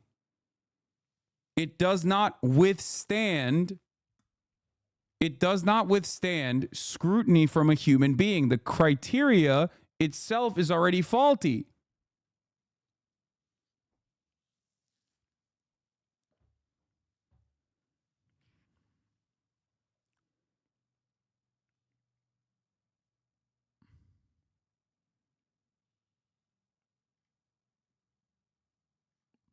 The more information and the more variety, the better, the commander writes. Visual information, cellular information, social media connections, battlefield information, phone contacts, photos. While humans select these features at first, the commander continues over time, the machine will come to identify features on its own. So even when the humans were collecting this information, it was already faulty.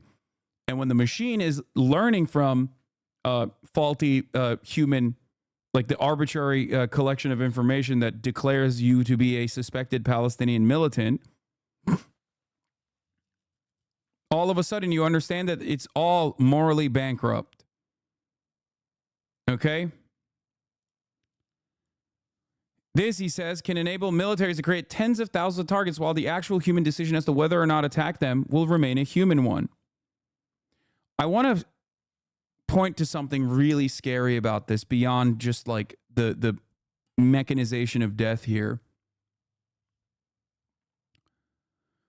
You can't use this technology in an active war zone.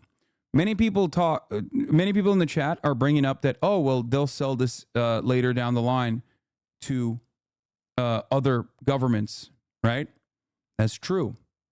You can't use this information, however, in an active war zone. No, not for now, not ever. You can use this information on a domestic population. The only way that you can gather this level of intel is on a domestic population, a population that you seek to cull, a population that you have already engaged in mass surveillance on. This will not be used, like Russia can't use this in Ukraine. Why? Because they don't have 24/7 surveillance over the entirety of the Ukrainian population. Russia can, however, use this on their own population. Now, of course, that doesn't mean they're going to start drone striking their own population. American cops can use this to do active round-the-clock surveillance and data gathering to declare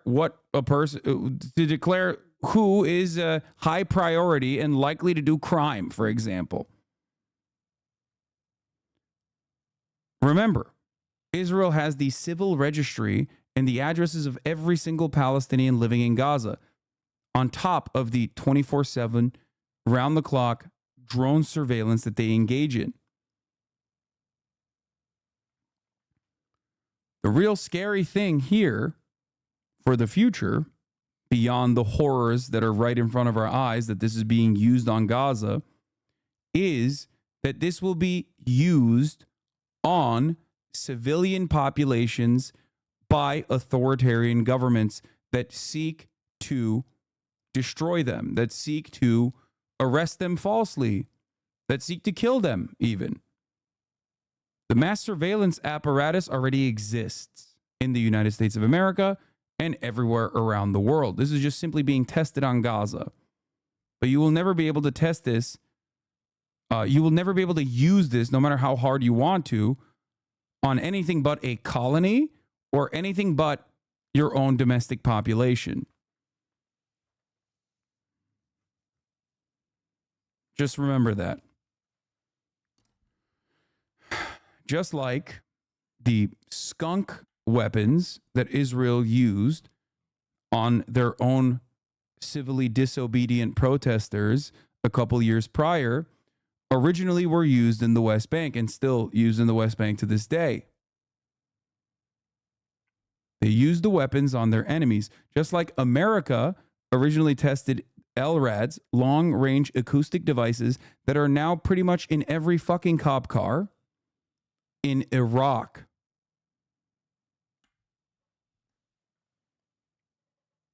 The United States of America first used LRADs in Iraq to curb civil disobedience. Now they use it in Portland. Whatever our governments are using on those we have declared our enemies, we will inevitably use on ourselves. Okay? Yeah. The French dude's boomerang. Yeah. It's correct.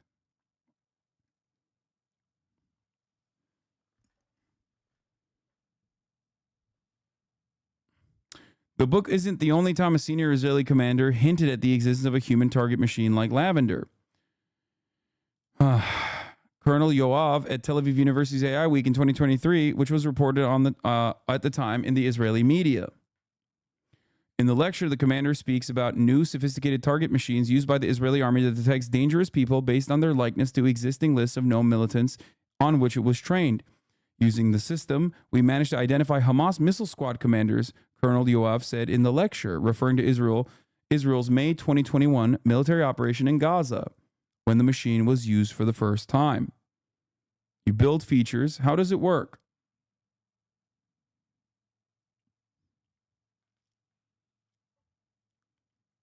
The lecture presentation slides, also obtained by 972, contain illustrations of how the machine works. It is fed data about existing Hamas operatives. It learns to notice similar features, and then it rates other Palestinians based on how similar they are to the militants.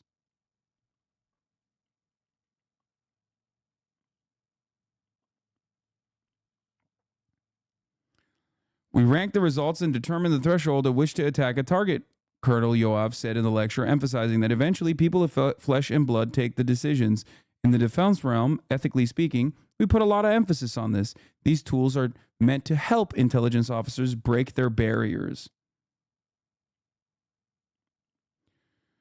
There was no zero error policy. Everything was statistical. Everything was neat. It was very dry. He noted that his lack of supervision was permitted despite internal checks showing that Lavender's calculations were considered accurate only 90% of the time. In other words, it was known in advance that 10% of the human targets slated for assassination were not members of the Hamas military wing at all. Now remember, the 90%, in order to be a part of the 90%, the arbitrary information collection implies that, like, you can change your cell phone too many times. Okay? So, like, even the 90% is ridiculous.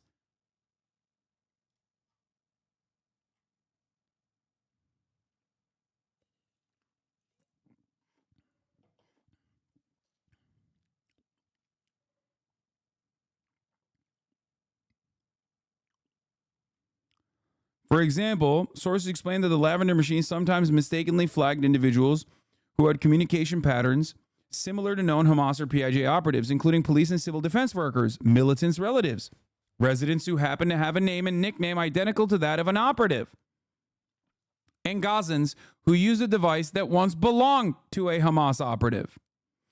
How close does a person have to be Hamas to be considered by an AI machine to be affiliated with the organization, said one source critical of Lavender's inaccuracy. It's a vague boundary. Is a person who doesn't receive a salary from Hamas but helps them with all sorts of things a Hamas operative? Is someone who was in Hamas in the past but is no longer there today a Hamas operative? Each of these features, characteristics that a machine would flag as suspicious, is inaccurate. Similar problems exist with the ability to target machines to assess the phones used by an individual marked for assassination. In war, Palestinians change phones all the time, said the source. People lose contact with their families, give their phone to a friend or a wife, maybe lose it. There's no way to 100% rely on the automatic mechanism that determines which phone number belongs to whom. According to the sources, the Army knew that the minimal human supervision in place would not discover these faults. There was no zero-error policy. Mistakes were treated statistically, said a source who used Lavender. Because of the scope and magnitude, the protocol was that even if you don't know for sure that the machine is right, you know that statistically it's fine, so you go for it.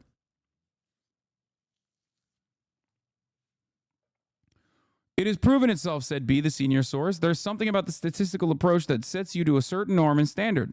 There's been an illogical amount of bombings in this operation. This is unparalleled in my memory. And I have a much more trust in statistical mechanism than a soldier who lost a friend 2 days ago. Everyone there, including me, lost people on October 7. The machine did it coldly, and that made it easier. Another intelligence source who defended the reliance on the Lavender-generated kill list of Palestinian suspects argued that it was worth investing an intelligence officer's time only to verify the information if the target was a senior commander in Hamas. But when it comes to a junior militant, you don't want to invest manpower and time in it. Yeah, only when it's a military commander, because you want to know that you actually killed a military commander. Like, it goes to show you that the guy defending the machine process is saying, who gives a fuck if like random low-level people and their family members die? Or if random people that we suspect of being Hamas dies? Who cares? Nobody cares. I certainly don't care. That's what he's saying.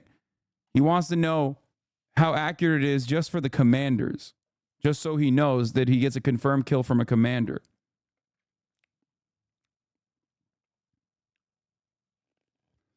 In war, there is no time to incriminate every target, so you're willing to take the margin of error of using artificial intelligence, risking collateral damage and civilians dying.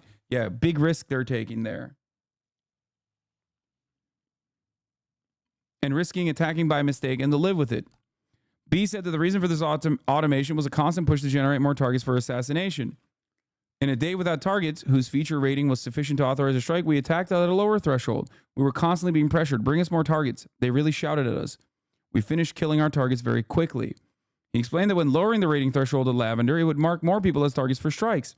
At its peak, the system managed to generate 37,000 people as potential human targets. But the numbers change all the time because it depends on where you set the bar of what a Hamas operative is.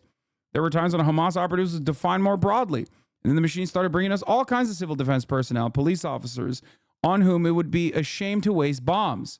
They help the Hamas government, but they don't really endanger soldiers. A shame to waste bombs. The most sympathetic Israeli occupying force intelligence officer, by the way, from the most moral army. Ashamed to waste bombs. Not like this is vile and disgusting that we're killing people that are tasked with civil governance, but it's actually a waste of bullets. That is Nazi shit, by the way. That literally is Nazi shit. I hope you understand that. One source who worked with a military data science team that trained Lavender said that data collected from employees of the Hamas-run Internal Security Ministry, whom he does not consider to be militants, was also fed into the machine.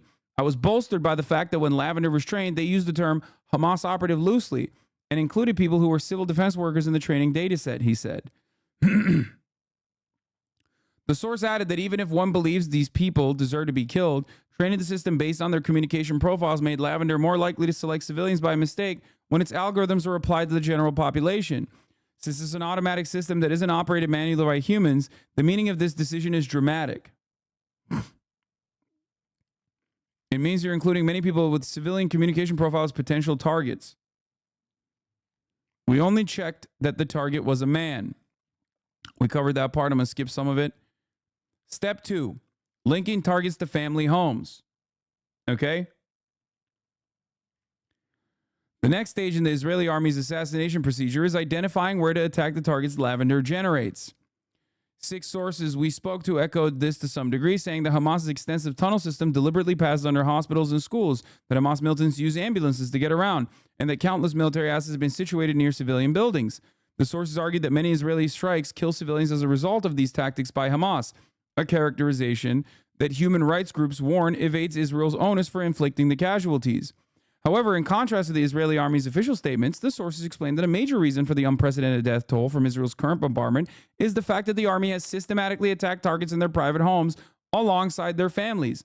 So now that we know the targeting is fraught with errors and the fundamentals of how that targeting process even starts with the data collection is like completely arbitrary, okay? And even that's not enough. They lower the threshold regularly because they want to generate more targets. Now we're getting to where the targets are. Isn't this article evidence of literal war crimes? Yes, everything Israel does is a fucking war crime. It doesn't matter. There's no accountability. So what the fuck are you going to do about it? Why would they care?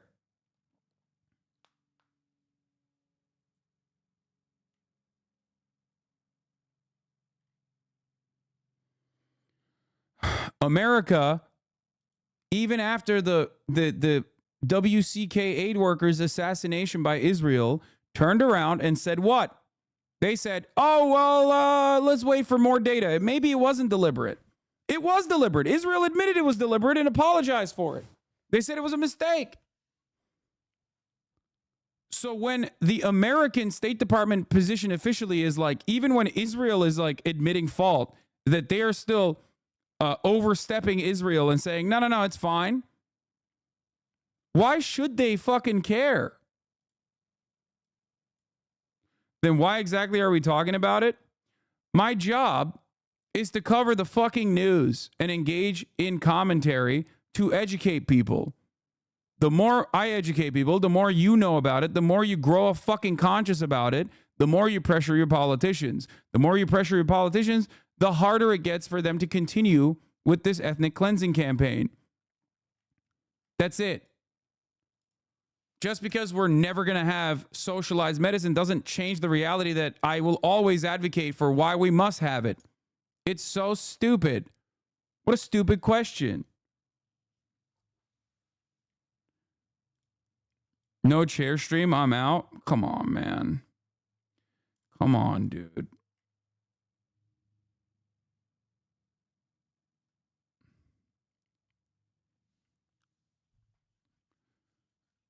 Indeed, several sources emphasize that as opposed to numerous cases of Hamas operatives engaging in military activity from civilian areas, in the case of systematic assassination strikes, the army routinely made the active choice to bomb suspected militants when inside civilian households from which no military activity took place.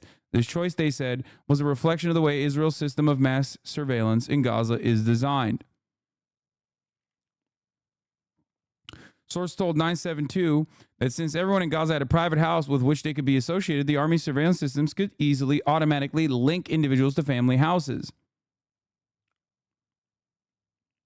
You put hundreds of targets into the system and wait to see who you can kill, said one source. It's called broad hunting. You copy-paste from the list that the target system produces. The system was called Where's Daddy?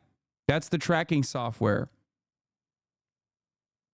The program that tracks individuals, thousands of individuals simultaneously identify when they are at home and send an automatic alert to the targeting officer, who then marks the house for bombing. Show the article. There are fucking TOS images, dumb fuck. That's why I hide it every now and then.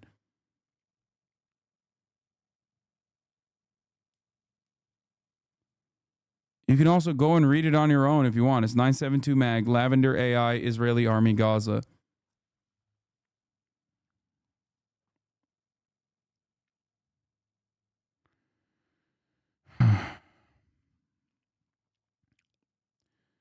Evidence of this policy is also clear from the data. During the first month of the war, more than half of the fatalities, 6,120 people, belonged to 1,340 families, many of which were completely wiped out while inside their homes, according to UN figures.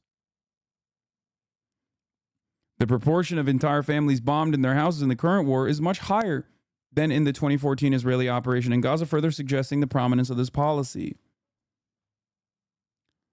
Another source said that each time the pace of assassinations waned, more targets were added to systems like Where's Daddy to locate individuals that entered their homes and could therefore be bombed. He said the decision of who to put in the tracking systems could be made by relatively low-ranking officers in the military hierarchy.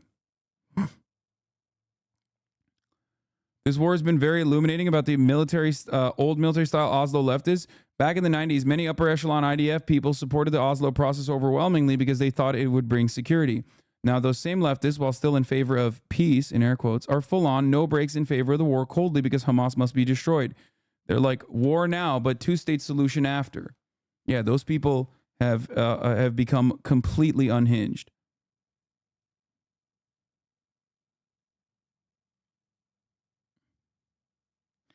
Have you seen the video of the YouTuber making fun of you because you were asked not to drink Coke by a fan? No. You know why? Because I'm not fucking stupid. Okay? Because I do not have a mental disability or illness that requires me to watch any and every fucking dumb YouTuber who's literally 3 seconds away from offing themselves and only works to shift the pain away by being like, look at this fucking guy. He's having a great old time. Let's make fun of him so that I hopefully will feel a little bit better about myself. That's why I don't watch those things, okay? I did, however, watch the Australian news coverage because I thought it was very funny.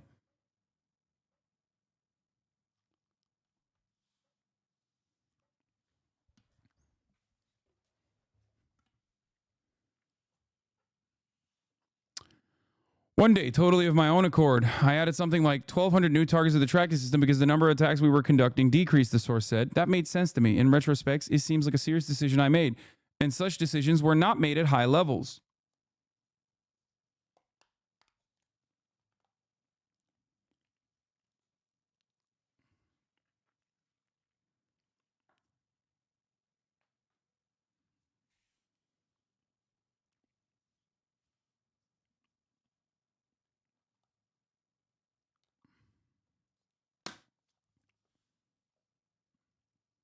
Hasan, I've been desperate for views after Twitch viewership falls off cliff. I know. It is pretty funny that every single person that makes a clip like that, every single person that makes a YouTube video like that would literally kill their mother to have half of my viewership, by the way, which is what makes it even funnier.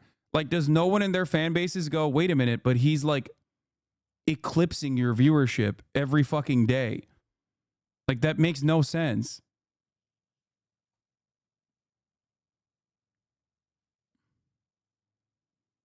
It's so funny. They're like desperately trying to cultivate a viewership while being like, he's fallen off. And it's like, dude, what do you mean?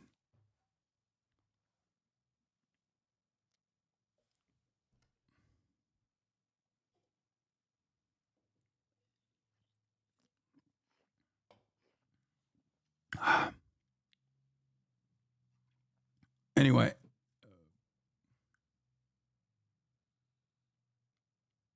The first one.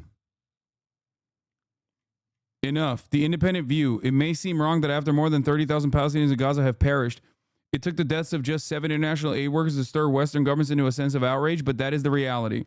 They have become symbolic of the lawless and reckless manner in which Benjamin Netanyahu has prosecuted this war. Where once the world stood with Israel in its moment of anguish, it now stands more in opposition to it. The moment has come to do whatever it takes to force Israel to end its war. It has to stop. There it is.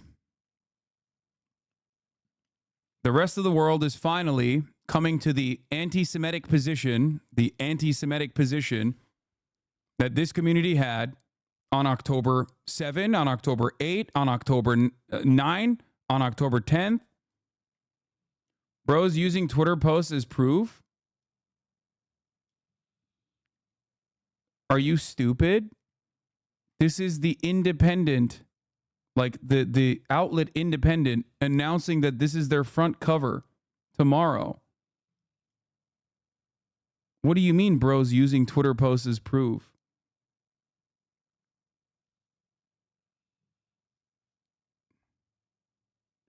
Bro, some of you guys, unfortunately, I think are too stupid to understand what you're looking at.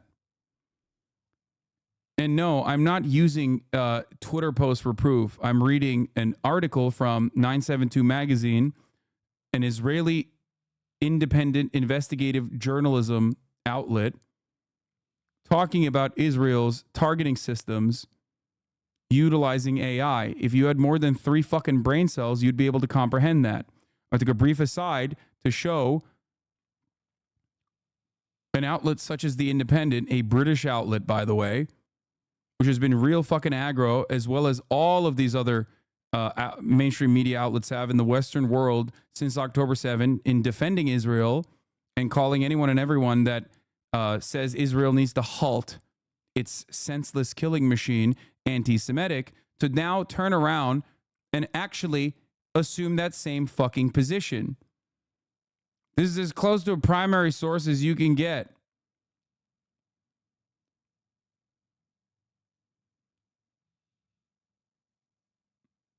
Yes, it does happen to be on Twitter, because that's where a lot of these outlets break their stories. How has this person been comprehending all the content on the stream so far? They haven't. They have not. And they also aren't in here to learn anything. They're in here to just like say something incredibly idiotic that will probably get celebrated in their fucking hug box of other imbecilic losers that will go, we did it. We took it to the man. We did it. We made him mad. We made him. They unfollowed.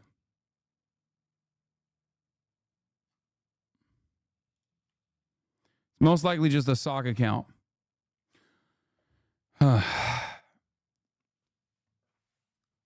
We held the streamer accountable as he was doing what? Oh, detailing the steps of how Israel's conducting a genocide. Do I care about Israel's genocide? No, I care about streamers because I'm a pathetic fucking worm who has nothing else going on in his life. And this is my one singular moment where I can feel alive and forget that my fucking family despises me and literally acts like I died at Thanksgiving. I'm the family member that they don't talk about. But let me tell you, it feels really good when I get one off on the streamer.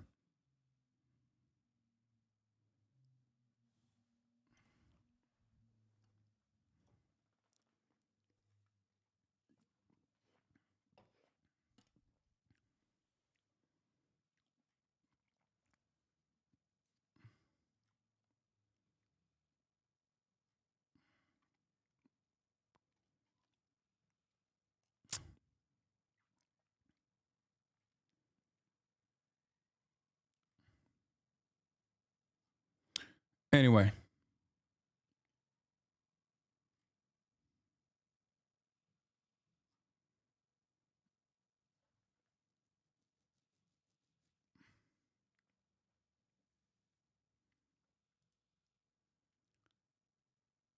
Yeah. Big deal, which the U.S. has refused to do. Genuine question. Will you think it will end in something? Yes, it will.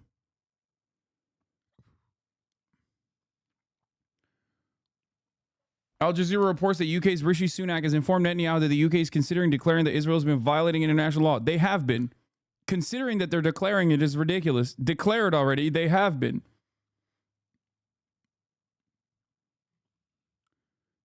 Every step of this way, every single day, because of where the bar was to even remotely criticize Israel, where that bar was so fucking low, or rather so high, I guess, that every single day a new step in the right direction, albeit marginal, is met with understandable cynicism from all of you. And every single day I repeat the same thing over and over again because I have been covering this for the past 10 years. Everything that I'm seeing is unimaginably new. Okay?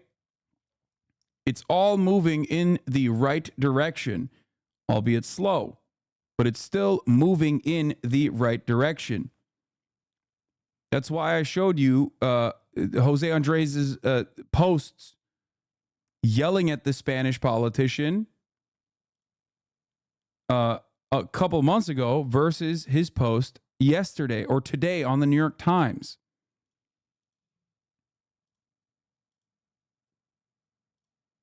This is important to acknowledge.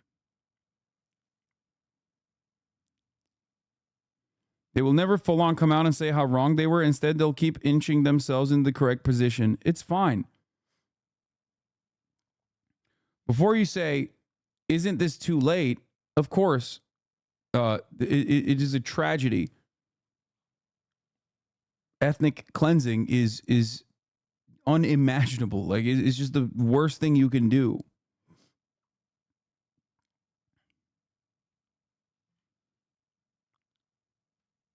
But there are still millions of Palestinians that could potentially also suffer, that hopefully will not, when international condemnation comes, when Israel stops. It's never too late for justice.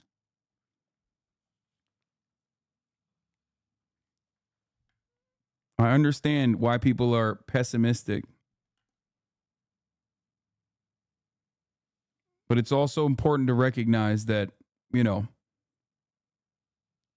although this is a slow, creeping pace towards justice, I guess,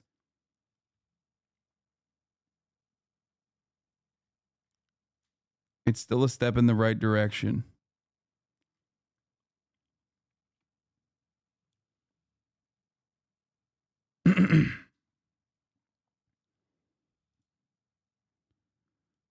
The sources said in the first 2 weeks of the war, several thousand targets were initially inputted into locating programs like Where's Daddy? These included all the members of Hamas's elite forces in the Nukba, all of Hamas's anti-tank operatives, and anyone who entered Israel on October 7. But before long, the kill list drastically expanded.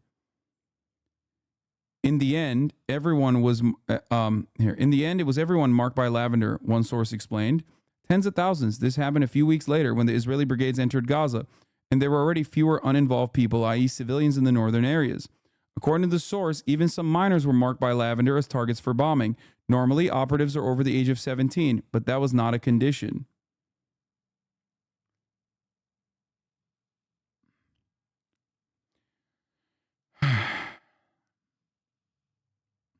Lavender systems like Where's Daddy were thus combined with deadly effect, killing entire families, sources said.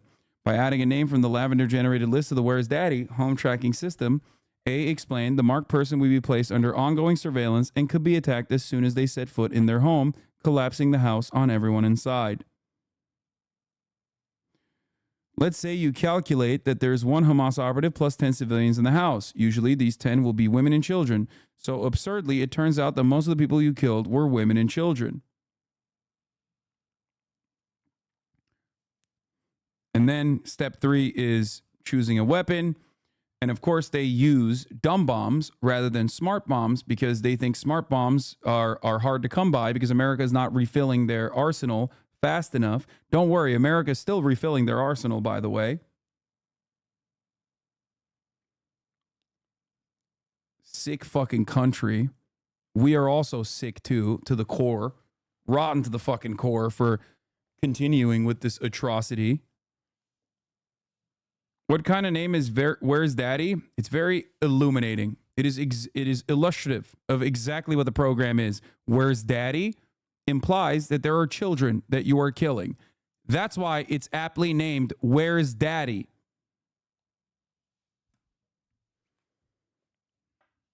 It comes with the recognition that like the entire program is about killing children, baby killing.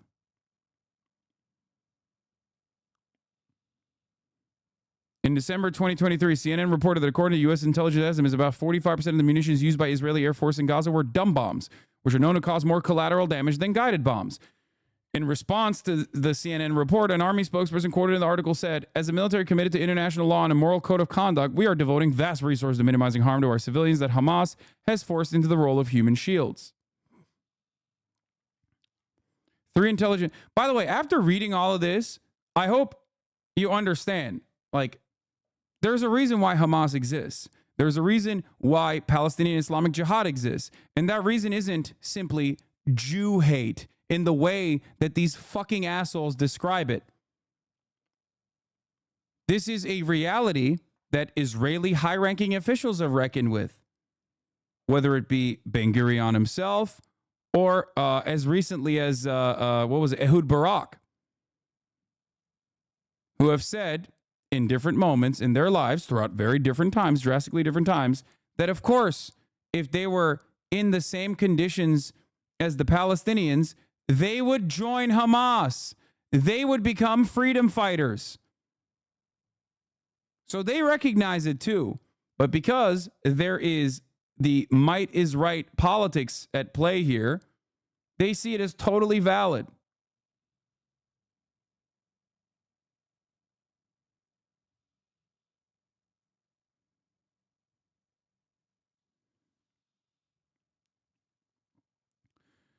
Three intelligence sources, however, told 972 in local call that junior operatives marked by Lavender were assassinated only with dumb bombs in the interest of saving more expensive armaments.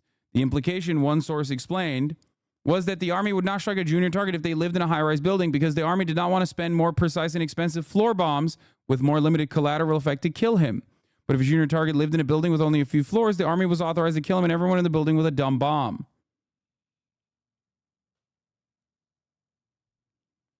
They didn't want to waste their better weapons.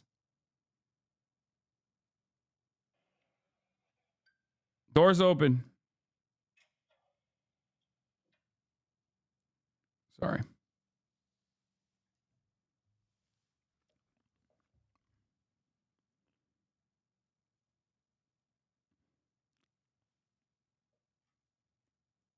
And step 4. Oh, here. It was like that with all junior targets, testified IC, who used various automated programs in the current war. The only question was, is it possible to attack buildings in terms of collateral damage? Because we usually carried out the attacks with dumb bombs, and that meant literally destroying the whole house on top of its occupants. But even if attack is averted, you don't care. You immediately move on to the next target. Because of the system, the targets never end. You have another 36,000 waiting.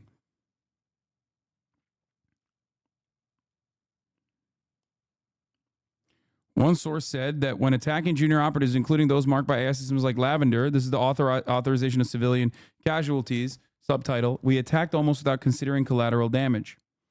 The number of civilians that were allowed to kill alongside the target was fixed during the initial weeks of the war up to 20. Another source claimed the fixed number was up to 15. These collateral damage degrees, as the military calls them, were applied broadly to all suspected junior militants, the sources said, regardless of their rank, military importance, and age, and with no specific case-by-case examination to weigh the military advantage of assassinating them against the expected harms to the civilians. According to A, who was an officer in a target operating room, in the current war, the Army's Intentional Law Department has never before seen such sweeping approval for such a high collateral damage degree.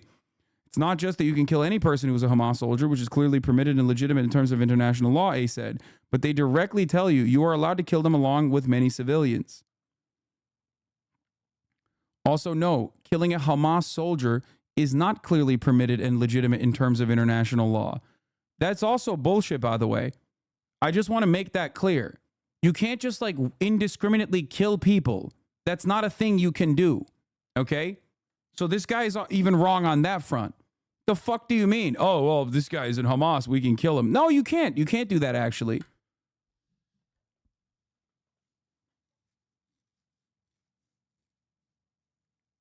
Every person who wore a Hamas uniform in the past year or two could be bombed with 20 civilians as collateral damage, even without special permission. According to A, this was the policy for most of the time that he served. Only later the military lowered the collateral damage degree. Asked about the security rationale behind this policy, A replied, lethality. We knew we would kill over 100 civilians. At first, we attacked almost without considering collateral damage. In practice, you didn't really count people in each house that is bombed because you couldn't really tell if they were at home or not. After a week, restrictions on collateral damage began. The number dropped from 15 to 5, which made it really difficult for us to attack because if the whole family was home, we couldn't bomb it. Then they raised the number again.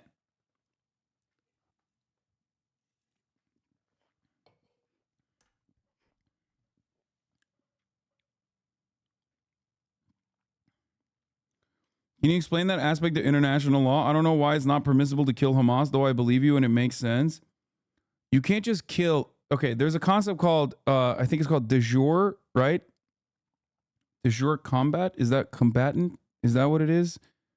I don't know what the exact wording is, but you're not allowed to kill someone that you have declared an enemy combatant if they are not actively in conflict. You can't kill retreating people, especially if they are retreating and they have like, they're done. They're no longer in combat. Not retreating to a different position. Not de jour. It's not soup de jour. What was it fucking called?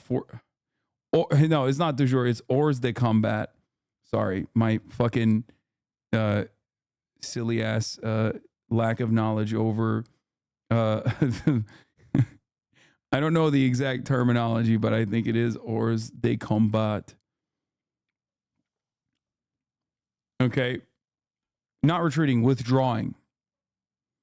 You can't kill withdrawing forces, not retreating, because retreating implies that they could be retreating to a different position. Yes, you mean retreating with throwing down their weapons, basically giving up the fight, not the position. Exactly. Okay. You can't strike hospitals. You can't strike hospitals even if there are enemy combatants that are being treated medically there. Okay? They are out of combat. They're out of combat. They are no longer enemy combatants. You have no... That is not a correct description of the law of war on that point. What do you mean? You cannot kill someone who is either incapable or unwilling. You can absolutely kill combatants who are not in combat. That's why bombing barracks or bombing behind enemy lines. There is a difference between active combat. We're talking about the original intention of assassinating those you have declared Hamas militants in their fucking family homes. Okay? There's a difference between bombing a position where there are armed combatants versus on a regular basis blowing up civilian infrastructure with a shit ton of civilians in it. It's not an enemy military position. It's not a barrack, it's a home. If they are hors de combat, that is true, but the analysis is more complicated than that.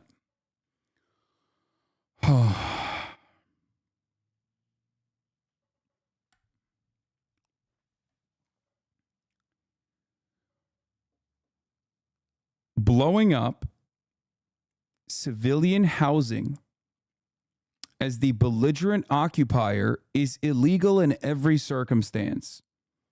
This is why we say Israel does not have a right to defend itself as a belligerent occupier. Okay? So even if there was, even October 6th, let's say, okay? You're like, Hamas militants live here. We're going to blow up this fucking house. You can't do that. Shielding is a war crime as well. Oh my lord, brother. That is not shielding. What the fuck are you talking about? How can you be a 10-month subscriber and be this fucking brain broken? Are you serious?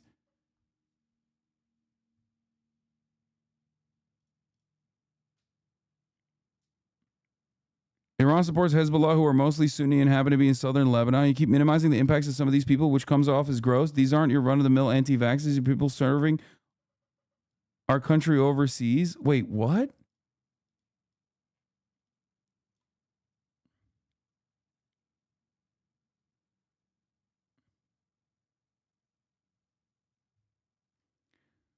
You don't need to qualify it as your opinion. Any credible expert on the laws of war would say that the targeting of kibbutzim on October 7 was a war crime. Is it a war crime? Was the targeting of kibbutzim on October 7 a war crime? After all, there were some IDF members in the kibbutzim, some people who had served in the IDF in the kibbutzim. Can you explain to me why you think it's a war crime to target the kibbutzim on October 7, but it's not a war crime to target civilian homes where there are suspected Palestinian militants living inside of those homes? Can you explain to me where your logic, what happens to your logic there? Can you explain to me why that wouldn't be considered shielding? Do you think it was shielding and therefore a war crime that the kibbutzim were shielding suspected Israeli militants? Or do you think it was a war crime there, but you just simply don't think it's a war crime in this situation for some other reason? Inexplicable.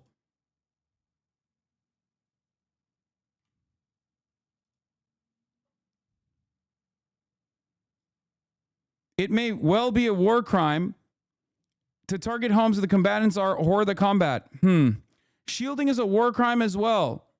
So explain to me why you don't think that the kibbutzim was actually valid military targets.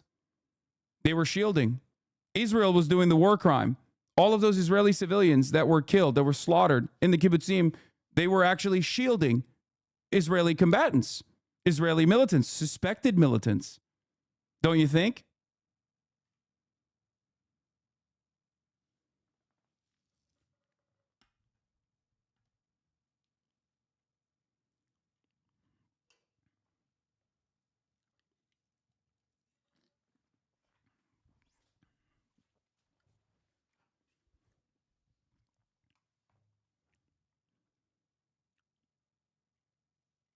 How does that work? That's nonsensical and you know it. Kibbutzim are civilian targets. Brother, what the fuck are you talking about? I'm trying to get you to understand the inconsistency in your argument. Palestinian civilian homes are actually not civilian targets. Israeli civilian homes are civilian targets. You recognize the inconsistency here, right? I believe both are civilian targets. You are the one who's inconsistent, saying one is not a civilian target, the other one is. The special sauce that is causing you to feel this way is, I think we all know what the special sauce is there. I can't tell what you're like, what point you're trying to make here.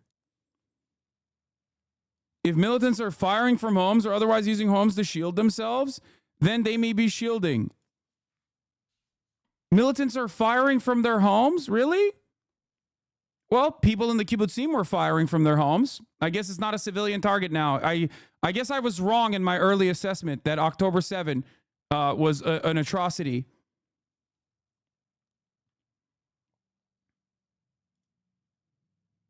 Yeah, Francesca Albanese is also obviously the UN Special Rapporteur that I have brought up when I said originally that Israel has no right under international law to defend itself as a belligerent occupier.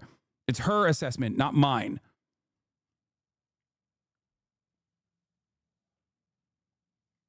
They are not firing from their homes in Gaza.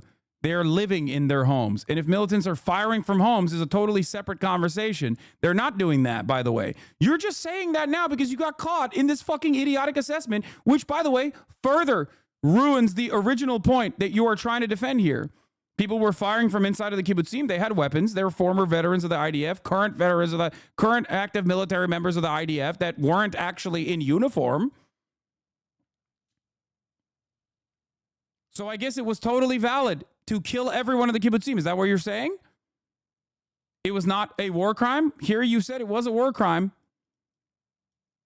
I agree that it's a war crime, but it doesn't seem to be consistent with your assessment now about Palestinians in their homes. So what's that about?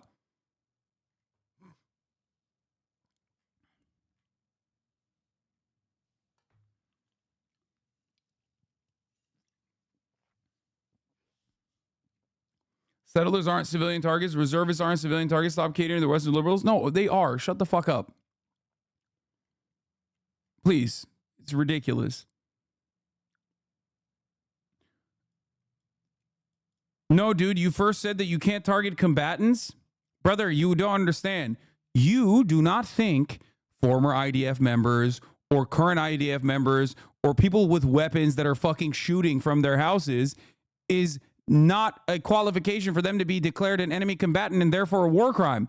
You are saying in the other circumstance, they are declared enemy combatants. That's the difference. What you are factoring in as a combatant that is actively in combat is changing for Palestinians. You're doing the same thing that the Lavender targeting protocol was doing, just lowering the restrictions until it's actually technically kind of valid.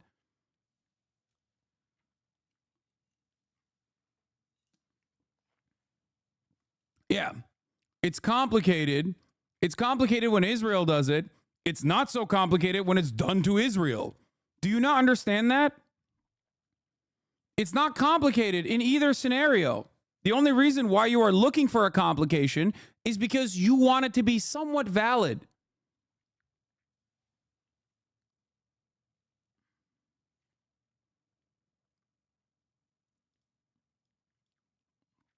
Sorry, I know you think I'm the bad guy here, but I'm not making the point you're implying. Okay, what is the point you're implying then?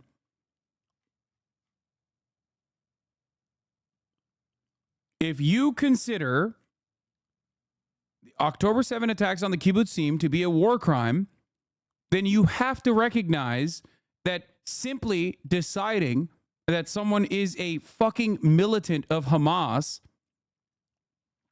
and blowing up their house is, of course, a fucking war crime.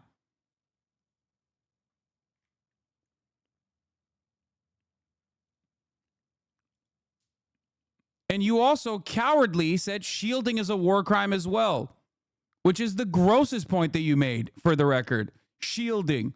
Like the Palestinian babies and the mothers and the sisters and all the other civilian men in the house are shielding this Hamas militant, this suspected Hamas militant. Like that's the, it's always so funny. It's like, yeah, you know who's really doing the war crime? Palestinians. That's such a funny fucking take. Like, how can you have this take?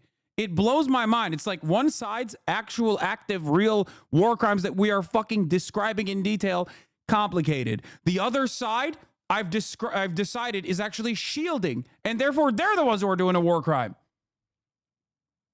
Literally always.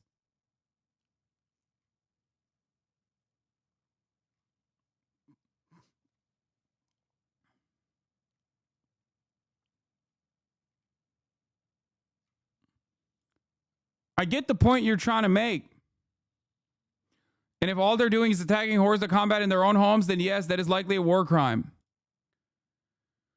Oh my God.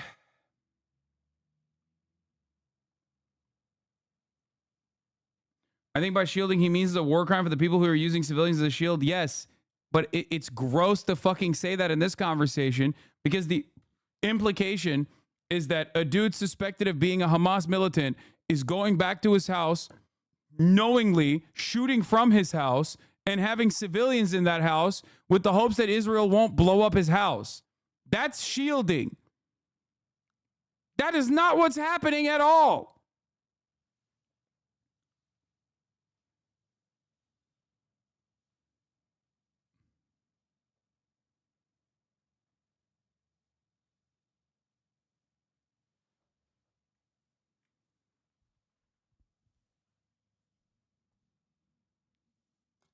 It's so crazy. Like, this is a dude living in his own fucking house, by the way. And you're saying, well, it's shielding. And then because you recognize that that was like a gross thing to say, you then added on, what if the militants are firing from their homes?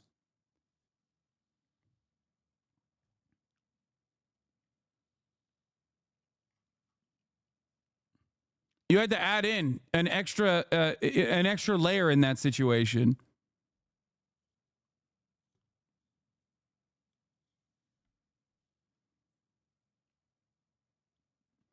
Firing from their homes at what? Drones in the fucking sky, by the way? It's a literal fucking bomb. Why'd you add additional qualifiers to try to make this justifiable in your mind? Now listen, I'm not shitting on you. I know it sounds like I am. I'm urging you to investigate your own line of thinking here. Okay?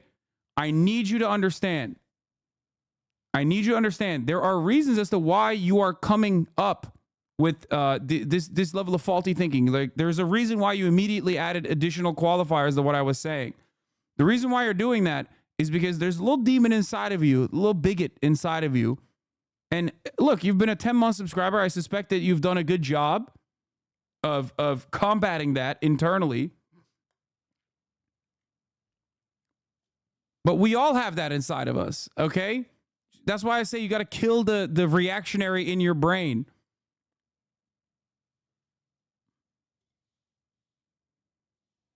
Bombing civilian homes, even in military bases, is a war crime. This is a hilarious take to have. I don't think Chatter came from the wrong place, but he's just at an earlier place of thinking, as you've said.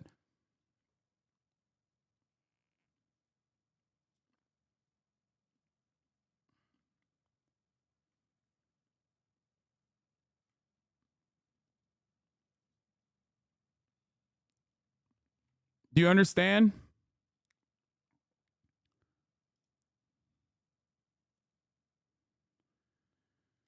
There are plenty of people that used to think like this chatter, by the way, so fucking chill out before you yell at him.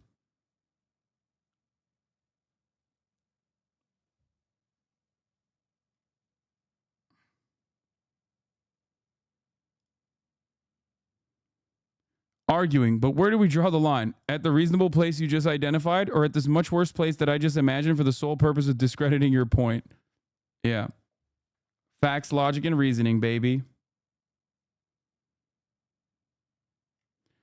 Biden told Muslim leaders yesterday the First Lady is urging him to stop the war in Gaza immediately. She said, stop it. Stop it now, Joe. Oh, boy.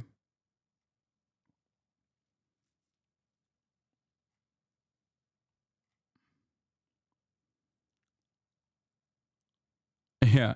The dude who is sleeping in his family home and is suspected of being a Hamas militant is committing the war crime, not the genocidal freak sending robots to kill him and his entire family. Yes. He's doing a war crime by shielding himself, which is sleeping in his house, which happens to be in the direction of an Israeli bomb coming down in that direction.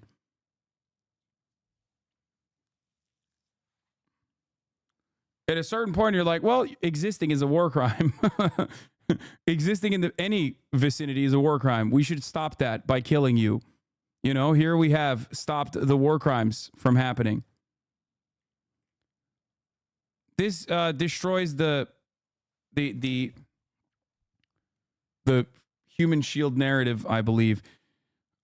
Anatomy of a Genocide sketched out. Israel's executive and military leadership and soldiers have intentionally distorted foundational rules of international humanitarian law, distinction, proportionality, and precaution in an attempt to legitimize genocidal violence against the Palestinian people. Here, I'll show you this right now while I grab my food. Can be invoked when a state is threatened by another state, which is not the case. Israel has not claimed that that has been threatened by another state. It's been threatened by an armed group. Qualify it the way you want, but it's an armed group within the occupied territory. And frankly, even saying the war between Gaza and Israel is wrong, because Gaza is not a standalone entity, it's part of the occupied territory. But so, in particular, Israel cannot claim the right of self-defense against... What? How does it feel being a fascist? How does it feel being a literal fascist, supporting autocrats, being a part of the system you hate? What? What am I supposed to do? Fucking live off the grid? Like, what do you mean? How does it feel to just fucking shit on a guy who's like openly saying how things are? Does that make you feel like you have more skin in the game? Like, I don't understand. I actually unbanned that guy because I do want to understand what the fuck he was trying to say. Like, who is he defending here? You know what I mean?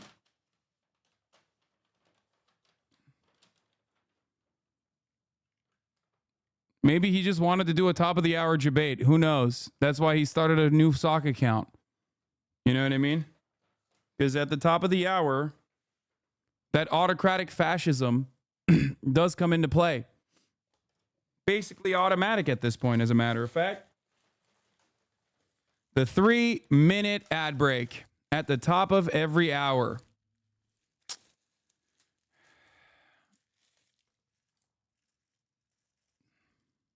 That's right. You might not like it, but it's going to happen anyway.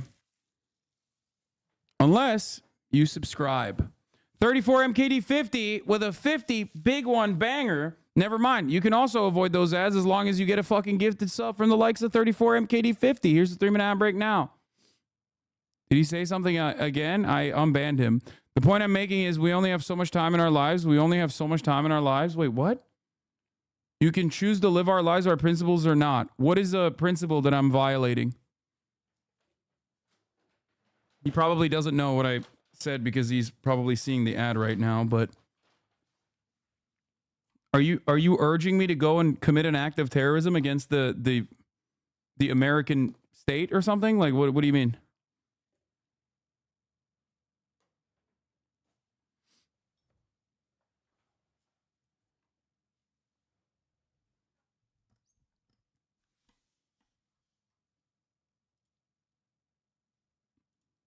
We can choose principles. Suppose we say one thing and do another. Okay, just fucking let it out, man. Come on, come on. Where is the hypocrisy in the way I exist? Jesus Christ. What is this like fucking... My man thinks he's like speaking in riddles. Like, just say it. Just say what you think is being... Say what you think is inconsistent with what I'm saying. Like, what I'm doing is inconsistent with what I'm saying. Come on, Jesus Christ. Like, what is this? What the fuck? Suppose we say one thing and do another. Like, what do you mean? Every time I give an opportunity, especially because I'm eating right now, that's why I'm like less serious, chat. So, you know, before you do this, that's why I'm, you know, taking a lighter tone here.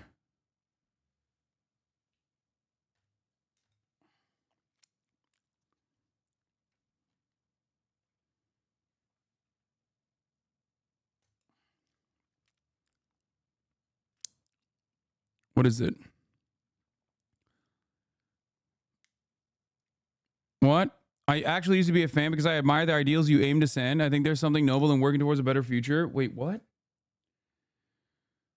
Oh my God, he's still not fucking saying what he... What is a violation of my principles that you have decided has made you not be a fan as an account following 10 minutes ago, 14 minutes ago?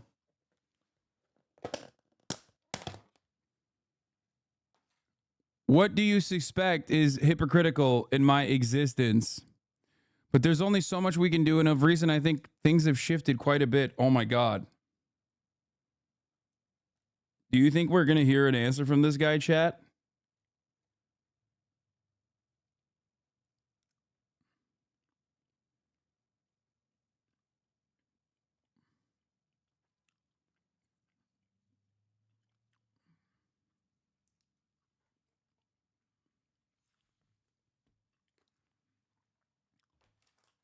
He sounds like... He does sound like ChatGPT. Like, a little bit.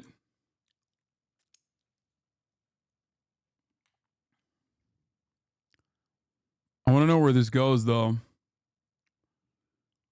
At least in what I've seen here. Okay.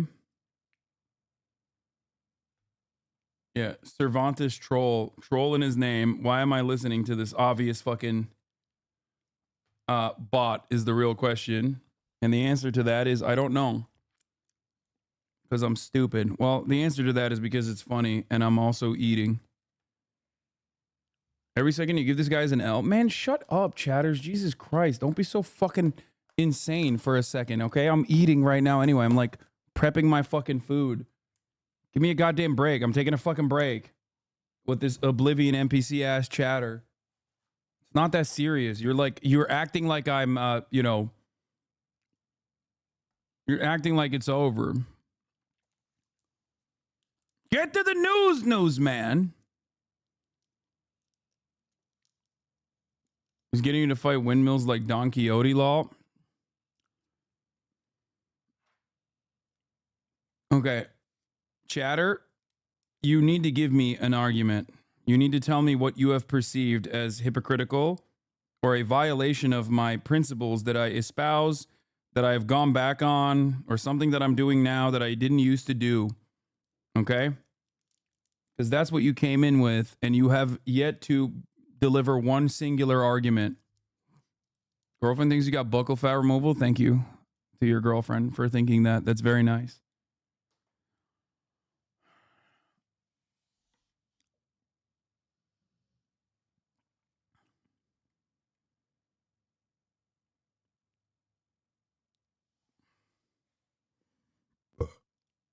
What is it? I guess my point is, it's somewhat ironic to critique politics from behind a screen.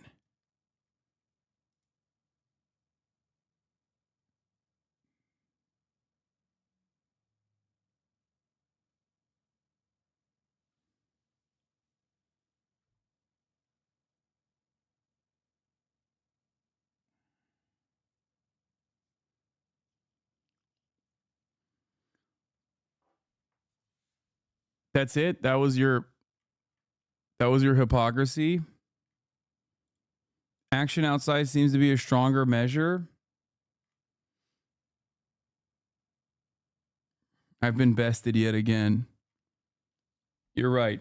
I should take up arms and defend Palestine by joining my brothers in the Al-Qassam brigades. Correct take, chatter.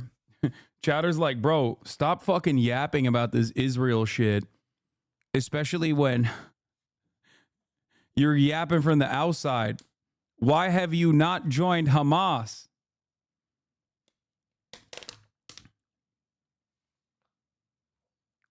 Don't worry. We raised millions for Hamas. Millions. So, you know.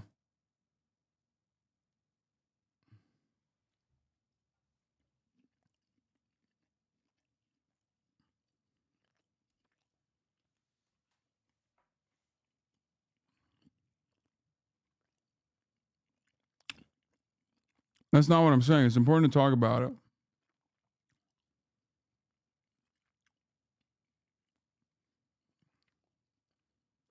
He started by insulting you and immediately became a wishy-washy philosopher when called out. I'm also really not appreciating the sarcasm. Bro, you have the sentience of a fucking sea cucumber. What do you mean you're not appreciating the sarcasm? Fuck you mean? You should value every second I spent trying to understand exactly how stupid you actually were when I knew that from the jump. I literally unbanned you. You said I was a literal fascist supporting autocrats. You dumb fuck. That was your starting position. Now you're like, oh, I can't believe you're being sarcastic. I've dignified you by responding to you. I've given you an opportunity to explain yourself. It took you 15 minutes to just arrive at the point that I'm ironic to criticize politics from behind a screen.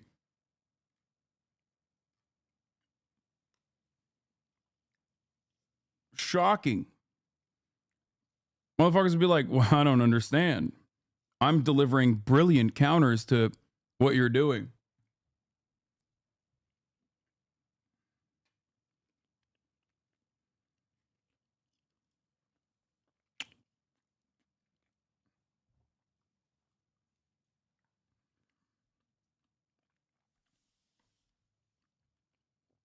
Anyway. Why do you always give people this time? I mean, this is funny. It's fine. It's not worth it. Okay, dude, shut the fuck up, dumbass. Jesus Christ. It's not worth it. And then why'd you say it? You said I'm a fucking authoritarian, autocratic fascist. A threat that emanates from the territory it occupies, from a territory that is kept under belligerent occupation. The right of... Anyway.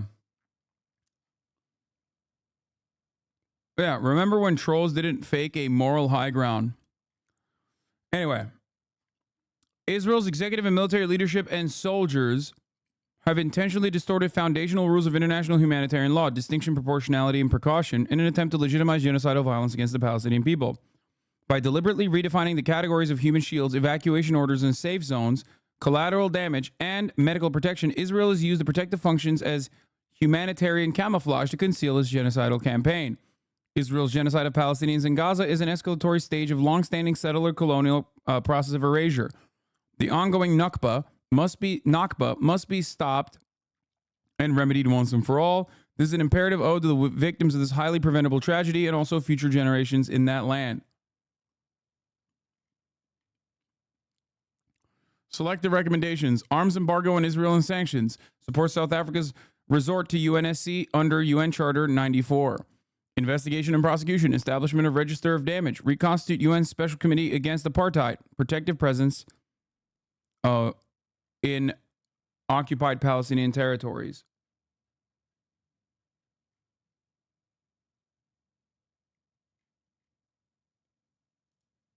Biden outflanked by the left. Behind the scenes. Morning Joe. Former Condoleezza Rice advisor and National Security Council spokesperson Elise Jordan erupts at President Biden's unwillingness to condition weapons to Israel. What the fuck? For a while. President Biden, frankly, this has been bubbling up from behind the scenes for a while. President Biden, frankly, is furious at Prime Minister Netanyahu. But yet still his administration has not conditioned weapons sales, conditioned aid. They haven't done it yet. Now, maybe this is the moment that comes. This also happens just, we think, a week or two perhaps before this Rafah offensive, which really could be a flashpoint. Okay, I'm so sick of hearing how upset President Biden is. The buck stops with him. If he wants to stop arms sales, if he wants to stop the bombs that are indiscriminately killing civilians, he can. He has the power. We don't need him going and his aides going to reporters and talking on background about how upset they are. What happened yesterday is still going to happen. When at Mika's conference, the head of the Palestinian Red Crescent spoke, and she was incredibly moving. This was in Abu Dhabi. And she spoke about the difficulty of aid getting in the country, period, from the north or south. And she described a process that was kind of like the TSA changing the rules every single day, going through airport security. Until those checkpoints are working and You don't understand. She's just jealous that Biden is doing more genocide than she could have. As a fucking war criminal who participated in her own many war crimes. aid is going through, we don't need to be giving any more arms sales or money. It needs to stop. It needs to be conditional. It's ridiculous that it's going on unchecked and unfettered, and we're sitting around and talking how upset we are while we hemorrhage billions of dollars. It's the worst of all worlds right now for the president. The criticism looks increasingly empty. It's 6 months. We're reaching the 6 month. That's crazy. That's insane, bro. Former Condoleezza Rice advisor, NSC spokesperson Elise Jordan. Like, this is a war criminal, dude. How upset we are while we hemorrhage billions of dollars. It's the worst. It's so funny seeing like people who I despise arriving at the position that I've been fucking screaming about. That last moron is literally a Zionist teacher. You found their fucking Quizlet? That last moron is literally a Zionist teacher? Oh my God. 2 claims to Palestine. My man needed flashcards. People that believe land was given to them in a covenant with God. Emhud, you are out of control, my man. Jesus Christ.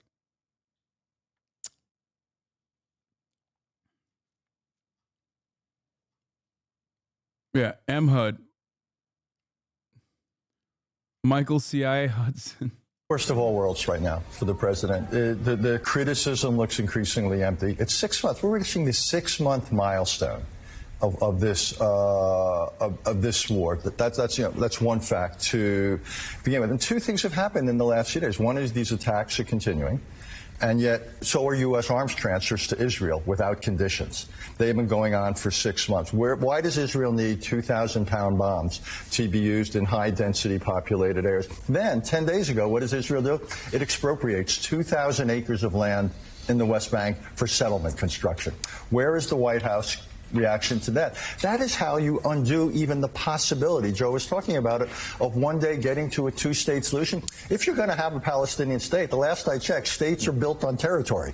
If the territory isn't there to build it on, you can talk about 2 states till the cows come home. You don't have it. Where's the administration reaction to that? So at some point, the words become empty, and the Biden administration is very close to having reached a point where their criticism of Israel is too much for the same people who criticize Chuck Schumer, but it's not nearly enough to affect the course of what is going on. That is the worst of all possible worlds. It looks weak and impotent. You were in the HW administration at the State Department. At the White House. At the White House. What would James Baker have done?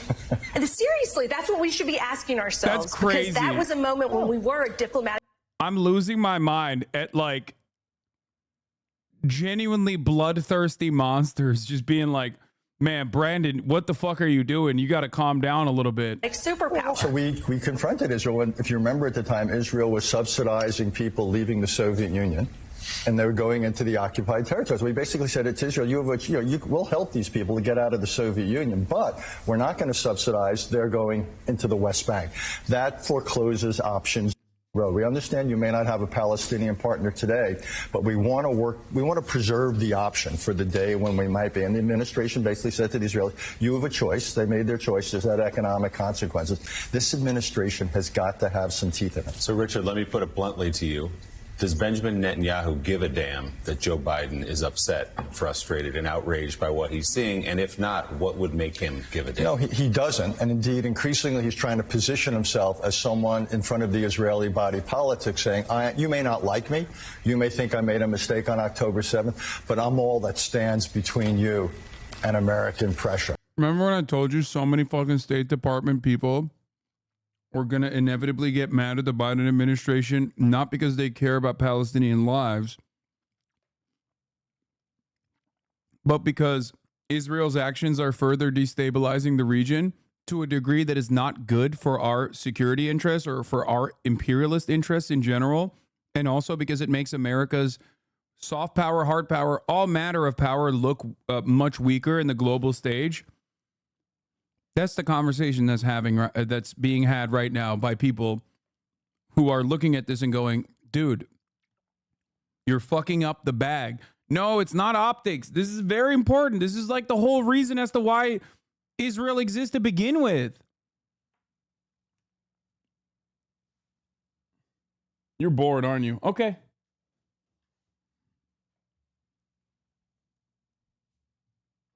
So he doesn't care. What would he care about? He would care about damaging the relationship with Israel's most important benefactor. And that would mean the United States, I'm sorry to say, I'm sorry it's come to this, Willie, that we have to basically have some sanctioning of what Israel did. Not just the stuff in the UN. It's got to be conditioning arms deliveries, and it's got to be, I would think, some trade sanctions, for example, against goods coming out of West Bank settlements. Why should they be able to come here, for example, without certain tariffs or other economic penalties? We've got to basically, we can't have a policy based on persuading Israel. We have to increasingly have an independent policy that reflects our interests and values. Coming up, our next guest.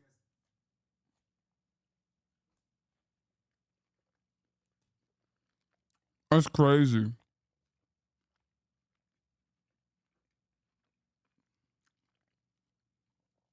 Think about how crazy that is.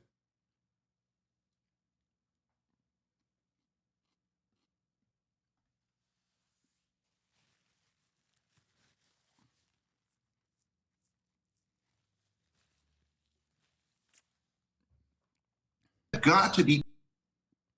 ADL's green black compared the keffiyeh to a swastika. Recall 3 students of Palestinians were shot. One of them is now paralyzed, and their crime, wearing the traditional Palestinian keffiyeh. Hate crimes start with dehumanization and the criminalization of an entire group of people. Concerned because these kids on these college campuses, guess where they're going? To your boardrooms. They're going to editorial boards. They're going to the assignment desk of news networks. People who say, death to the Zionists, I wish for that and worse. And if you wouldn't tolerate it, if someone's wearing a swastika on their arm, I'm sorry, you shouldn't tolerate it if they're wearing a keffiyeh. Yeah. All right. Calling death to anyone. All right. CEO of the Anti-Defamation League, Jonathan Greenblatt, thank you so much. And they're like, cut the feed. He's out of control.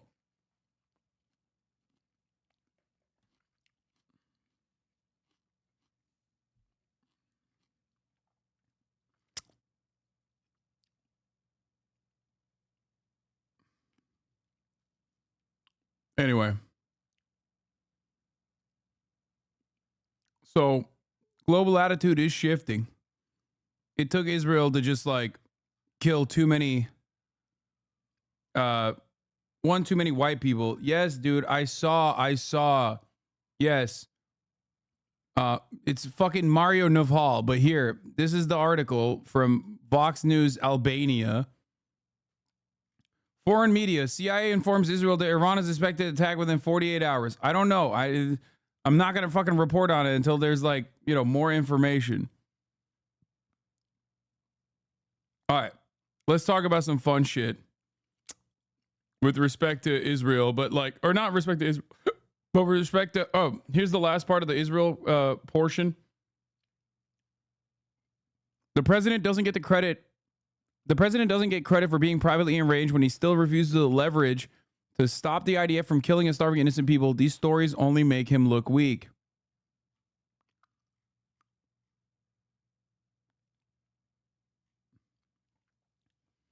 But liberal moms are still here, ready to defend the branding cause. And you all get no credit for being publicly performative. Time for the pod bros to grow all the way up, because the alternative is Jared Kushner developing the waterfront in Gaza, which if Biden was doing, I would defend. Please do not inquire further about my inconsistencies.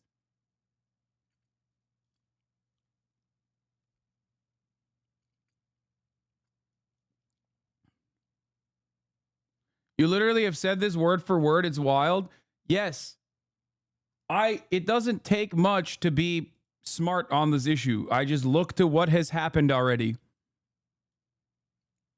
It's so funny seeing all of these like brilliant, astute, respected political commentators arriving at a fucking position that I've had for like 5 months now. I mean, I'm glad they're coming here. Okay. It's good. Now, let's listen to my favorite brilliant political observer, Stephen A. Smith. I don't think it was a very wise statement on her part. How did that work out for her in 2016? I think that's something that we have to recognize. Yes, she won the popular vote, but at the end of the day, she wasn't the president of the United States. It was him. You can look at her not campaigning in Wisconsin in the last days, not campaigning in Pennsylvania in the last days. You can look at some of the stuff that they were saying about her that sort of distracted things from where it should have been in terms of Comey and his report from the FBI. You can bring up a whole bunch of things, but at the end of the day, the last thing you need to do is to do anything that could agitate a potential voter in this particular election. What do you make about the actual argument that she's making? I mean, she's basically saying two old people, yes, but they're substantively different. I mean, Trump has 91 counts against him. Well, and listen, if you're nobody's brought that up more than me. For 4 indictments, 91 counts, impeached twice. I'm not voting for him. I've said that to a lot of people. I've said that to you. But at the end of the day, what I'm saying is that at some point in time, you got to take into account what the voters thinking about. The voters, a lot of them out there, tens of millions of them out there, by the way, don't care what he's going through right now. They don't care about his guilt or innocence, his perceived guilt or innocence. They don't care about the 91 counts. They're thinking about their lives. And a lot of times we see politicians taking the positions that they're taking, and while we can respect their candor and their honesty, they do seem a bit detached at times from what the voters are actually feeling and what the voters are actually thinking. Nobody wants to hear. I love that when he talks about this, he still has like sportscaster cadence. Like when he talks about Trump, he's like, it's like he's talking about stats. You know what I mean? He's shooting 95% from the 3-point line. Like, it's like 91 impeachment. 91 counts, 2 impeachments back to back. Hear that from Hillary Rodham Clinton at this particular moment in time, because especially if you're Joe Biden, what are you really, really worried about right now? You're worried about folks coming to the polls. You're worried about them showing up to the polls to vote for you. You're not worried even about them voting for Trump. You're worried about them not showing up to vote for you. That doesn't exactly encourage them to get up out of their seats and go to the polls.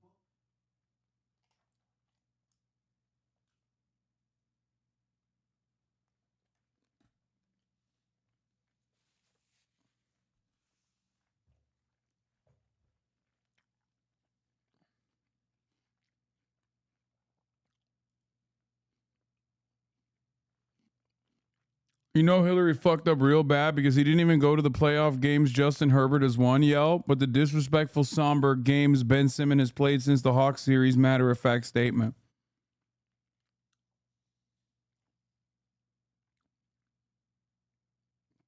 Why does it take Stephen A. Smith, of all people, to say this shit? I mean, I don't care. I don't care who says it, as long as it's right.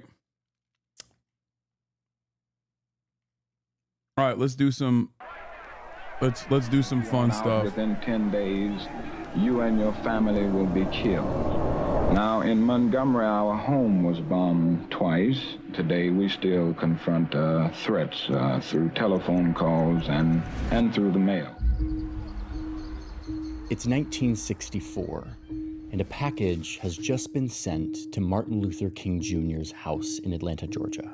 The package contains reels of tape, and on that tape, there's blackmail, as well as this one-page letter. The letter, "'Cause you are black and you are male." I'm sorry.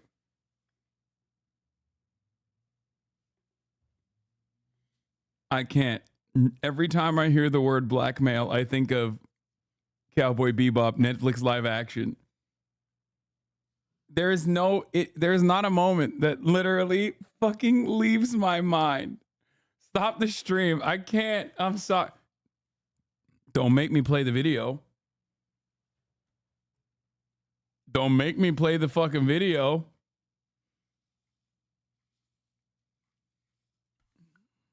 Okay, well, now you're forcing me to play the video.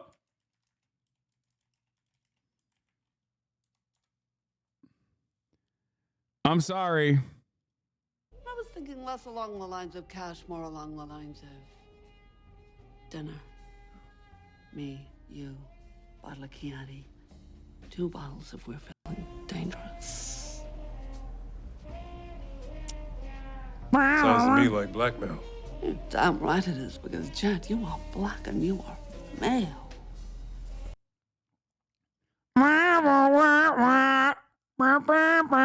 The trumpet in the background makes it so much better.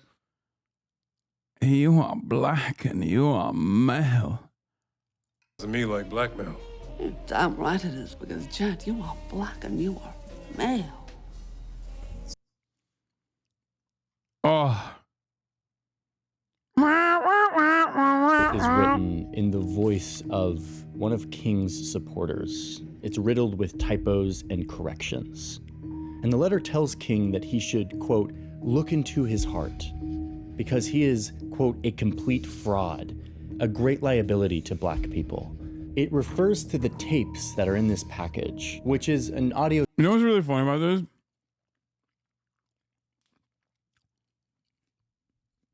This is the type the CIA used to fucking do with dudes on payroll. Now dumbass like debate lord fans do it for free to anyone that they ostensibly see as like a leftist. Doesn't that sound exactly like a fucking concerned chatter? Like literally the dude I just banned half an hour ago. It's like, hey man, I'm really concerned because I feel like you're bad for the left. I'm a leftist and I actually hate Hasan because he is actually terrible for the cause. Verbatim. Obviously, like my impact is nothing in comparison to MLK. I'm not comparing myself in that situation. I'm saying that like nowadays, the impact of the people that think are doing like important work for the left is softened. Okay. And also beyond that, the people doing the counter narratives are also fucking on Reddit doing it for free. Supercut of evidence showing King committing adulterous acts, sexual encounters with his girlfriends and mistresses. The letter calls him a, quote, dissolute, abnormal, moral imbecile, abnormal animal, a beast. What incredible evilness. Satan could not do more. The letter tells King that his end is approaching and that he has just one thing left to do. And he knows what it is. He has 34 days in which to do it. This letter, insinuating that Martin Luther King Jr. should end his own life, was not sent by a disenchanted follower, and it was not typical hate mail. This letter was sent by some of the most powerful men in the United States, the top leaders of the FBI. And of course, I received numerous threatening letters. You and your family will be killed. Dr. Martin Luther King Jr. was shot and killed tonight in Memphis, Tennessee.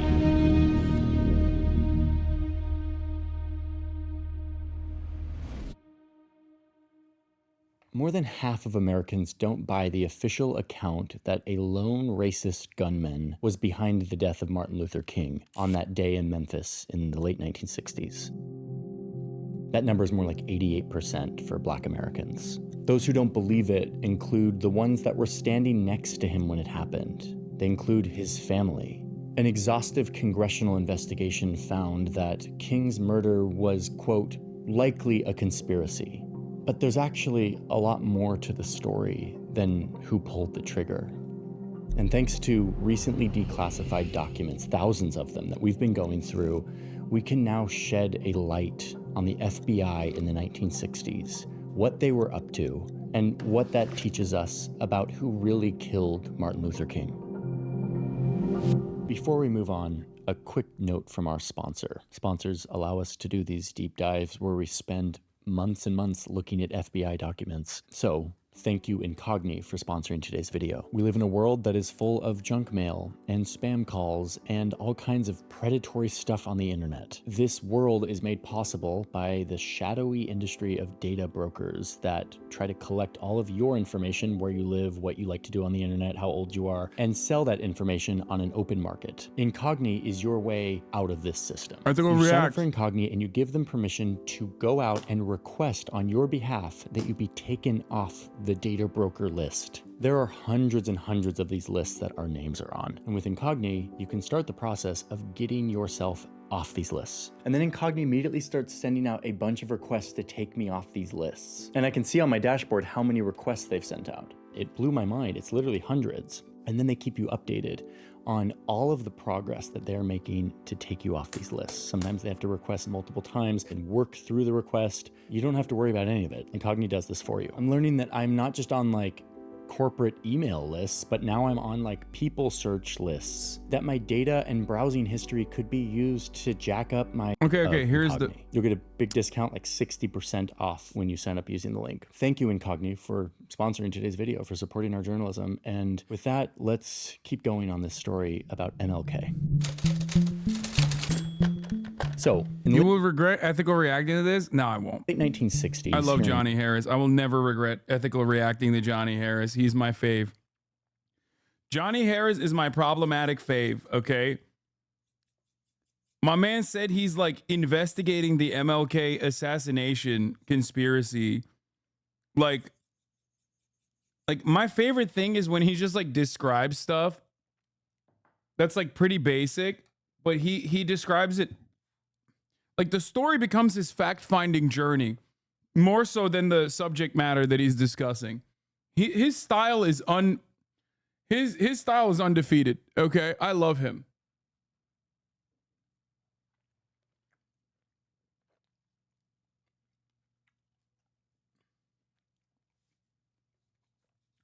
He'll be like, we did some investigation, and then it'll be him like opening up a dusty ass dictionary and finding the word conspiracy in the dictionary. And he's like, a conspiracy is when two parties get together to conspire to do a crime. It's fucking awesome. America, there was a secret war going on between these two men.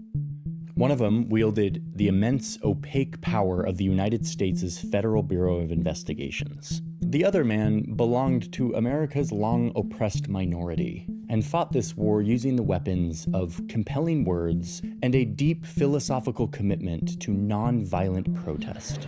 My feeling is that the vast majority of Negroes in the United States believe in nonviolence as a basic tactic for social change. Nonviolence. The nonviolence is really the only way that we can follow. That if every Negro in the United States turns against nonviolence, I'm going to stand up as a lone voice and say this is the wrong way.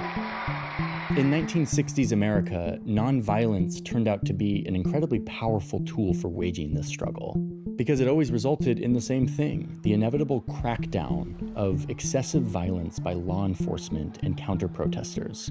And when that was then covered and shown to the general population, it was so starkly clear who was right and who was wrong in the situation. Oh my God. What the fuck is he saying? Dude, 66% of the public thought that MLK was a bad guy at the time of his assassination. Ain't nobody saw the nonviolent protest and the police brutality that came after it as like a one-sided, well, they did see it as a one-sided affair, just not in the way that Johnny Harris is claiming. This is the same liberal version of like whitewashing the civil rights movement. It's so funny.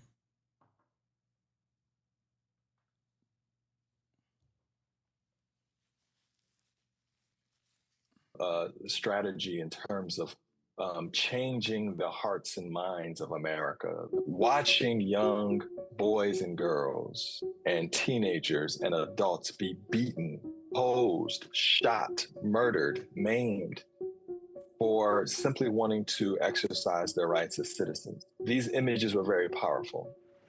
You've got to keep the white and the black separate.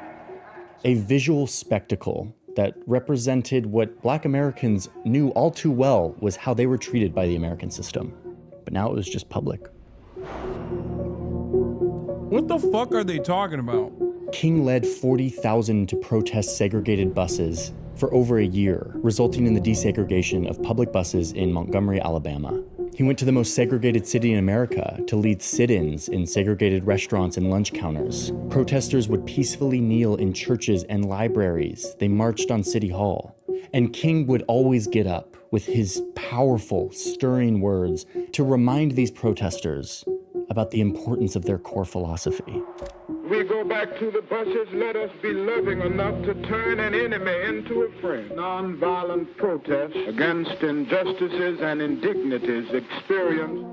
The idea that you were going to bludgeon your enemies or destroy your enemies into some form of solidarity where it wouldn't just be permanently armed camps, he thought was an illusion. Persistent illusion that we constantly make. That's one of the objections about militarism, that it's based on a fantasy. King and many of these protesters were arrested. From jail, King wrote a letter about why he was leading these demonstrations in Birmingham. August 1963 letter. Good thing there wasn't any other more radical activists at the time that had radically different approaches to the same subject matter that even this guy may have hypothetically worked with, MLK, I mean, you know. Like, it was just, it was MLK, and the only thing he said was just don't be violent. This is literally the liberal version of what conservatives do when they're like, MLK, famous for saying, I have a dream, don't yell at white people. This is the liberal version of that. It's just like, Republicans will always be like, yeah, remember when he said, I have a dream that white people and black people are equal, which means like, shut the fuck up about racism. That's what his dream was. This is the liberal version of that, which is like, yeah, MLK, famous for only saying, please don't do anything violent. Actually, being violent is just as bad as being the police.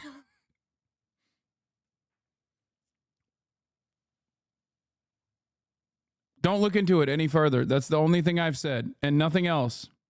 From Birmingham jail. We know through painful experience that freedom is never voluntarily given by the oppressor. It must be demanded by the oppressed. And that now was their time, for they had, quote, waited for more than 340 years for their God-given constitutional rights. This is the only way to change what was the status quo in America, where vicious mobs lynch your mothers and fathers, hate-filled policemen curse, kick. There's a much more important part in that letter. I hope he'll get to that. Like a much more important part of that letter. That's crazy. If he doesn't talk about how he has grown disillusioned with the white moderate, I'm going to lose my mind. That is the whole letter. The entire letter is about shitting on the white moderate who puts a timeline on another man's justice. Another man's yearning for freedom. Are you fucking kidding me? That's the whole point of the letter. Bro is clip chimping MLK. He's going to get to it. I know he's going to get to it. And brutalize and even kill your black brothers and sisters. And after trying many different ways of addressing this, nonviolent direct action would build creative tension in the society. It would dramatize these issues so that they could no longer be ignored. This was his strategy for change and equality for his people, and it was working. Lunch counters, restrooms.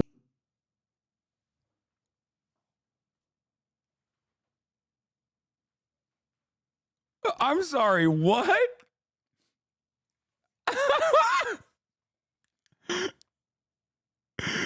Dude, what the fuck?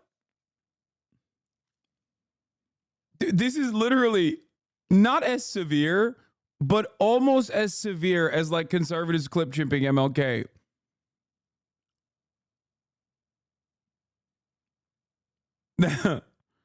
What the fuck?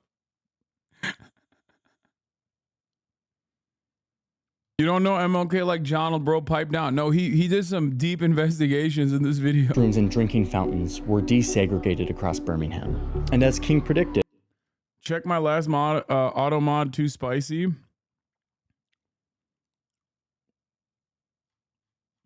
The price that America must pay for the continued oppression of the black man and other minority groups is the price of its own destruction.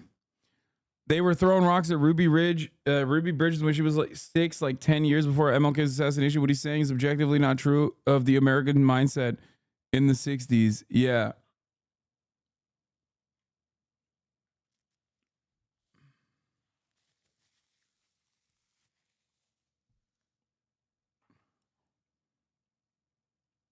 Johnny Harris has more Emmys than Better Call Saul. Why do you have to remind me of 2 grave mistakes committed by this institution?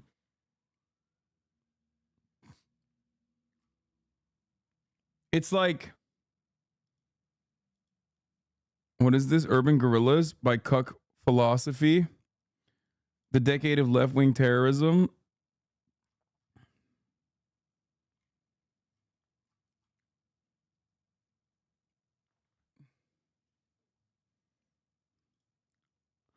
That's crazy, man. I can't believe people are... Yeah, MLK had a 66% disapproval rating at the time of his assassination, by the way, by the end of it. the spectacle of peaceful protesters being violently cracked down on spread across the country, elevating the movement to an unambiguous moral high ground that couldn't be put down by force and arrests and violence by law enforcement. Now and will continue to carry on our mass protest. What the fuck's he talking about? Unambiguous moral high ground? Dude, nobody thought that at the time. What the fuck's he saying?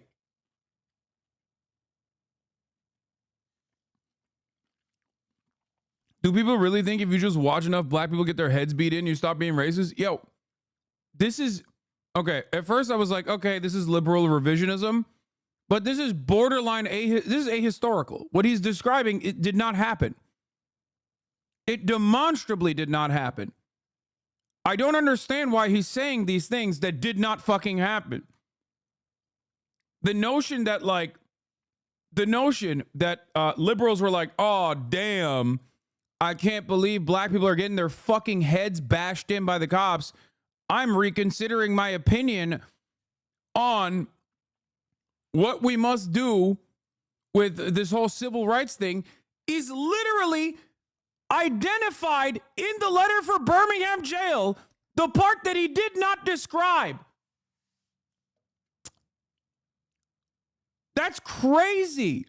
Like, the part of the letter that he clip-chimped out is the part where MLK is clearly talking about the white moderate, unironically looking at bashed in black protesters engaging in an act of civil disobedience and going, is the right time? Is this the right time right now?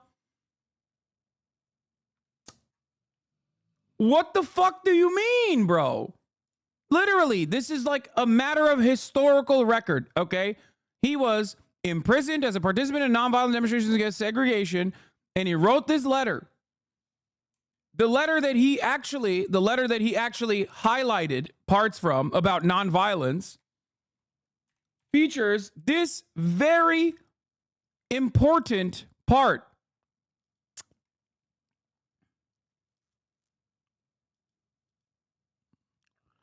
I must make two honest confessions to you, my Christian and Jewish brothers.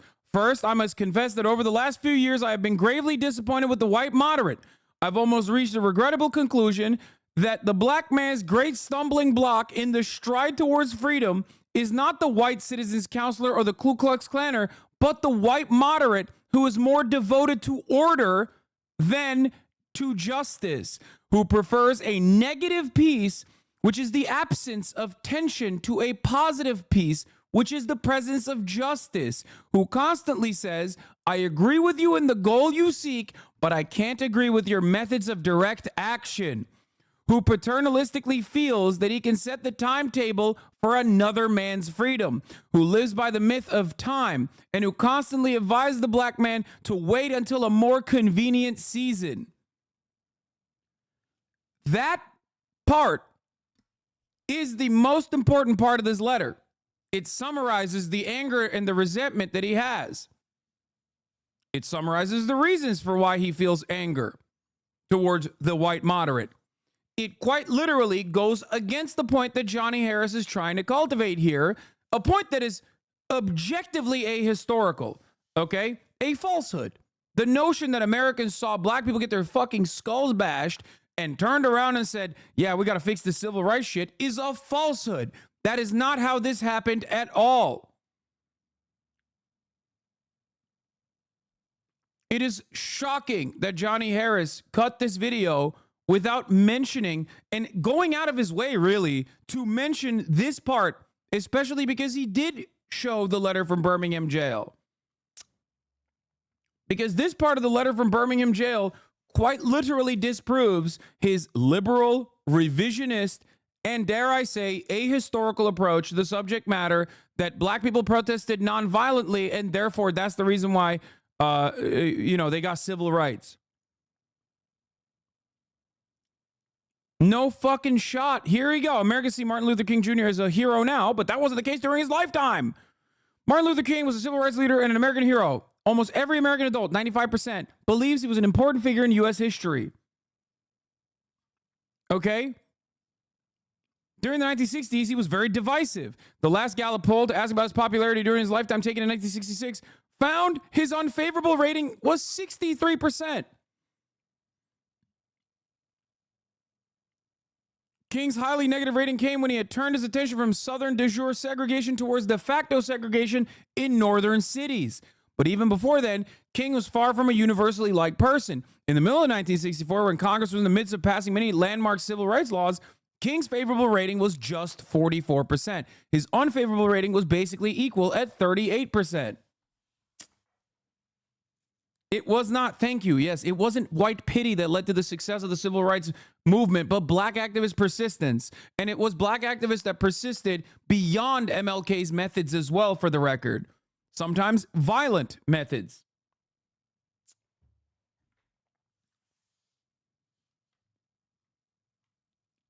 God damn, that's such a silly fucking video to make. This is such, 9 minutes of fucking gobbledygook, okay? 9 minutes of just made up fart sounds, basically. What the fuck? It's objectively teaching people a falsehood. That's what frustrates me, okay? Because this is objectively wrong. What he's describing isn't just oh, I'm taking the parts of MLK that I care about. This is unironically ahistorical. You are educating your audience on falsehoods. Yes, I still love him, okay? Johnny Harris is still my problematic fave. I don't care. Shut up. But Martin Luther King was challenging. Yeah, by the way, the real reason for his unpopularity wasn't because of the de facto segregation or de jure segregation. It was actually the opposition of the Vietnam War, for the record. This chatter is also correct. That played a massive role. That played a massive, massive role.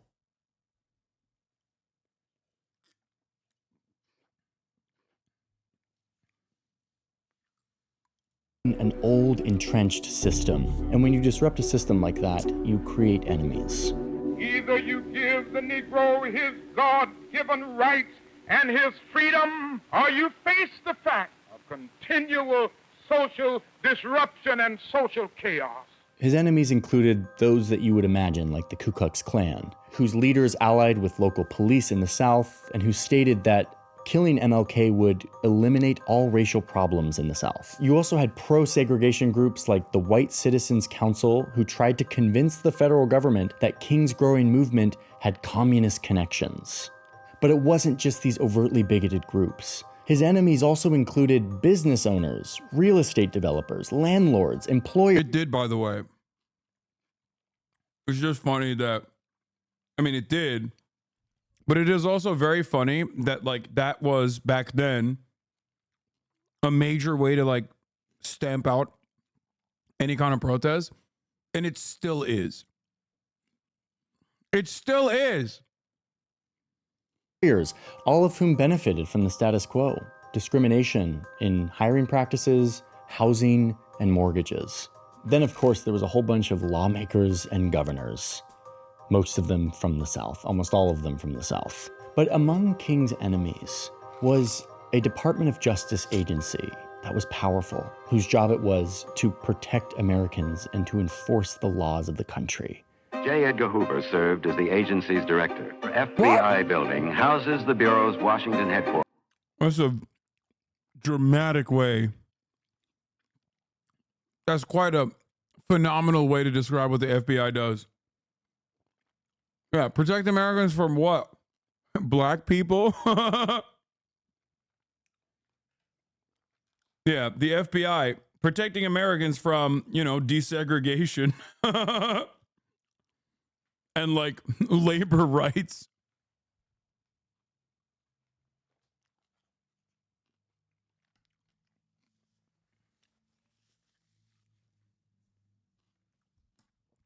That's crazy. This is a crazy fucking video, man. Actually.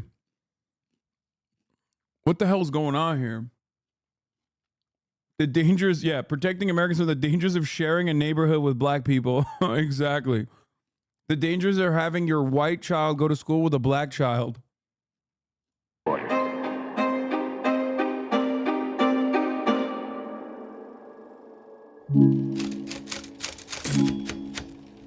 So remember, it's the 1960s, it's the Cold War. There's an obsession with finding communist sympathizers, anyone who is sympathetic to our big enemy, the Soviet Union.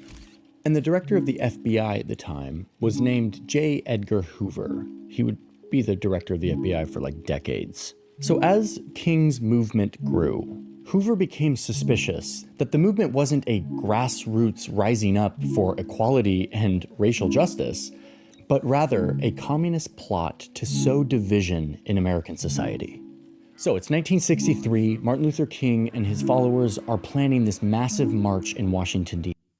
Yeah, if J. Edgar Hoover wasn't simply mistaken, you know, if he knew that it was just about racial equality, I'm sure he wouldn't have come after Martin Luther King like that.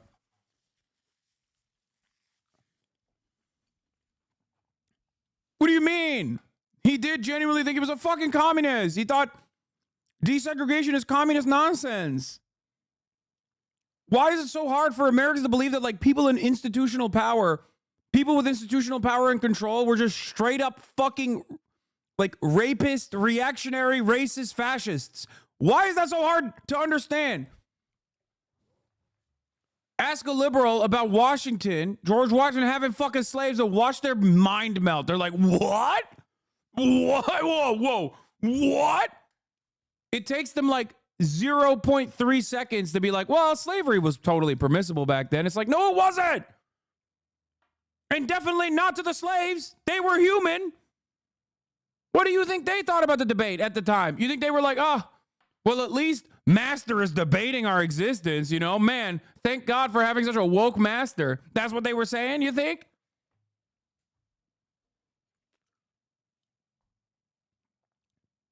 It's like so funny that this is the attitude. It's like, just say it, dude. J. Edgar Hoover was a closeted gay man, or maybe trans, I don't know, but he was definitely a closeted queer man who was also simultaneously a massive racist.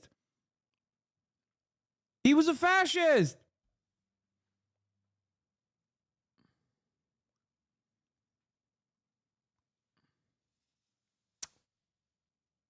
D.C. And Hoover tasks his head of domestic intelligence, William Sullivan, to go out and investigate how much influence the Communist Party has over this movement. And This is the funny thing. What he doesn't understand is that, one, they did legitimately think that it was communist infiltrated. Okay. And two, it was competing interests at that point. What do Americans hate more? What do Americans in a position of power hate more? Communism or black people? It was basically like competing. So why not both? Let's just say both. That's what it was. The whole goal was to just disparage the movement by being like, yeah. No, it's actually communists that want black people to have equality.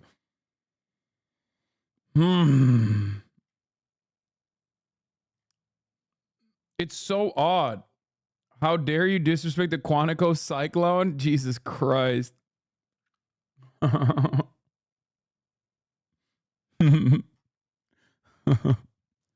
Quantico cyclone. What'd that tongue do, J. Edgar? Just writing prose to MLK. Anyway, Jesus Christ. Yeah, move over, Duluth Dyson. J. Edgar's here to serve you the top of the hour ad break.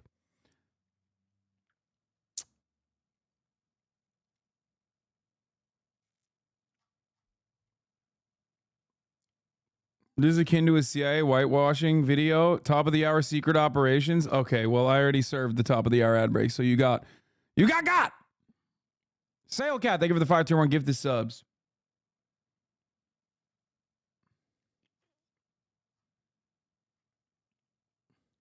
Also, I just want to point out that there's nothing wrong with communist infiltration. Many of our beloved figures that have also been whitewashed, revolutionary black liberation movement leaders, were all out and about communists. You never hear about it, though. Martin Luther King was a fucking socialist. You never hear about that, though, either. So, like, technically, they're not wrong when they're like, these guys are infiltrated by the commies. Yeah, they were. 5 days before the March on Washington, Sullivan delivers this report.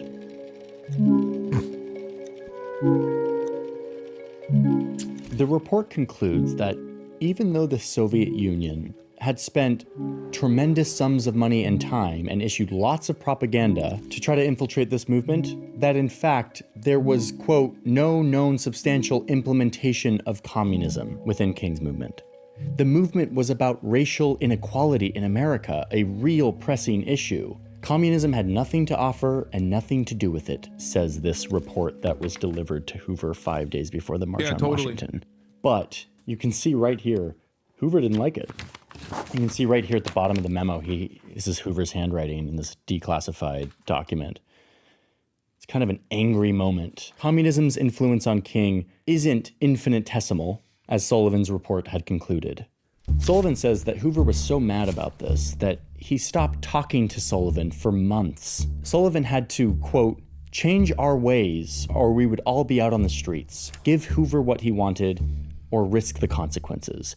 And what Hoover wanted was King to be tied to communism so that he would have an excuse. Like, for the record, just so people understand, there were ideological socialists, Marxists, open communists in every aspect of the civil rights movement.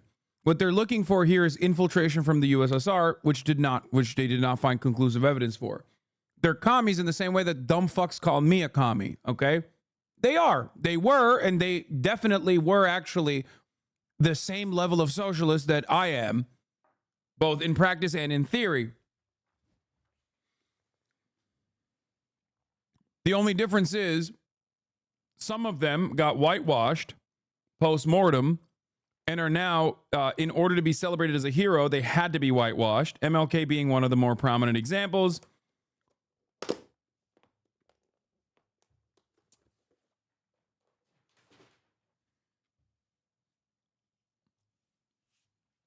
But that doesn't change the reality that, like, they were still foundationally invested ideologically in socialism. Used to spy on him. 99% of people, unfortunately, they don't go to their boss and say, you are a horrible affront to human decency. I will quit this job rather than carry out your directive. They go and they do their job. They say, oh yeah, you were right, boss. And soon, the FBI would give him exactly what he wanted. They called it the March on Washington for Jobs and Freedom. In the lead, Martin Luther King. Today, many of these people are receiving millions of dollars in federal subsidies not to farm, and they are the very people telling the black man that he ought to lift himself by his own bootstraps. Determination that the American society shall have no rest until it is. Why do the black academics that he has on this video saying that like the FBI guy was just following orders? What is happening here?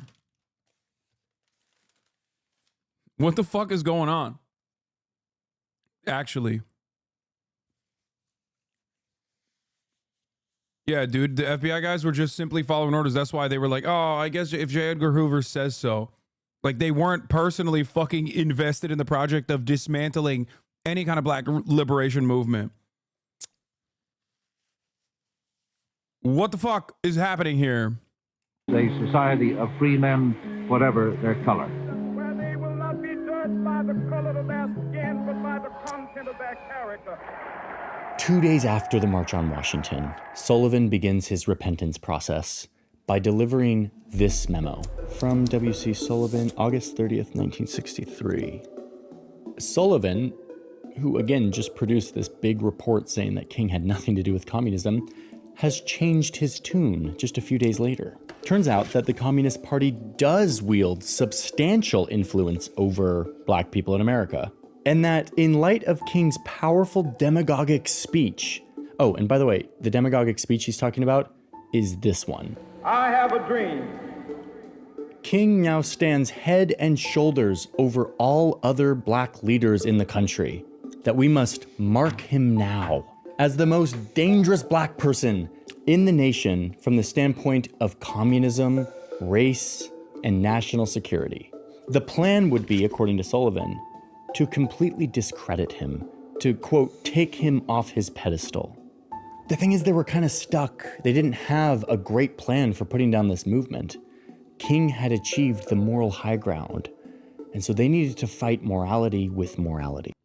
This is so funny. Dude, what the fuck? There's like 100 different things that both the FBI and the CIA were engaging in, like COINTELPRO and numerous other infiltration operations. Like, what is happening? No, man. They tried every avenue, including being like, he's a communist. Except the difference is that, like, the difference, of course, is that, like, I think Johnny agrees with the scourge of communism. So he's not saying that it was like, he's just saying like, oh, no, don't worry. Like, MLK wasn't a communist. Don't worry, guys. He wasn't a gross communist. Yeah, J. Edgar Hoover was based on that front.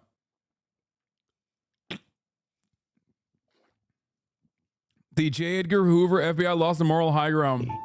They could undermine him and his moral philosophy. Then just maybe they could stop his movement, so that the African American community would be, quote, left without a national leader to steer them in the proper direction. So Hoover and his agents cook up some thin evidence that ties. No, man. No.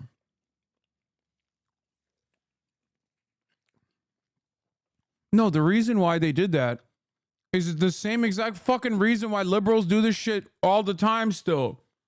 He's a hypocrite. They did this to Bernie. People who have a genuine distaste for any kind of radical change, any kind of progress that will truly uplift the material conditions of many, will do anything and everything they can to tarnish the reputation of the person who's advocating for it. Because they hate that he's advocating for those things, because he's going to wake up other people. And if enough people wake up, they're going to demand change themselves. Now, you might either hate the notion of change, or you might genuinely despise what happens when this change occurs because you don't want to live around black people or whatever the fuck, right? But ultimately, that is what happens. They're just doing what they haven't ever stopped doing, really. The whole principle behind him being called a communist was also this. It's literally about trying to destroy the reputation of a person by hitting every fucking avenue they can. They're like, oh, you're a hypocrite. Oh, you're seen as a morally, you're seen as like a moral being. Well, guess what? We're saying that you fucked people. Like, we're saying that you had sex. Yeah. You're a hypocrite, by the way. Reverent, and wants to advocate as a reverend for social change, except he's fucked. Martin Luther King to communism, and they get approval from the Attorney General to spy on King. But what they don't tell the Attorney General is that they're not actually looking for communism. There is no communism here, and they know that. What they're looking for is whatever they can get to take him off his pedestal.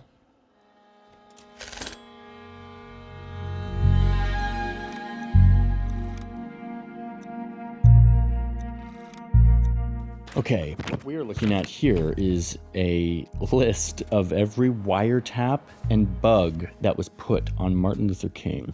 Side note, whenever I see these big blocks of... Yeah, bro, FBI was hate watching MLK, okay? They were pocket watching, they were hate watching my man, they couldn't find anything, so they were like, hey man, you fucked. Please kill yourself. Redacted text. I just have to know, like, what could have been so juicy that they had to black it out? Like, we're already looking at, like, the sins of the FBI, and there was something even more secret that we just will never see. Too bad. We're looking at wiretaps, which is basically the ability to listen in on phone conversations at a variety of locations. There's his home in Georgia, and then there's a couple hotels in California. There's a home in New York City, and then there's a bunch of microphones.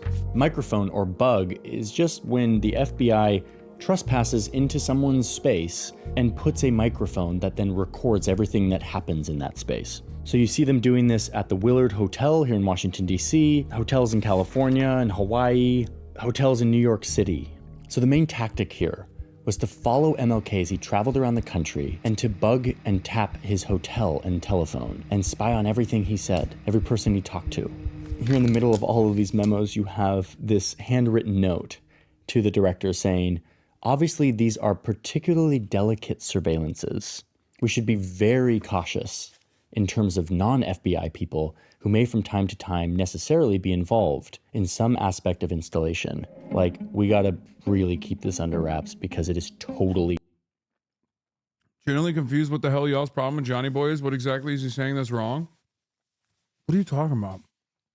Were you not here for the past, like, half an hour?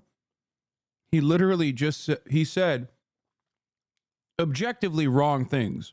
Like, I'm not even talking about like liberalism, law, whatever. Like, he said objectively wrong things. Like, people actually decided that black people had the moral high ground during the civil rights movement. Like, that's not correct at all. That is ahistorical. At the time of his death, he had a 66% disapproval rating. It's just a complete falsehood.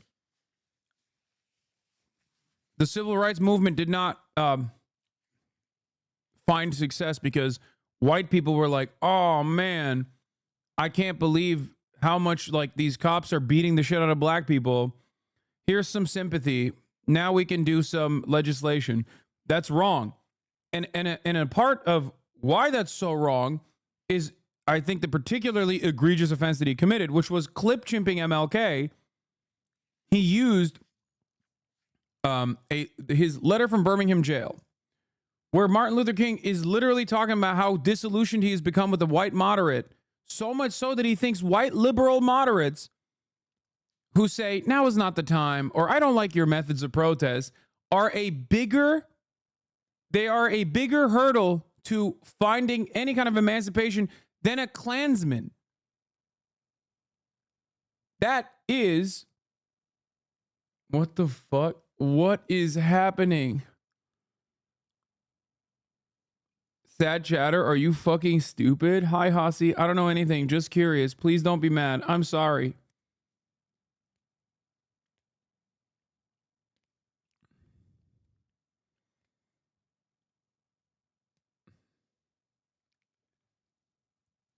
You guys post revisionist nonsense like this. You guys post revisionist nonsense like this, and then you're shocked that people are, people are always like, Hasan, you're yelling at people all the time. Okay? This is pure revisionism. No chatter is like, please don't be mad. I'm sorry. They don't look like a cute rat. Just curious chatters are actual rats without the fucking cute bow. Not okay what we're doing. In short, what they created was, quote, the most complete surveillance imaginable.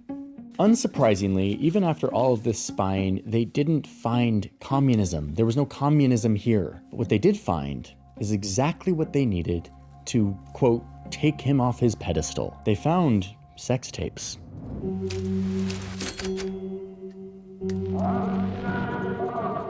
These FBI documents that were declassified a few years ago contain the summaries of what the FBI agents say that they heard on these tapes. We don't have the actual tapes yet. And they paint a picture of Dr. King as a womanizer with girlfriends and prostitutes in Las Vegas, New York, Washington, D.C. These memos say that King would get excessively drunk and sleep with women while using, quote, the vilest language imaginable, excessive consumption of alcohol, which served only as a backdrop. My fucking goat. Drop to the acts of degeneracy and depravity, many of which committed in a communal atmosphere. I mean, it's a lot of graphic descriptions, some of which don't shine a good light on Dr. King. Running naked, drunk, white prostitutes up and down the hall. Yeah, my king, dude. What do you mean? Oh my God. Oh, he's a milkman. Like, shut the fuck up. That's the king, okay? Respect. He was laying down the fucking law, dude, okay? He's putting the fucking hammer down. Don't even come at him. You come at the king, you best not miss. Yeah. Yeah, he did. He had a fucking dream, and he was fulfilling it. How about that? Halls of a hotel in Las Vegas. They saw his alleged infidelity as exactly the kind of deviance that would allow them to stigmatize the broader Black community, to undermine King's leadership, put his life in turmoil, make him unable to do this job, and to diminish his standing among the broader public. This surveillance, which again was supposed to be about communism connections, was used to gather a whole swath of ammunition for this war, where Hoover and Sullivan were trying to knock King off of his moral pedestal, to undermine the morality that made King's movement so powerful and unstoppable. It's so funny. It's just like irrelevant nonsense. Oh, you're making a valid point about segregation? Well, guess what? We think you've had sex with white prostitutes. Please kill yourself. It's like, bro, that is not the point here. Also, technically, he wants to fucking eviscerate miscegenation. I mean, not eviscerate miscegenation, sorry. Eviscerate anti-miscegenation laws. So, like, he's literally putting into practice what he is advocating for. Fuck you mean?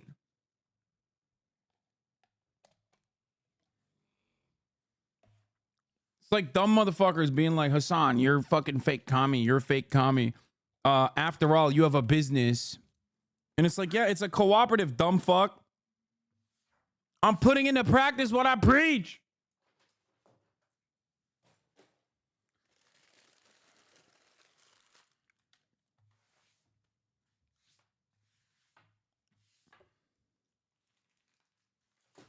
Yeah, Hasan, you went to a legal brothel at the age of 19. Yeah, I did. I'm an advocate for sex work. But wait, really quick, we can't really move on before we talk about how to think about this evidence. And we struggle with this a lot. We talk to... All I'm saying is, have you seen Sydney Sweeney? Have you seen Sydney Sweeney? There it is. That's it. That's it. It's like, It's like crazy. What do you mean? Like, let's say there's a Sydney Sweeney type situation, whatever the Sydney Sweeney is of like the 60s. Like, what are you going to do? Be like, oh, I'm sorry. No sex for me, please. No, that's not happening.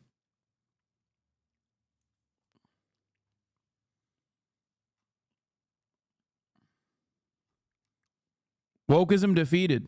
A lot of different people with different views on how they interpret this. And here's my take. Okay, these documents. Yeah. Sorry, no pussy for me, please. I'm a socialist. Go fuck out of here. In most stories that I do would be rock solid. This is FBI. I think I remember saying Cutie said that she doesn't own a part of Fear End. Is that true? No, that is objectively not true. How come Austin and Cutie don't own it? Did they not want to? No, they do. What the fuck are you talking about?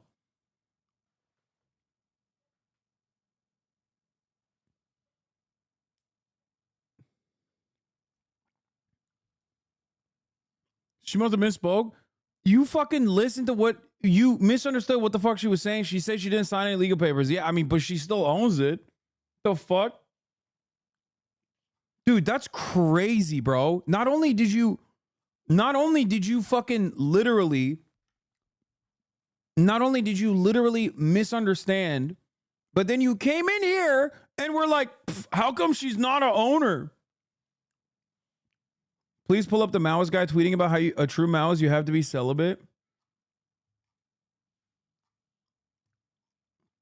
AI intelligence declassified. Bro, this is what I mean. This is what I mean. This is what I mean. This is what I mean. This is what I mean. It's like, I don't even need, there's no need for the FBI, okay? There's not even need for haters, really. I have my own fucking parasocial random chatters that are like 20-month subscribers that are like, guess what, dude? Don't know about that. Yeah, look, your community is your biggest shooters, low key, 100%. Yeah, we got the Federal Bureau of Incels in here, dude.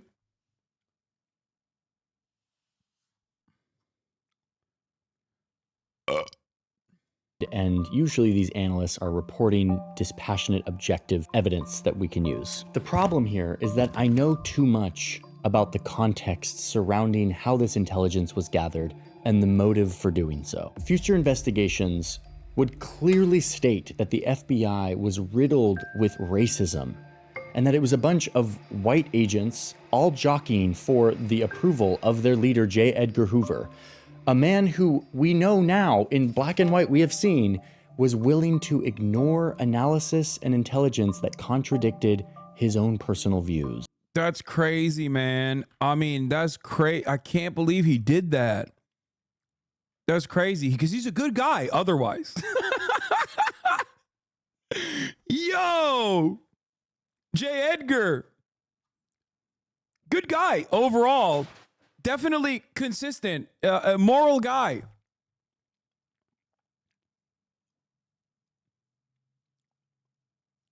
What do you mean, man? He's not a good person. He's a racist. It is known that he is a racist. This is not contradictory to his own personal opinion. He was like, I'm a racist. I think this MLK guy is uppity and I want to make sure he kills himself because I'm scared of desegregation. That's it. That's literally the whole point behind the FBI's activities at the time. It's not just J. Edgar Hoover. It's an entire institution designed around this principle. What the fuck? It is literally the most consistent position for the FBI. The whole like, well, is he a communist? Is he not a communist? All seasoning, okay? Also, it comes with this like weird secondary proposition from Johnny Boy that like if he was really a communist, like if he was like collaborating with like outspoken communists, that somehow it would be fine that J. Edgar Hoover was like trying to find blackmail. Like, oh, we phone tapped him and we found out that he is actually fucking, I don't know, reading the Communist Manifesto or something to his Snow Bunny lovers. So it's fine. It's fair. The investigation was fair and balanced. Like what? Who gives a fuck?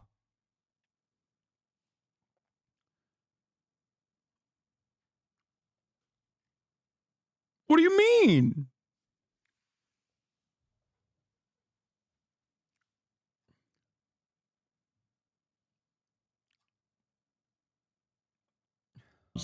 and he was willing to drag the entire bureau along with his theories. Disagree. That is the whole point. What? What? What are you saying? Bro, does Johnny Harris do investigations about like the FBI one essay at a time? Like, does he not know what the FBI has done before, after, during the same time frame? What the fuck is he doing? He just said J. Edgar Hoover was the bad apple in the FBI, dragging the rest of the FBI along on this thing where they were like, yeah, dude, this is literally, this would be akin to being like, Adolf Hitler was the bad apple. Okay, they investigated whether the Jews were actually involved with communism, found out that some Jews were actually, as a matter of fact, trade unionists and communists themselves, you know, and, you got to put those guys in concentration camps, obviously. But Adolf Hitler then took it one step further. Okay, there were capitalist Jews that he also locked up in concentration camps, and then he dragged the rest of the National Socialist Party along, even though the National Socialist Party simply just wanted to make Germany great. What do you mean? What the fuck? It's all bad, okay? The entire fundamental plank of this institution is bad. What the fuck do you mean J. Edgar Hoover dragged the rest of the FBI along? Like, they were all like super woke at the time. They were all, the FBI was like, sir, Mr. Hoover, sir, we got to tell you, like, this whole attacking MLK stuff is really bad. Why? Well, I watched on TV cops beating the shit out of peaceful protesters, and I grew a conscience, and I decided maybe the segregation stuff isn't fucking sick, you know? Sir, please don't. Sir, please don't make us do this. Is that what happened in the FBI, according to this assessment of history? Was there anything else going on with the FBI except for this?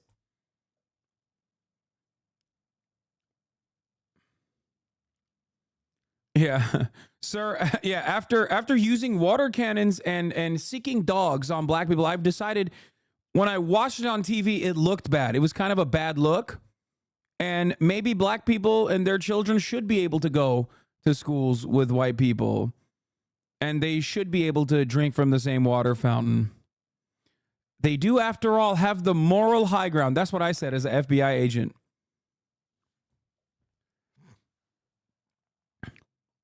Once again, a liberal is seemingly focusing on perceived hypocrisy as the greater evil more than being racist as fuck. Yeah. Agreeing with him meant being out on the streets. The agency would produce what he wanted to hear, or there would be consequences. So when I read these reports from agents who go out with the mandate to collect evidence that will knock Martin Luther King off of his pedestal, I have kind of a hard time trusting. Bro, this dude literally is like, well, I read through the documents, okay, at the International Criminal Court. And a lot of these guys, these prison guards, they're just prison guards. They think that they are jailing bad people, right? And they were saying that they are just following orders. So should they be executed? It says it right here. They're just following orders.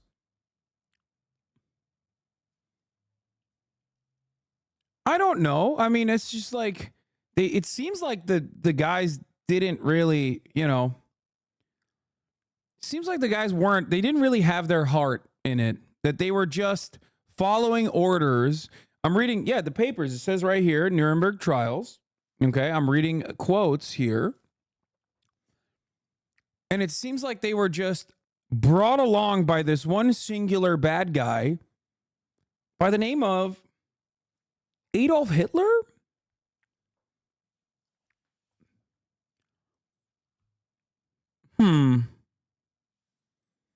There's some interdepartment drama going on. CIA guys talking mad shit about FBI. Not really. He's not even. If he was a real CIA guy, this is how you know he's not CIA.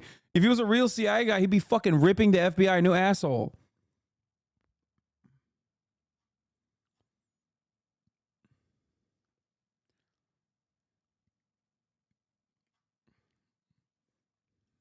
how they interpret it, especially when I'm not looking at the primary source. I'm looking at agents' interpretation of audio recordings. These aren't transcripts. These are summaries. They're not visual. They're audio. And to me, they're tainted. Dude, that's crazy. He's like, bro, I need to see his stroke game myself. In order to make a correct assessment, I need to see the tapes. Investigate the tapes. I need to know the MLK stroke game. Tainted with racist bias. We need the video. We need the video proof, okay?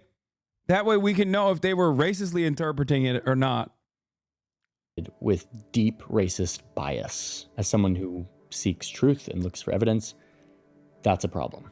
Now, in 2027, all of the tapes will be released. And at that point, we will have the opportunity to listen to those tapes and assess whether or not they change in any way our legacy and our view of Martin Luther King as an individual. But for now... Bro, what difference does it make if he is laying absolute pipe or not? What the fuck? What do you mean? Why would that change your view in any way?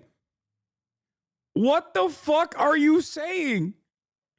Like, it is entirely irrelevant. He wasn't like, I have a dream that I can lay pipe, or sorry, he didn't say, I have a dream that I cannot have sex with anybody, okay? No sex for me, please. That's not what he said. That wasn't his dream. Who gives a fuck?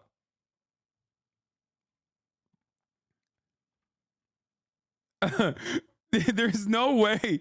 He's like, yeah, maybe we'll see that he was cheating on his wife. And this will tarnish our view of him.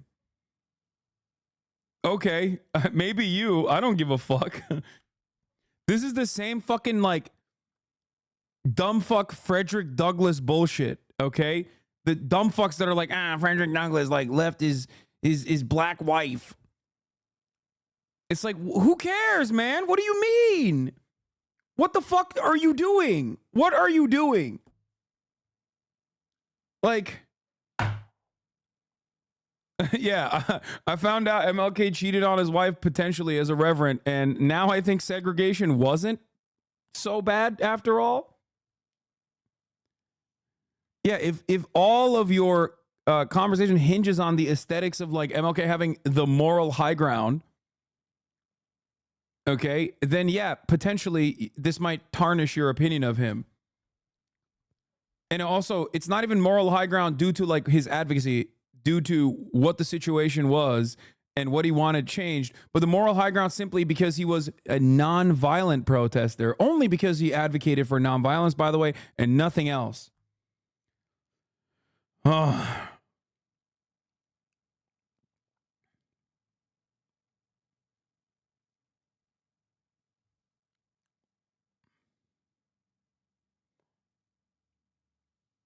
You don't understand. MLK has his word, and he would forever give up sex for desegregation. This would change everything. Yeah. A TikToker came up to MLK at the time and said to him, desegregation or desegregation or having sex all the time. And he said, desegregation, of course. I have a dream. And then now he's going back on that word, it seems like. He didn't have the both answer. Yeah, he doubled it and gave it to the next person.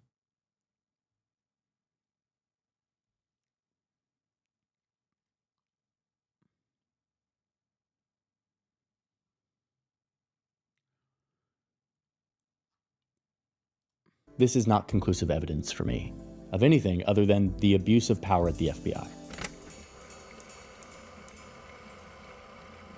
What's wrong with nonviolent protest though? Did I say there was something wrong with it? What the fuck? That's what your assessment is out of everything I have said. You just chose the one thing I haven't said. Like, what's going on here?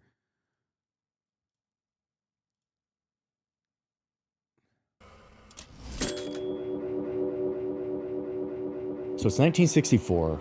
The FBI has been spying on King's every move. They have all these reports of his adulterous behavior. And this is when Hoover's nightmare comes true. Martin Luther King Jr. is selected to receive the Nobel Peace Prize, the ultimate moral high ground. Hoover writes a letter to Sullivan saying now is the time to act. The ultimate moral high ground. I'm losing my fucking mind, bro. Oh my God. This whole, the moral high ground thing is killing me, dude. It's actually killing me.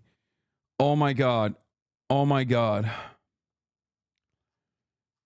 Oh my God. Oh my God. This is just so childish. Like, we already described that for, like, Johnny Harris is looking at the 60s with today's glasses.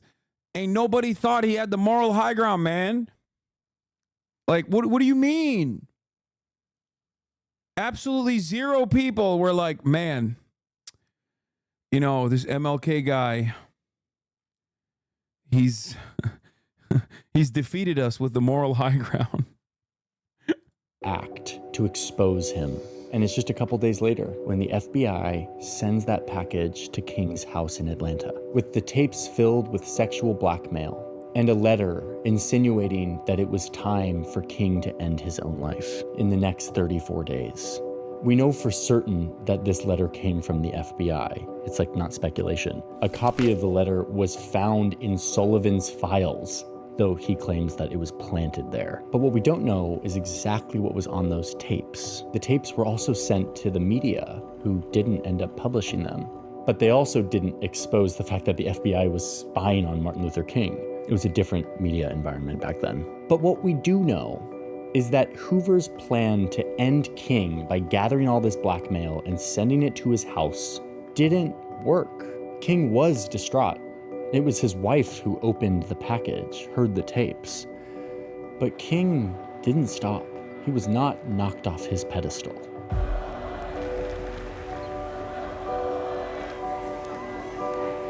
King continues to Oslo. He receives his prize. Suddenly, he's Person of the Year on the front of magazines, and he continues to lead a variety of social justice causes. His list. It's so funny that, like, almost all of this could not shake the unflinching, unyielding white supremacist feelings that many people held on to. Okay?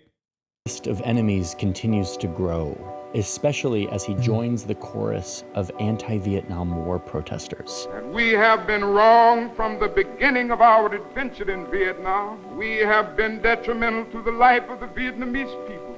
There is something about a war like this that makes people insensitive. It dulls the conscience. It strengthens the forces of reaction, and it brings into being bitterness and hatred and violence. His movement expands into representing poor and underserved people of all races. He plans to lead another march on Washington, this one bigger than the last.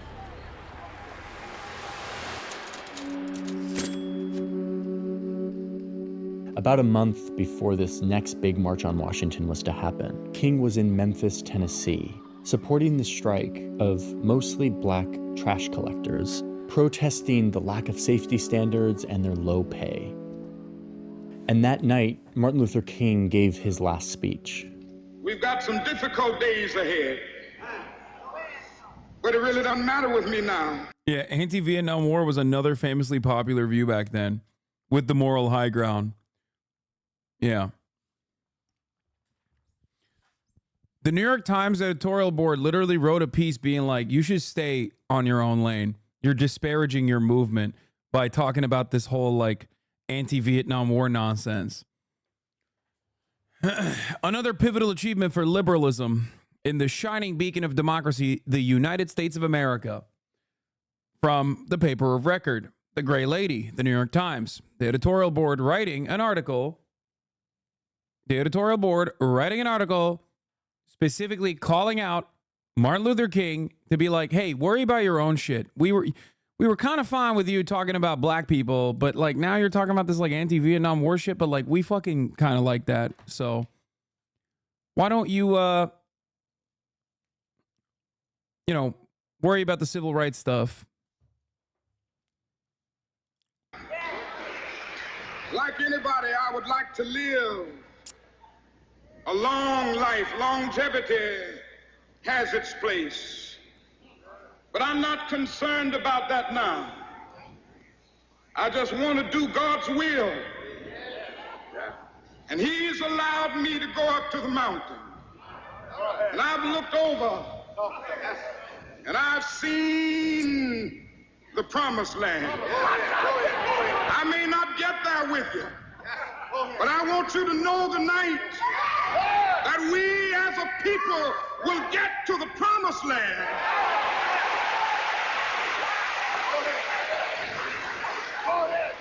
So I'm happy tonight. I'm not worried about anything. I'm not fearing any man. Mine eyes have seen the glory of the coming of the Lord.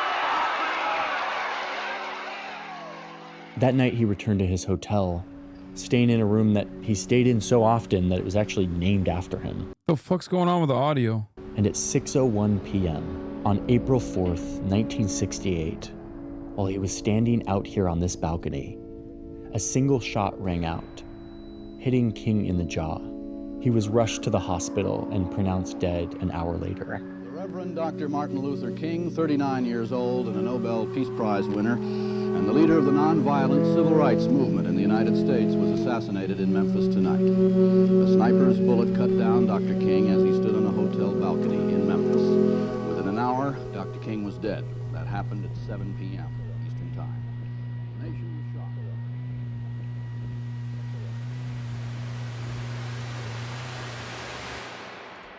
By the way, MLK's assassination conspiracy explained 26 minutes, and we have only now talked about the assassination. He didn't explain shit.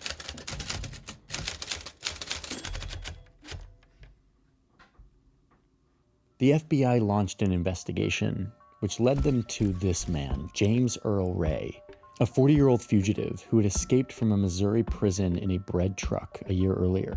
Ray had rented a room across the street from King's Motel earlier that day. Ray allegedly aimed and shot his rifle from this bathroom window. Shortly after the shooting, Ray fled to Canada, then England, then Portugal, and back to England.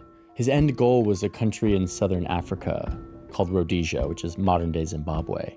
But he was apprehended at the airport in England and sent back to the United States, where he was arrested.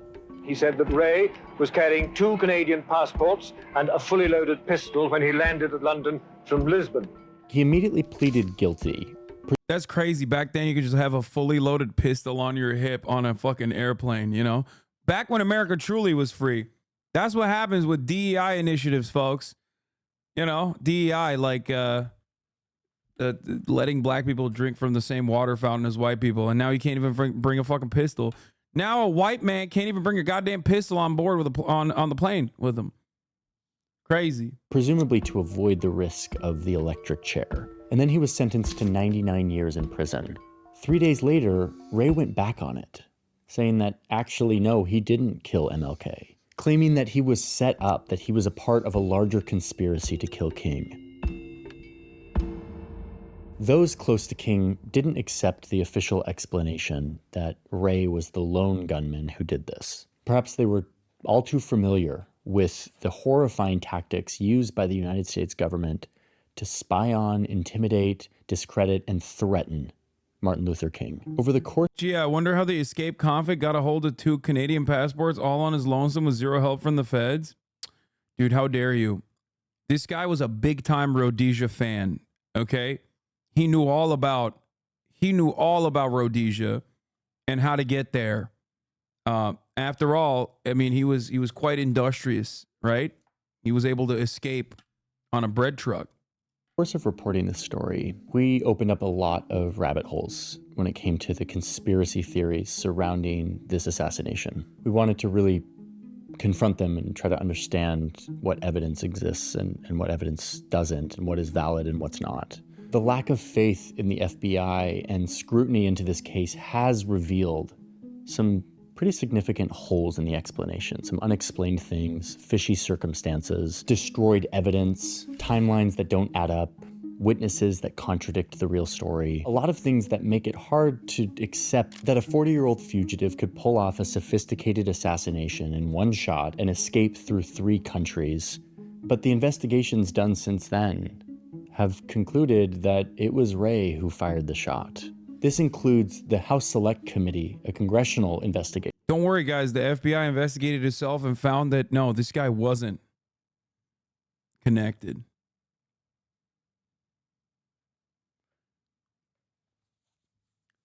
I mean, this is like a genuinely interesting story. And the fact that he spent like only the last 6 minutes or so talking about the actual conspiracies behind the assassination while using like very little to even, like, he's not even doing a good job of like disparaging the conspiracy. He's like, oh yeah, well, they found that there was no wrongdoing. Okay, come on. That concluded that Ray did it, though they say it was likely a conspiracy, that there were other people involved, funders, though they say it wasn't the government.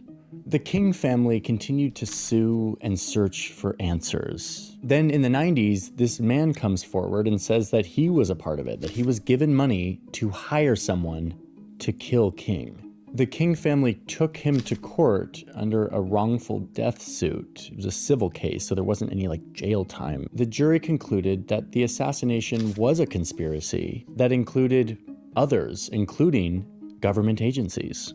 But to be clear, this lawsuit from the 90s with this guy named Jowers was not a legitimate piece of proof for this. It didn't include a real defense, and it didn't include any consequences. There was a symbolic $100 payment to the King family. But what it did is shine a light again on the fact that a lot of people aren't satisfied with the official story of who killed Martin Luther King. The fact is that even after all of these lawsuits and investigations and a mock trial that was like live on TV, there is no conclusive evidence that ties the FBI or any other government agency to the assassination of Martin Luther King. And I'm saying that as somebody who feels like it wouldn't actually be outlandish that the FBI did this. After all, the next year they showed. Wait, what do you mean? Why wouldn't they? Why is it not outlandish? I thought you said J. Edgar Hoover just kind of like guided everybody along, played him like a fiddle to do racism when they were personally like, oh, we hate doing racism at the FBI. Except for this instance that he's about to talk about. That they were willing to assassinate black men who were subversive in their eyes. But, you know, he might have been a communist, though, so.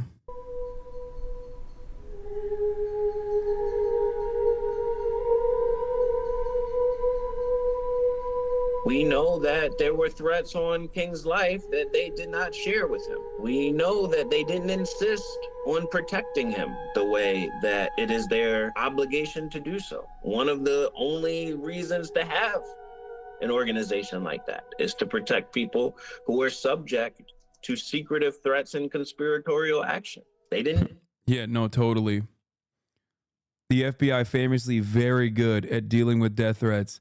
They don't just like give you a fucking phone call and are like, hey, you have death threats, by the way, if at all. And then maybe in a hypothetical scenario, you're like, what do you mean? Okay, what are you going to do about it? And they're like, oh, nothing. Yeah, that's the goal of the FBI for sure, is to protect American citizens from death threats. Do that. After looking into all of this, really grappling with it, understanding the reality of the FBI at this time, I think the real reason why people think that the government killed Martin Luther King is because, in a sense, they did. What I've shown you today, all of these FBI transcripts and evidence from the 60s, is rock solid proof of one thing. J. Edgar Hoover and his bureau of powerful, unelected men wore their badges of justice and then used their power to threaten the life of Martin Luther King.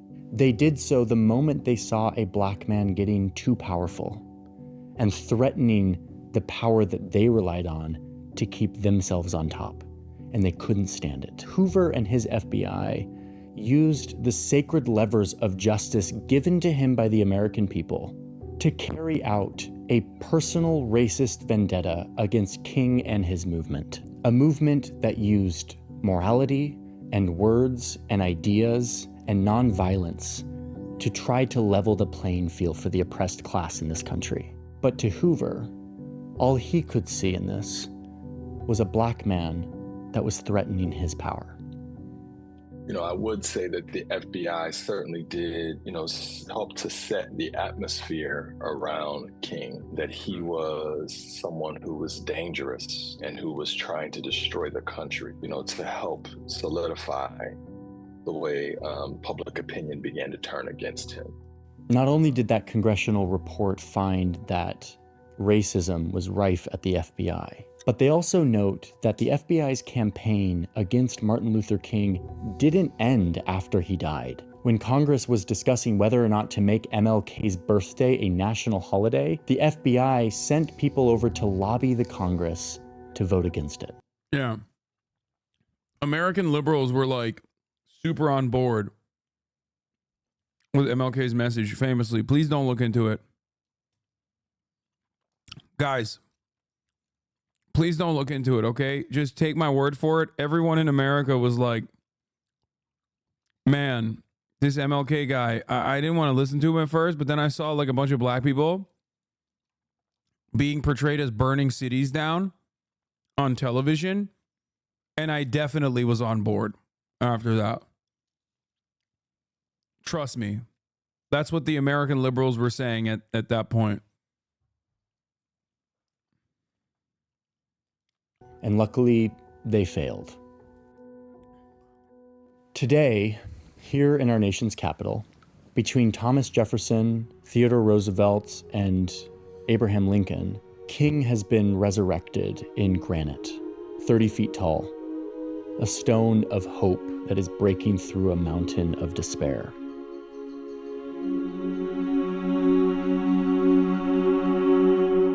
And yet, right down the road, not too far away, is the headquarters of the FBI, a building named after J. Edgar Hoover, commemorating a man who professionalized the Bureau during the Cold War, who fought against organized crime, but who was also the architect of racist corruption and governmental overreach, not just against King, but also against many American people. He implemented widespread domestic spying, including on politicians and presidents. He had dirt on them. The power to blackmail, the power to control. He hijacked the most powerful tools of justice to attack the movement that... No, he didn't. He did not hijack the most... Bro, what the fuck? If he hijacked it, why is he on the fucking building as a name? Why is his name on the building if he hijacked it? Do you think the things that you're seeing here in this YouTube video, the FBI is not aware of? Bro, what the fuck are you saying? He didn't hijack it. That was what it was designed to do. He was very good at it. Like, what if... Dude, this is literally being like... Adolf Hitler was the singular only Nazi. Nobody else. No other Nazis, okay? Just like they were all being led astray. He hijacked the tools of the National Socialist movement, okay?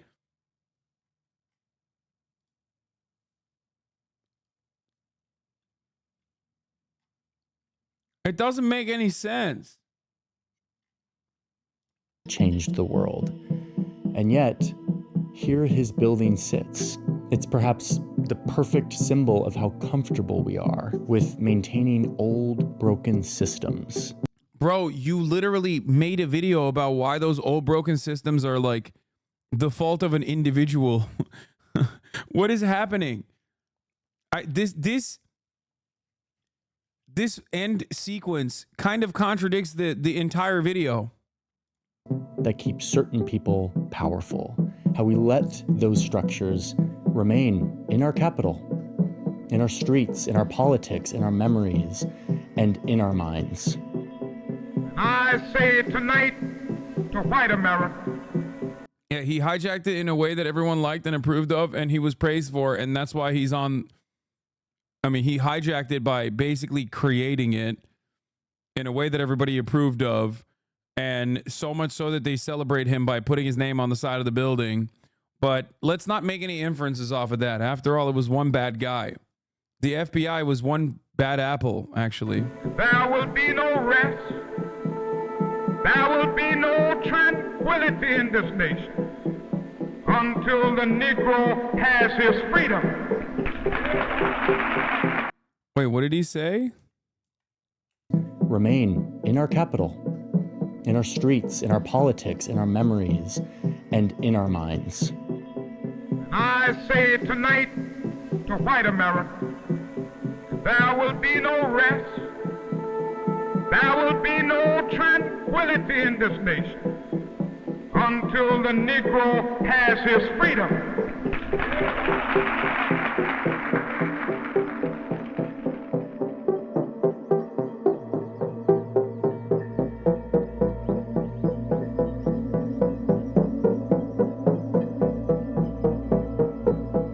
Man, this video was awesome. What a fucking bad video. Shocking. Actually, shockingly bad.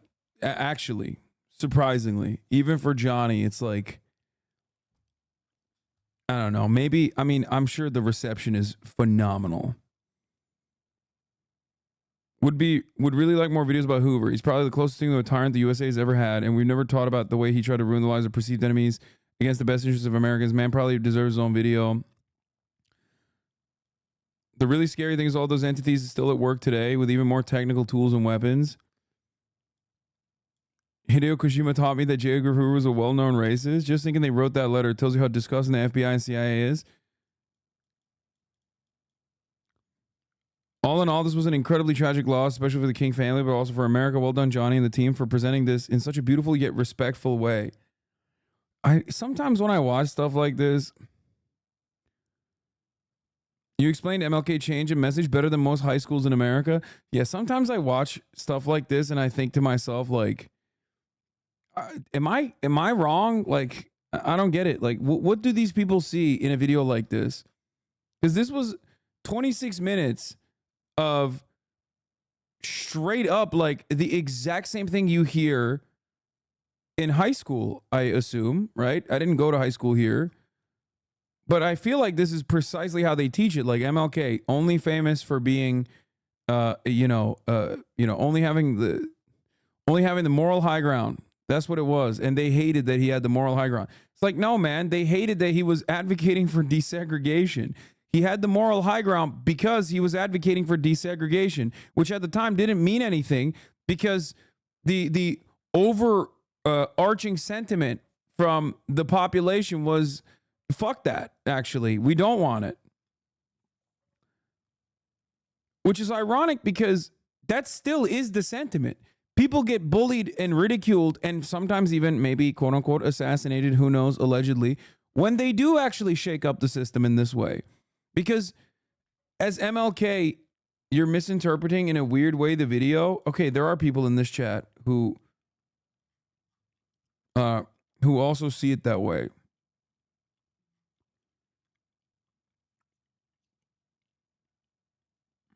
There was more effective recuperation of fascist U.S. systems in this video than there was in high school. Like, what do you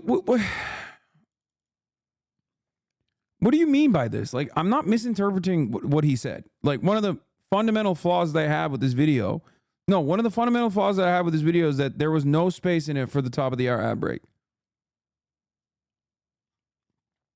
Which comes at the top of every hour, right? I mean, that's the thing. And if you no longer want to see those ads, all you need to do is subscribe. You think it's a mid-video. Why do you think it's a mid-video then? If I'm fundamentally misinterpreting what he's saying, I really want to know why you think it's a mid-video. They didn't show MLK stroke game. Is that why it's a mid-video? Like, what's happening? What is the real reason why it's a mid-video if you disagree with me and you think I'm fundamentally misinterpreting what his main point was?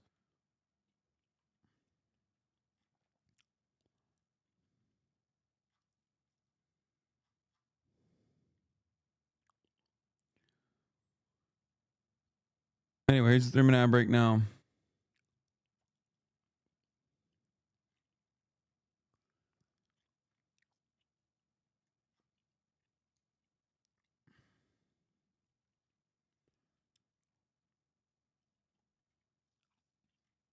I think you overanalyze what Johnny say. Why do you think it's mid?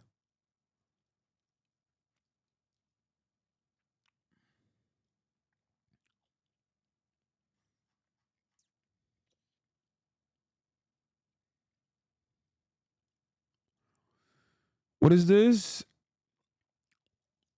top Israeli official Ron Dermer yelled at Blinken and Sullivan over Rafah invasion in an effort to intimidate them, knowing that they cannot show light between U.S. and Israel. That's awesome.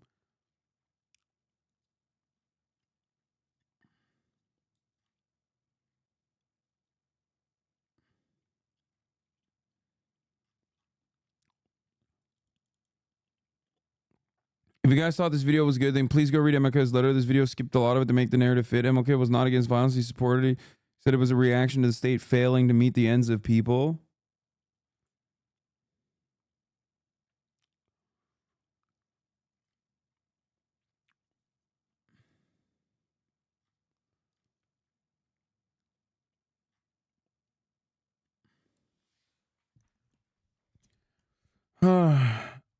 I always feel like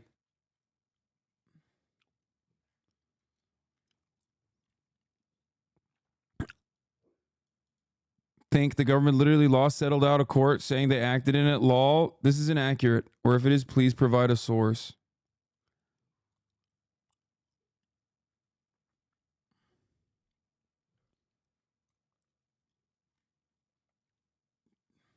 Johnny's 100% CIA. No, if he was CIA, he'd be shitting on the FBI.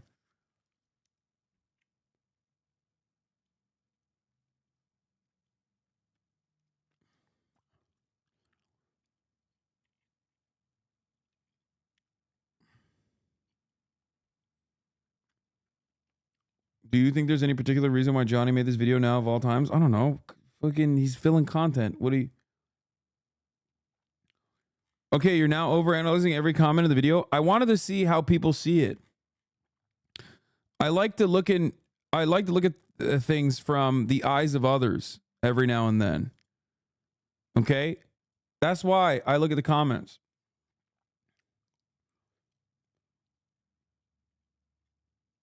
American high school teaches it like this. Bad racist people didn't want black people to sit with them or use the same bathroom. MLK came along and said we should be equal. Someone shot him. The civil rights bill passed. That's it. And then we watched Remember the Titans to commemorate the end of racism.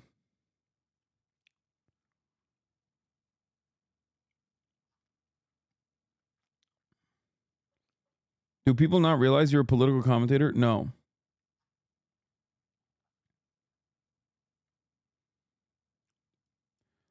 I don't understand what's wrong with the video. He basically agreed that the FBI is horrible and plotted against MLK. What am I missing that makes this video bad? I'm genuinely curious. Don't yell at me, please. I'm not going to yell at you. I will describe it one last time for everybody who doesn't understand my criticism of the video. Number one, he reduced what MLK did to simply an advocacy for nonviolent protests only, and nonviolent protests only. That he did not think that riots or any perception of violence was across the board bad. He never collaborated with others that engaged in more radical forms of protest. He did. Understandable to mention his nonviolent tactics, but it's silly to say that he had the moral high ground due to his advocacy of nonviolence, and therefore people actually came to terms with his movement, when that is not the case. That is objectively false. That is ahistorical. Okay? It's not correct. The American population did not actually see MLK's movement as a good thing. The broadest subsects of the population did not. Okay? That's number one. He also then reduced the FBI, which was not just conducting this anti-Martin Luther King operation. It was conducting many operations against any and all groups that they found to be communist or a threat to American hegemonic power. He reduced that to just like J. Edgar Hoover's obsession with MLK as a singular racist guy. Okay? This is also false. The FBI as an institution was designed to do exactly what J. Edgar Hoover wanted it to do. The notion that it was one bad apple, a singular bad apple, J. Edgar Hoover, is ridiculous. It's ridiculous. The idea that all of these FBI agents were just simply following the rules, following along with J. Edgar Hoover's narrative, and his goals and interests because they didn't want to get fired is also ridiculous. Like, he made it seem like all the FBI agents were simply being racist because J. Edgar Hoover wanted him to be racist. He also, more importantly, because this undermines the ultimate point that he was making, clip-chimped the letter from Birmingham jail. In the letter from Birmingham jail, Martin Luther King talks about his anger towards the white moderate, the liberal. The white moderate being a greater obstacle to emancipation than even a Klansman. Why does he think this? Because he recognizes that the white moderate, in the letter from Birmingham jail, is creating more obstacles while also simultaneously acting like they are on board with the emancipation of black people. That directly undercuts Johnny Harris's argument that, like, white people actually loved MLK because he was because his nonviolent movement was being confronted with police activity and people actually felt bad about black people getting their skulls bashed. That personally is, at that point, it's like a lie by omission. I mean, actually, it moves beyond a lie by omission. It's just is an outright ahistorical assessment.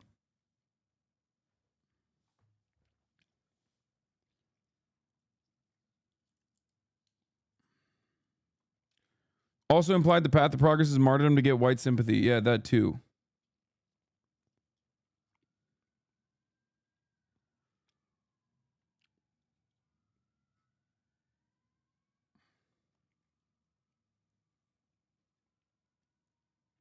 Anyway.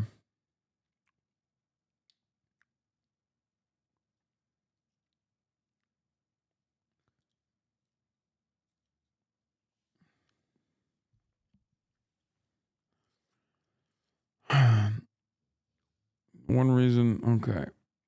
Jamal Bowman down 17 points in a poll. Oh, Jesus.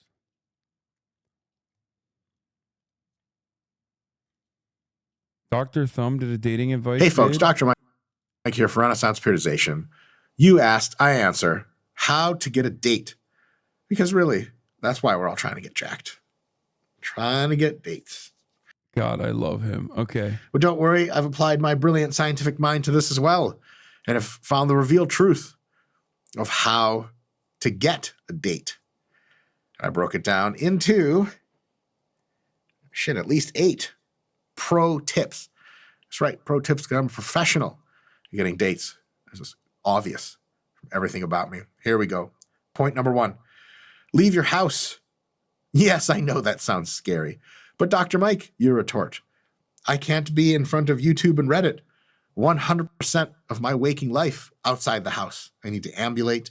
There are obstacles, cars even, dogs that bark at me, people I have to talk to, people I have to see, and they see me back, as opposed to the one-way mirror of my computer screen. Well, folks, the girls are out there, not in your house. If the girls are in your house, I'm saying, motherfucker, what you need to watch this video for? You're straight. You're set. Turn me off.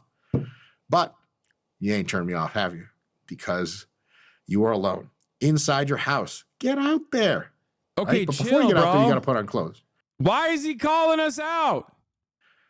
Social convention and the law Fuck demands you, that man. we not leave the house consistently naked, as was explained to me. Yeah, what we need is more plates, baby. We need more plates so we can get more dates. That's what it is. Recently by an officer of the law. So you have to dress the part. And remember, you're not just leaving the house to leave the house. You're not going to, you know what I'm saying, Kroger. Some of you around the world may not understand. That's one of our grocery stores in Michigan. It's quite nice. It's the nice store. You go to Kroger, you want to be seen, right? You're not just going to the store to buy food. Okay, this is like a meme, right? I can't watch this. Anyway.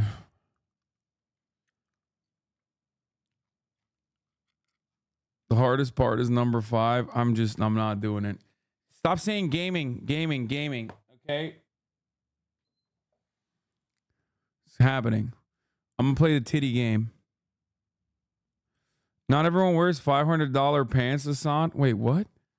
$500 pants? The fuck does that have to do with getting a date?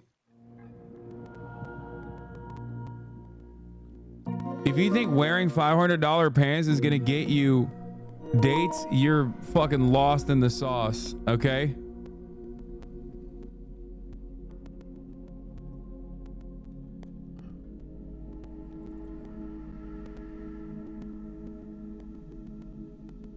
I am gonna play the booby game now.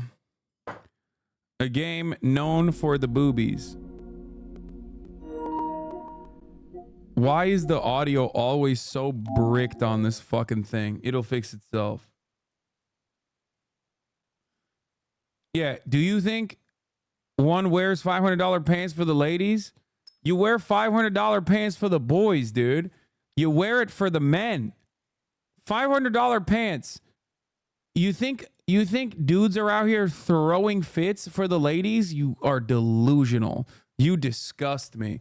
It's like the same principle behind it's the same principle behind thinking that like dudes are going to the gym to look like a Ninja Turtle for women. Okay? You don't go to the gym to look like a Ninja Turtle for women. You do it for yourself, and you do it to get other men to admire you.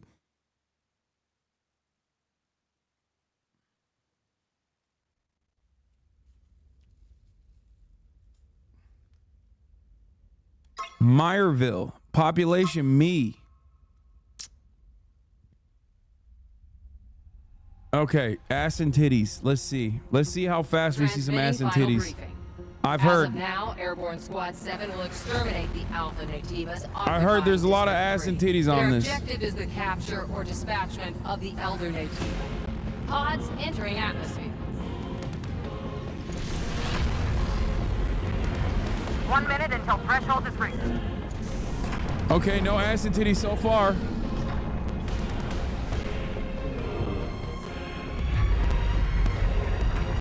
The threshold has been surpassed. Activating shield. Just a bunch of flying dicks.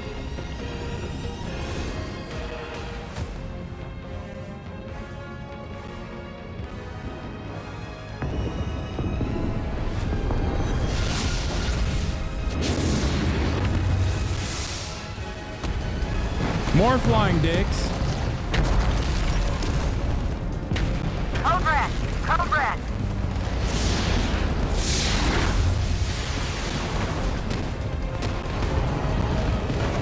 Damn, they're owning this fucking fleet, dude.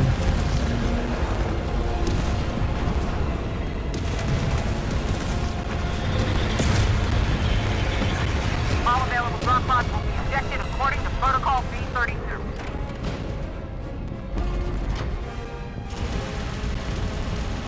Sperm, flying sperm, Helldivers. Helldiver pods. Helldivers activate.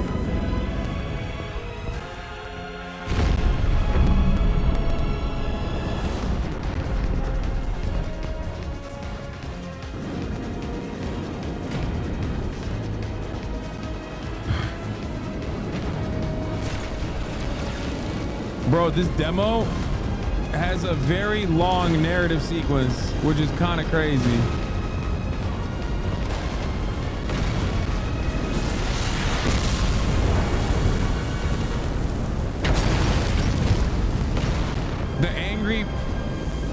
The early sperm catches the worm. Stop yapping. No! Oh! Oh! That's a woman. We've landed.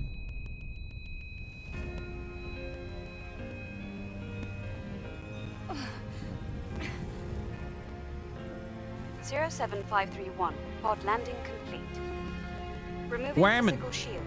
Opening hatch. The hatch. Come on. Come on. Sit your ass down and listen. Oh, I failed already. I failed the QTE. That's crazy. Taki. Eve, are you alright? Okay, I'm seeing why people like this game now. Take my hand. I'm seeing why people like this game now. I almost feel okay.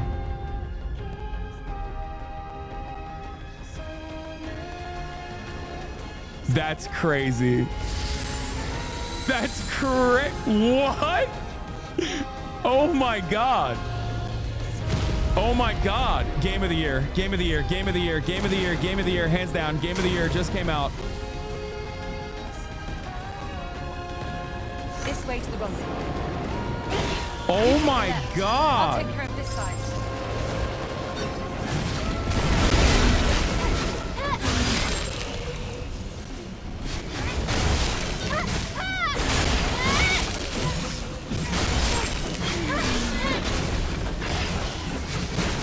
Wait, why isn't it working?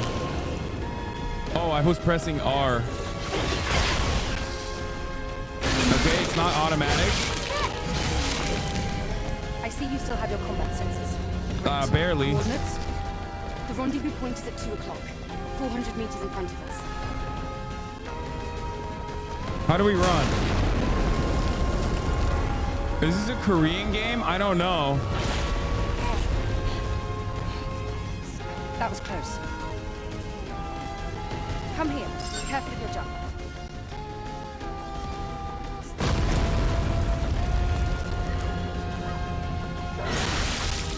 Oh no! Not the cuties! These ugly monsters killing the fucking cuties, man! It's only Tiba. I'll handle this one. Okay, so oh.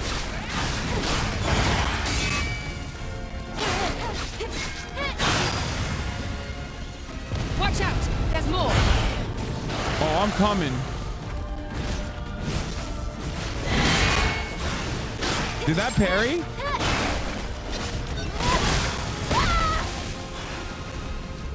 Great. Oh, Let's beta go. energy is charged.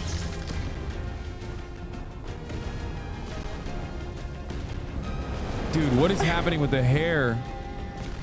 Are you alright, Eve? My body frame. Take this. It's first aid. Where's she gonna put it? Thank you. Where's she gonna put it? There's more of them.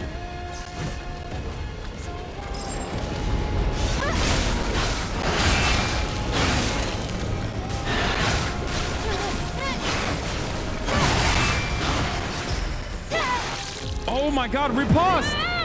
Riposte! Riposte! Okay, that's kind of cool. I like the combat.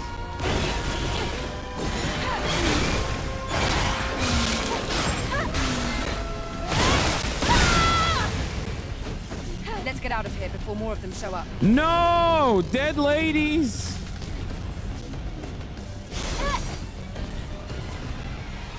You secured. Rendezvous point in sight. This way! Watch out for Gardner's interception.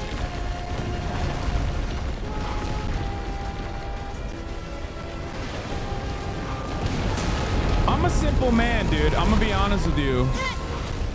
Like, I see... I feel like boobies do make the combat better. Am I crazy?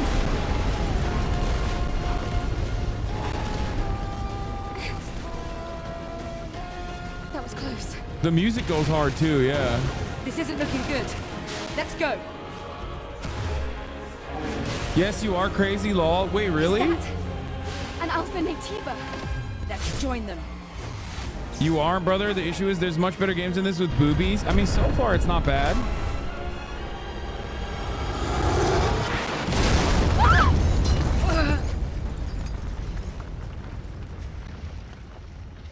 This is better than Nier Automata, in my opinion. Nier Automata, too hard. Oh,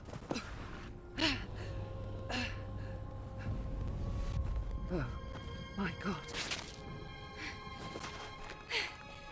This is better than Nier Automata because like you're closer to the characters. Like you can see their boobies better.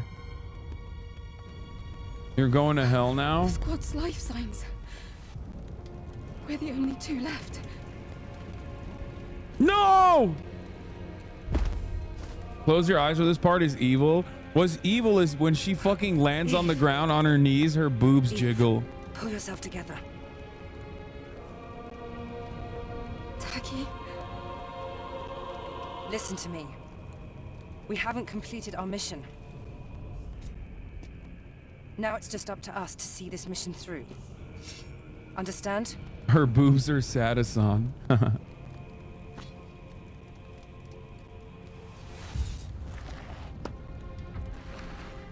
Bro, her hair is so long, I feel like she's gonna step on it. Like, that is not combat efficient.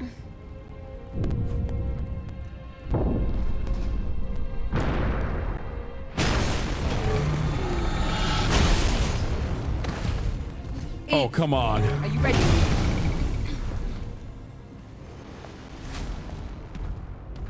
What the fuck? Yo, it is not lost upon me that the enemies are using testicles to fight. Against the... Oh, fuck. I ate that twice, dude. Wait, why isn't that working? Oh, shit.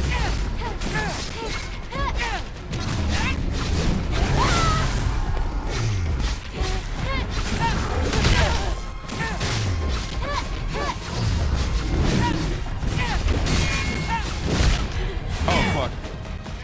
There's a triple tap now. What the hell?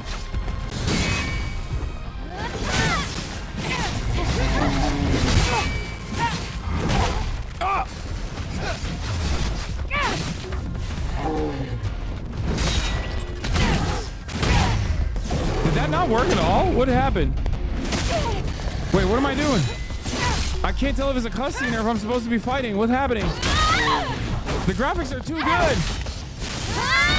Cutscene graphics and the gameplay graphics are the same. How did this man beat Sekiro? It wasn't an alpha, but it was a strong one. You fought well, even better than during training. You were all together, but then... Oh no. Oh no, save her. Save her. Save her. Dude, what the fuck? This game is the best. This is the best game. This is game of the year. I take it. I get why Sweaty Gamer said it's the best game of the year.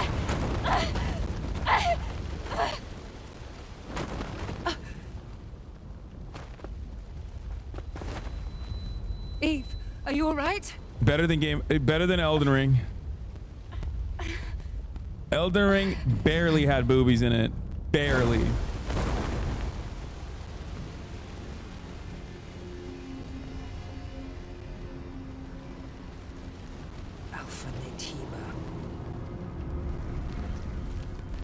No boobies equals not game of the year potential.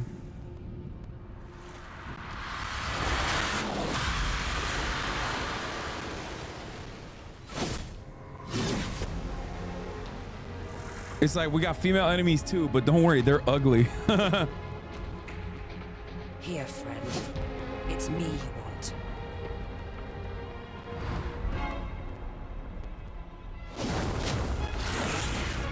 No! Oh shit! Yo! What the fuck? Straight dookied her. Just took her fucking arm off. What the hell? Get out of here. Ducky!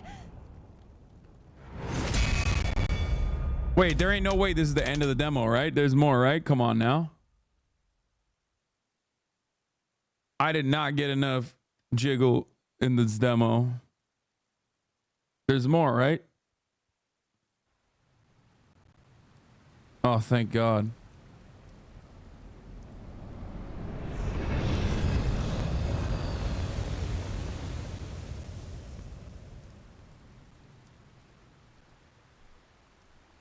You can change the ponytail length? Oh my God. I will be doing that. During Ramadan is crazy though, bro. Don't worry. It's like fucking iftar time for most places in the world. You know what I'm saying? It's quiet. Still, make sure to stay cautious. Okay, That's where see? the Alpha and AT buys. See? This game's got everything. This game's got sexy men too.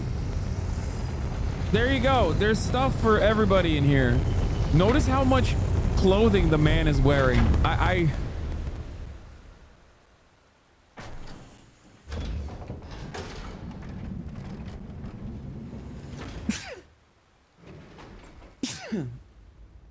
That's crazy. I'll be supporting with the drone. My man is dressed up like my man is wearing the male hijab at this point. Like, what is happening here? That's sick. Those shoes are sick. So this must be 8 or 7. Yes. This was the final battlefield of civilization. It was also known as a truly colossal city.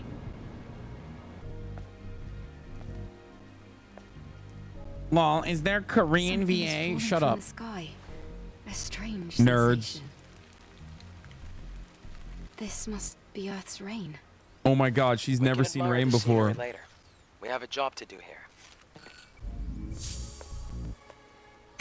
The rain data's changed recently. What do you want? Huh, little lady?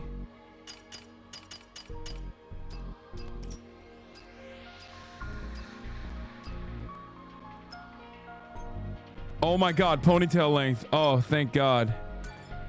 Thank god, dude. I was worried. I was worried about the unrealistic long ponytail.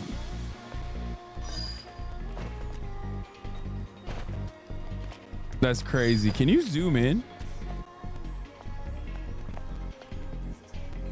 What does this do? No, that's a screenshot.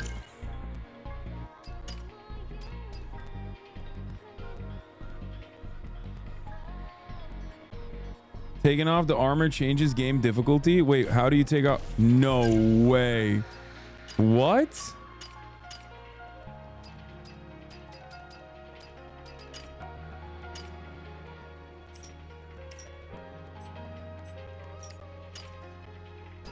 How do you take off the armor?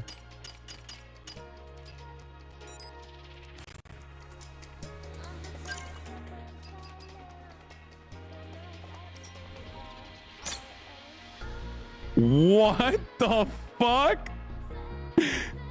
Bro.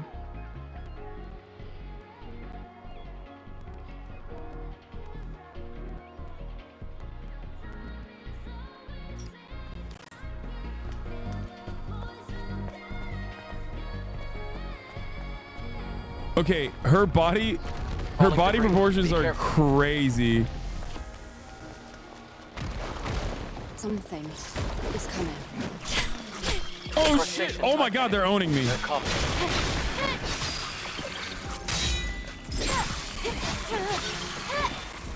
All right, area is clear.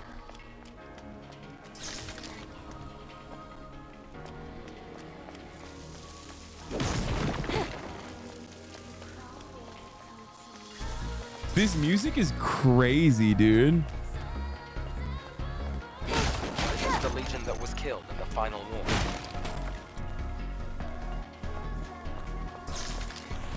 What is that zapping?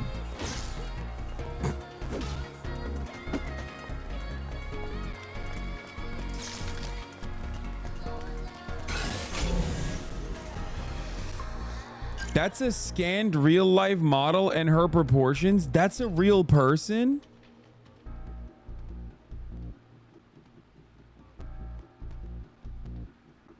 That's a real person? No, you're lying. Ain't nobody has, dude. Bro, look at her shoulders versus her butt. That makes no sense.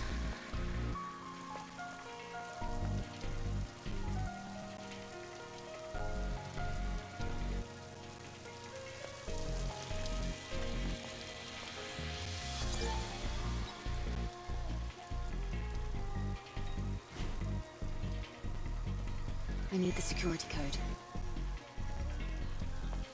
Hey, investigate. What's happening with the audio?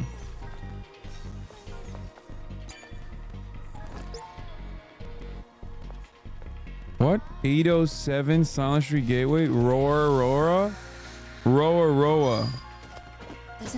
code in the memory stick? It's a security code, a type of entry permit.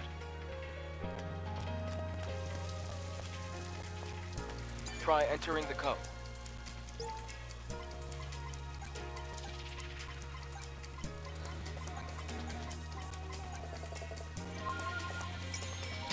It worked.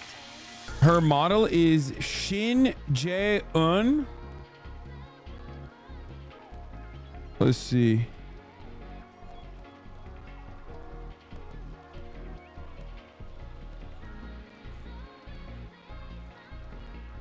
Oh my God. Okay, I believe it. She is real, I think.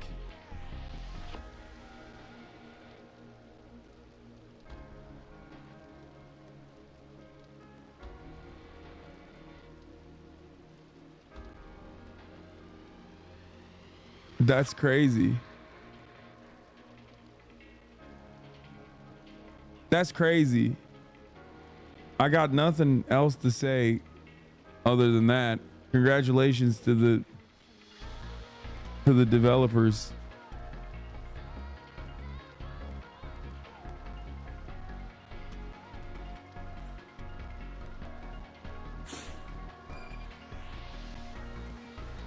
Bro, you gotta feel so fucking proud at that point. You know what I mean? It's gotta feel awesome that you're just like, Buildings are collapsing. Because of the city's unstable terrain. You'll get used to it soon. like a bunch of horny Korean nerds were like, we need to body scan you.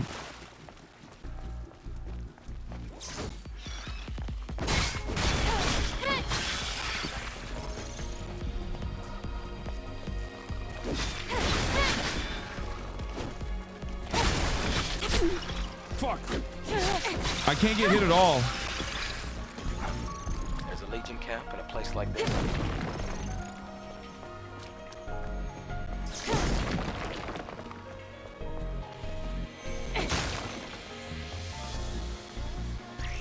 Bitcoin.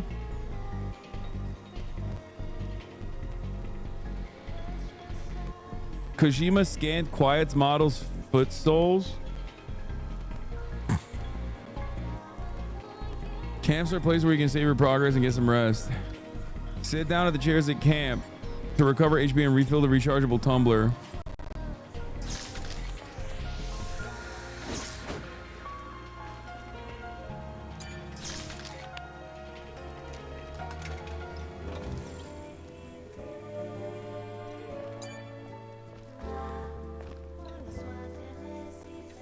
This is the most K-pop ass game of all time, dude. What the fuck is this music? I mean, it's awesome. Don't get me wrong.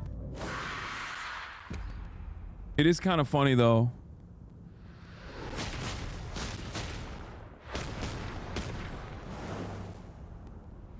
Devs are husband and wife.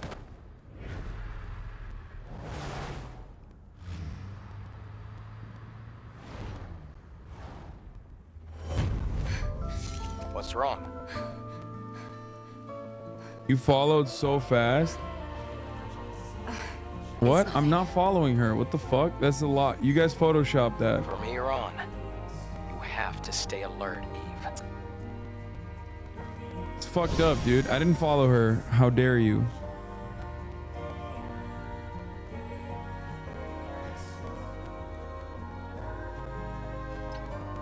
What is this music, man?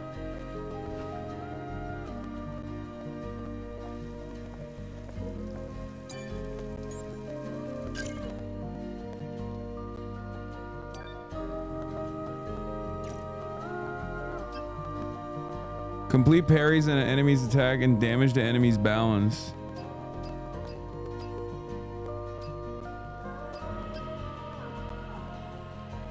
Perfect dodge.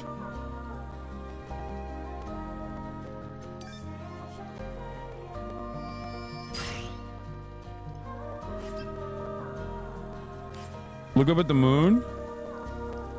Where? Where is the moon? Where's the moon? Is that the moon?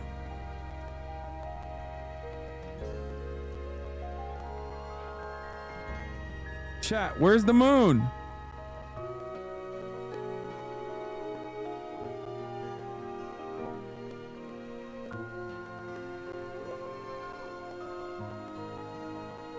Dude, I can't believe they got water dripping on me.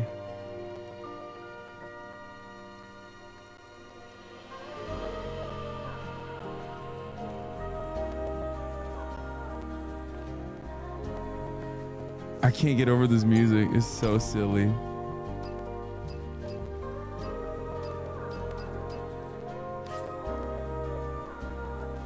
Stand under the waterfall? Can you?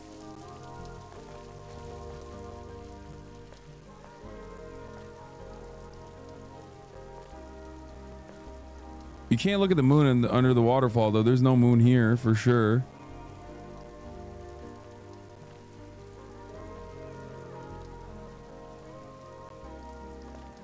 Wokeness is dead. Wokeness is so dead, dude. And boobies did it.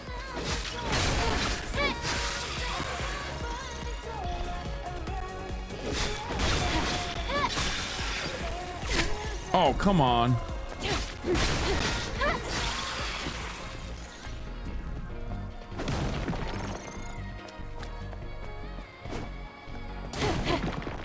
Wokeness is dead.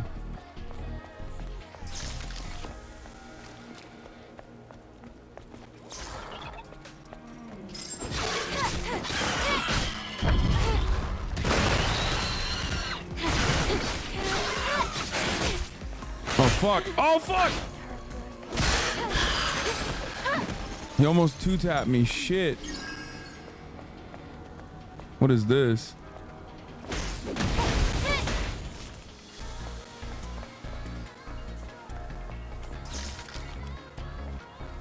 Oh, it's one of the Legion's old supply boxes. Do you think there's anything useful?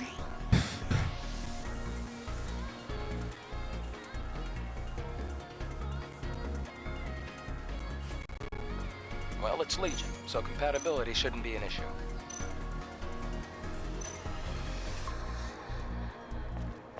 Make sure to take everything.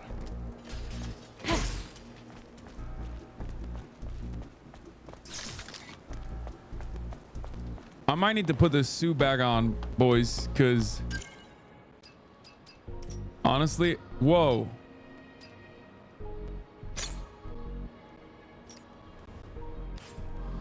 I mean, this is still pretty fire. Like, I don't know what you guys are complaining about. Like, this is pretty crazy. You can still see the moon.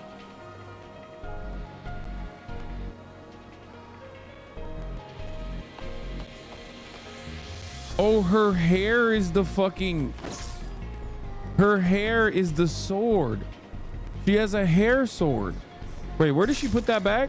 Oh, yeah, she puts it in her hair. Be careful. You see the rapids below. If you fall, it's over.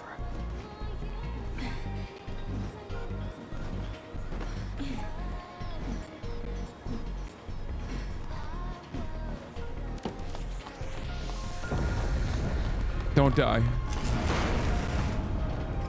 Eve, don't die.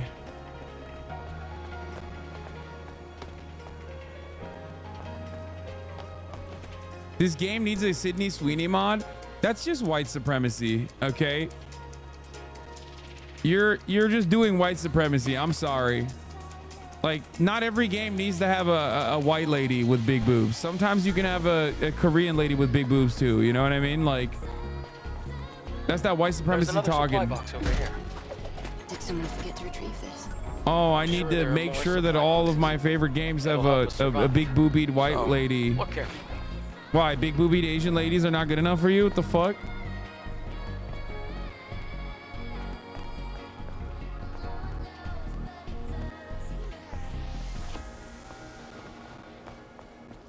Wait, where am I supposed to go? I'm fucking discombobulated.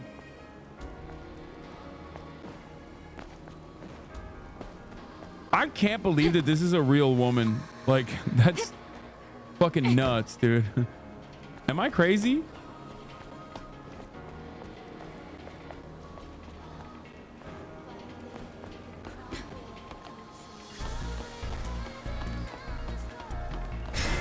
Oh shit.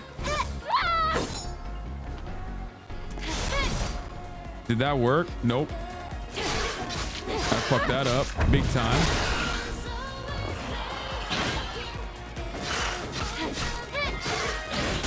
Wait, that's a perfect dodge.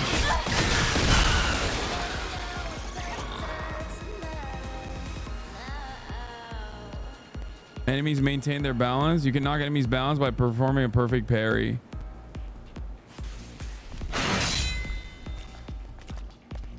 All right, let's try that again. Oh, fuck.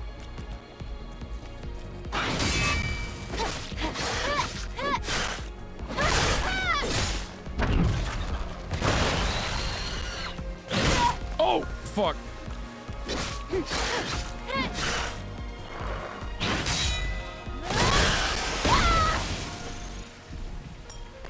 God damn it.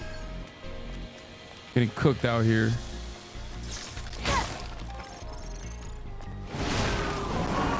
Oh shit, what the fuck is that thing?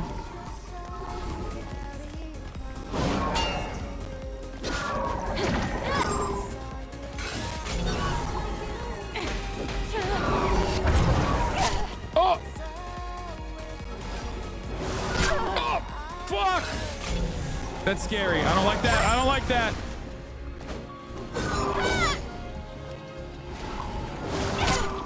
Fuck me.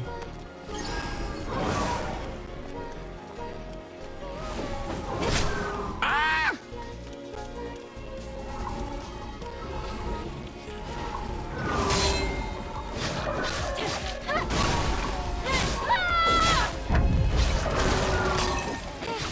Wait, what the fuck? I thought I...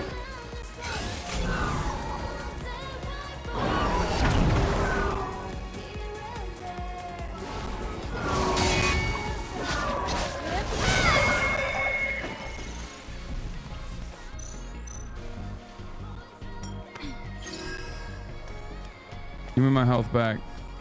Bro, I need health potions so bad. I'm getting cooked.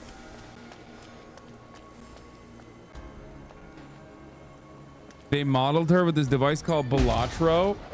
Okay, bro, stop.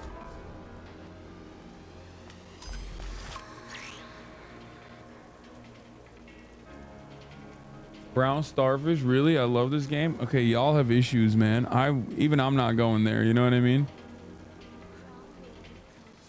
Y'all, honest to God, have some issues, some real deep-seated problems here.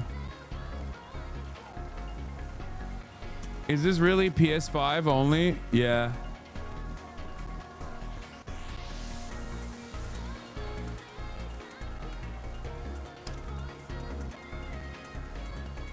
But you're the only one playing it? Dude, first of all, think about the sacrifices I've made. Not only am I playing this game during Ramadan, I'm also playing this game in public. Basically embarrassing myself. Okay? Imagine the bravery I have demonstrated here playing this game of all games in public. During Ramadan, but also in public. Many of you do not have this bravery. You play this alone. You play this when your parents aren't home. You're like, oh yeah, I don't even want to play this when my parents are home. I'm going to wait for them to leave so I can throw this on the PlayStation 5. I'm playing it with both hands. It's just like real sacrifices being made at this point.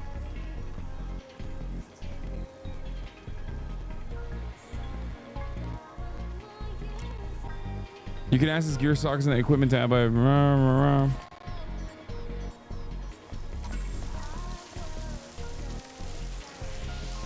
Okay, this doesn't do anything. Oh, it vibrates when you stand under the water.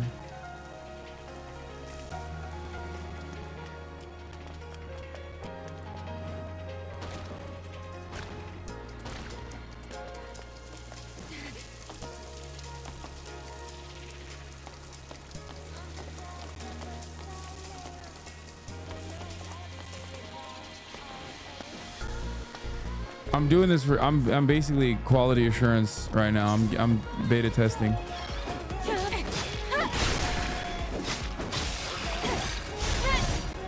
Oh shit.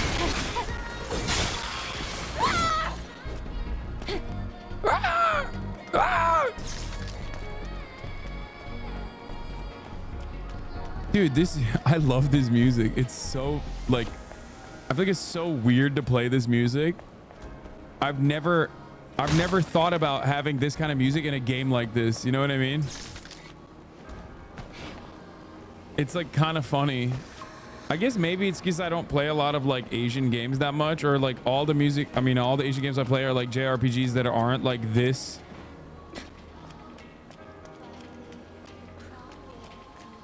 I don't know how to describe it. Like, I feel like this is a very K-pop presenting game.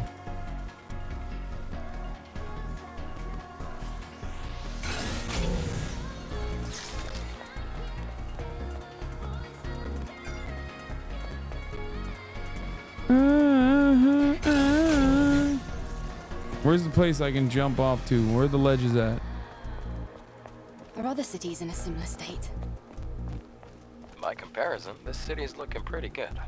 After the colony extinction, most places were nothing but dust.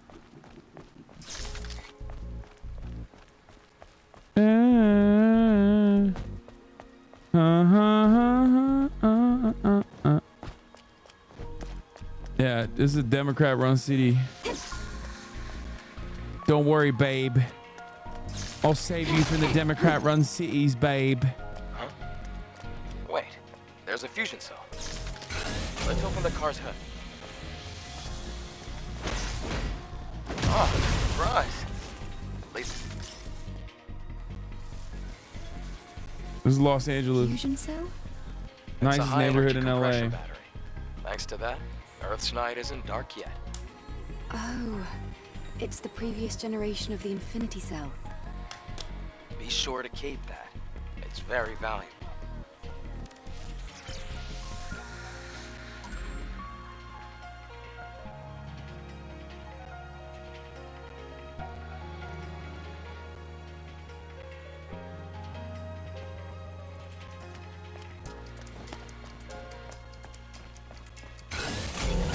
Oh! Oh, that's good.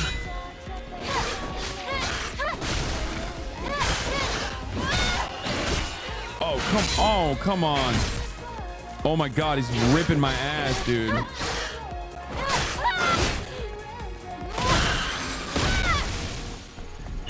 Fuck.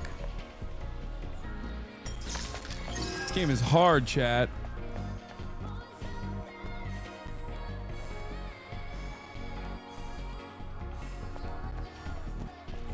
That starve is gonna fuck me up.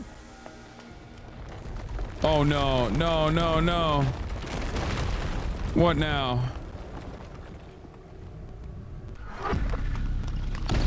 Damn. It's a trap. Oh no, Eve. No, Eve.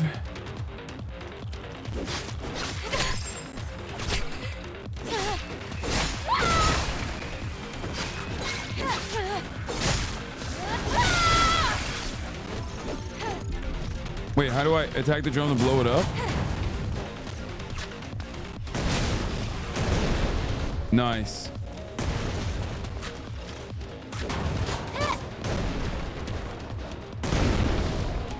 Okay.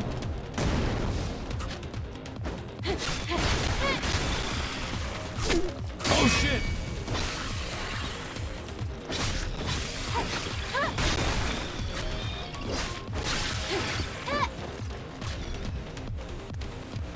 Oh fuck, I have no...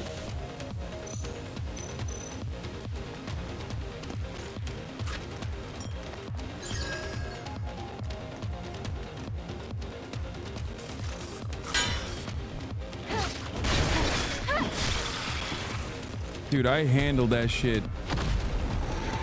It ain't a problem to me. Oh no, those things are... Hasan, I was born in 1959 and I love watching your content. Thanks for watching, chatter.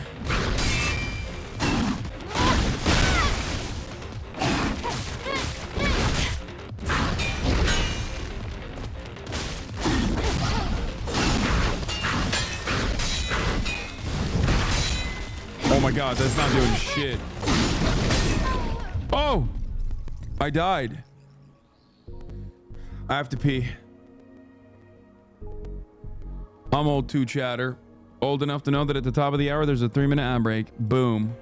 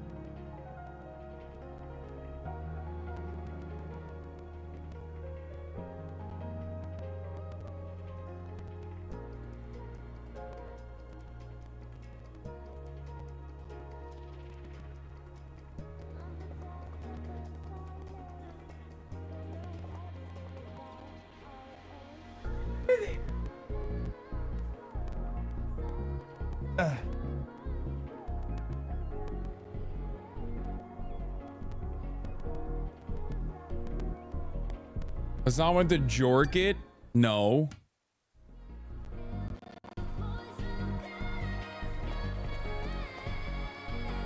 If I were to hypothetically jorg it, it would not be in such a short time frame. I would need to wait until after stream for that.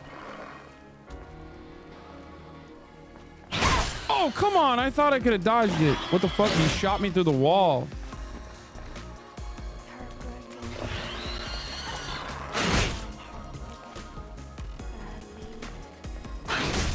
Oh my god, my response time is so ass.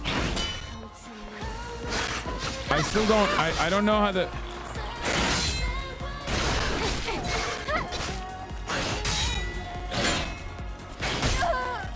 I still don't know how to time it.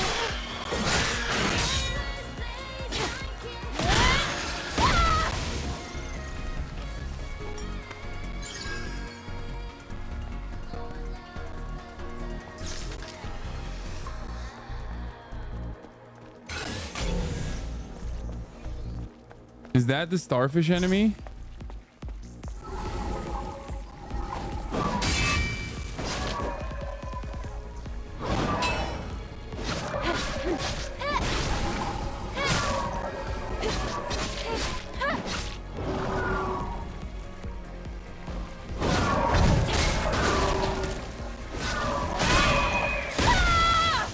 By the time my beta skill is ready, I've already cooked them up though. It's kind of annoying. Tetra star. I need to find a passcode. It must be on this human. Let's investigate. Damn, that dude lost his head. Sticks fried.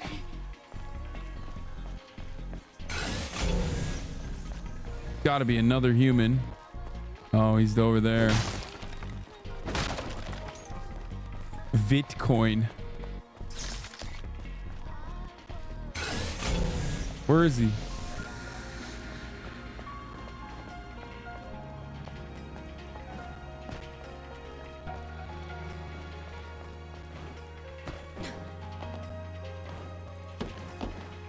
Can I jump up this thing? No.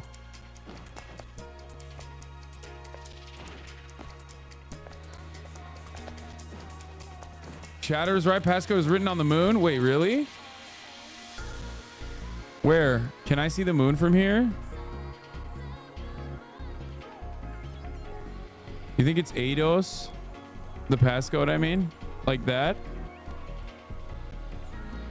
807. Let's try it. Oh, come on. At least let me try it. Where is it? Is it upstairs, you think? You think it's upstairs? Oh. I don't think it's upstairs, chat.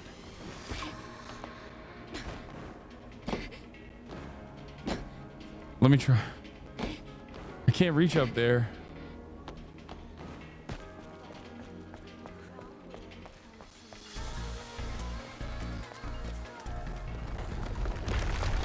Oh no, it's a trap.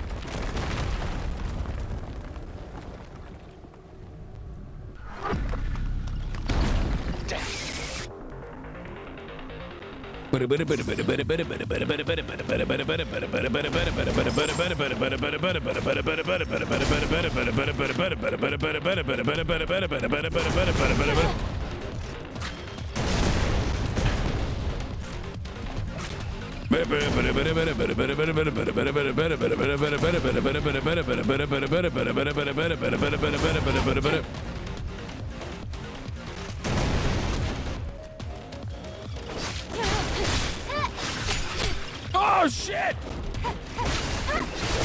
Oh shit! Oh shit! I'm gonna die!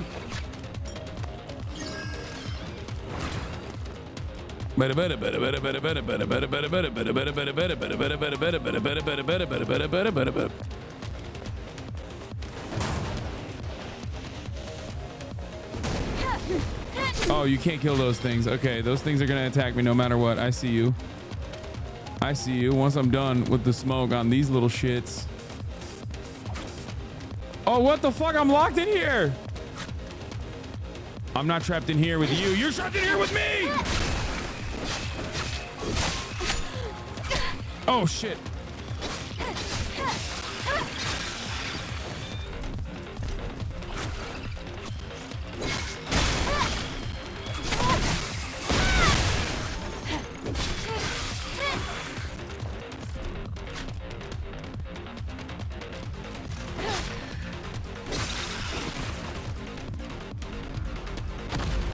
How the fuck did I kill these guys so easily last time? I feel like it's gotten harder now. This guy's gonna cook my ass, dude.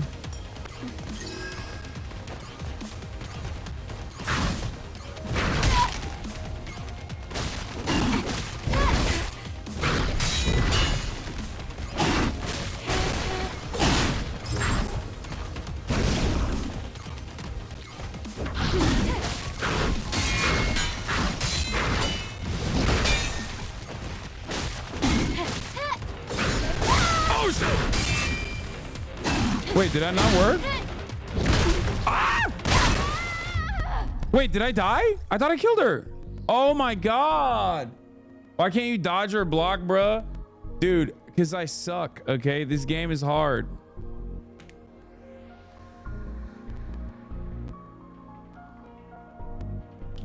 This cannot be the same HasanAbi Piker who killed the Nameless King. Listen, it is. I realize now, I'm beginning to realize now why all the From Software type games don't have sexy characters, okay? It's too distracting. This man beat all the Dark Souls games and Sekiro. Yeah, no, that's the problem here, okay? I know what the problem is. It's not me.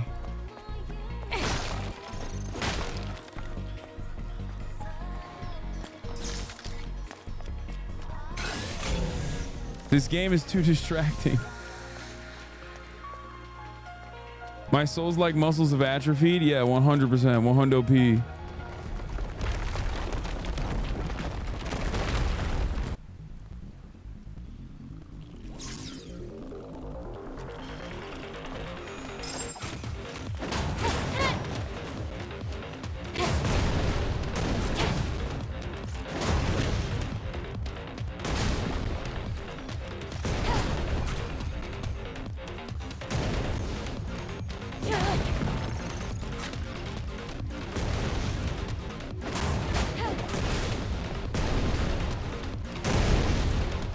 Dude, that didn't do shit, dude. Oh, fuck. I can't hear anything. Oh, fuck.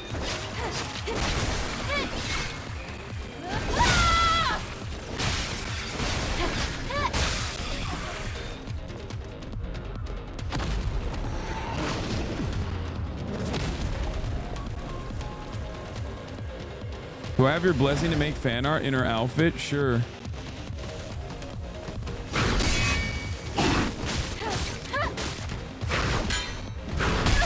Oh, fuck. Oh, shit. Ah! chill.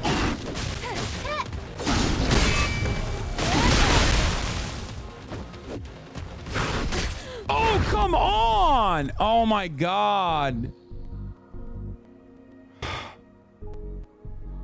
Yellow attacks can't be blocked. I know that. I thought there wasn't fucking other yellow. Ay, ay, ay. I fucking perfect parried him too. Not even close. This is the second guy that I've actually fucking gotten super close to. The second time I've gotten super close to killing him. Yeah, I'll get it. I just need to get used to the game. Okay, chill out.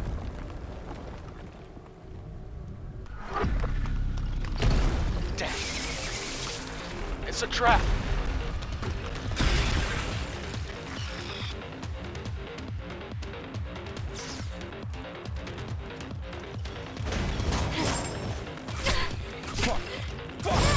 Dude, punishing my ass, dude.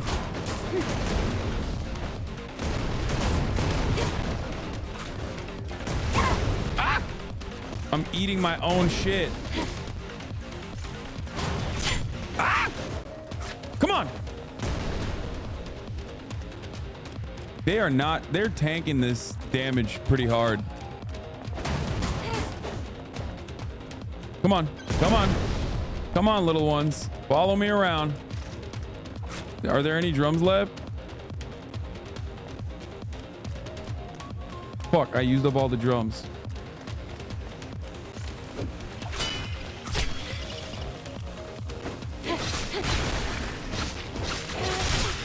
Shit. Shit! I'm gonna die. I'm gonna die again. This time to the fucking first boss. Not even a boss.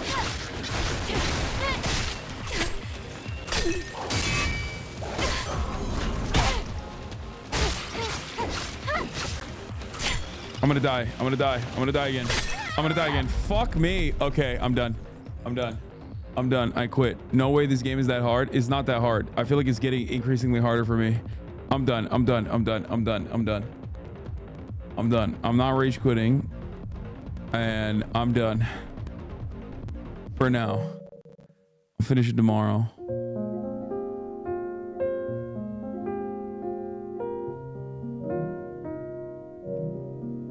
I'm tired. Streaming is the most difficult job of all time. After all, look at what we just did. That was a difficult ass job. Okay? Ain't nobody tell you otherwise. That's right. Look at this little baby sleeping in the background. I'm done, and not because I wanted to show you this.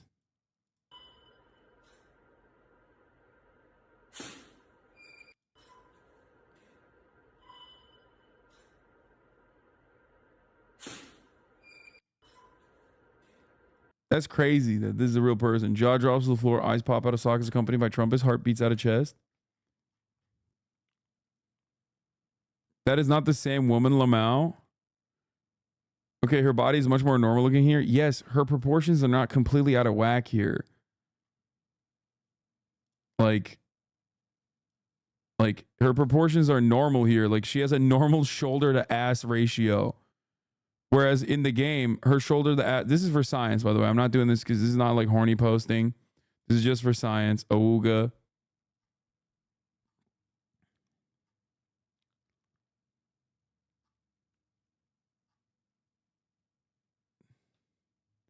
They had to use both of her legs to make one in the game. Look at how normal her proportions are here.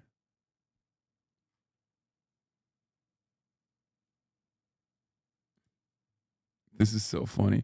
So refreshing to see beautiful women in games again. Lately, nothing but manly women that look gender confused or on an 8,000 calorie a day diet.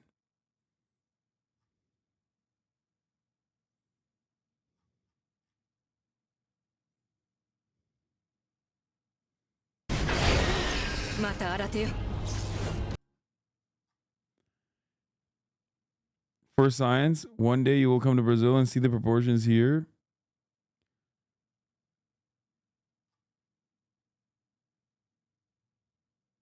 Her Bellatra photo shoot is crazy.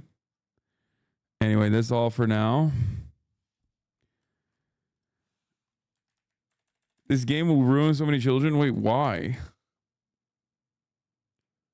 She literally looks the same. Yeah, no, she does not. Anyway, love you guys. Okay, I'll see you tomorrow. By the time 7 p.m. rolls around, I'm like genuinely tired every day. I don't know why. It fucking kills me. Anyway, see you all tomorrow. Another day tuning in from the hardest job in the world. I think it might be because I just came back from Australia. I don't know. All right, bye-bye.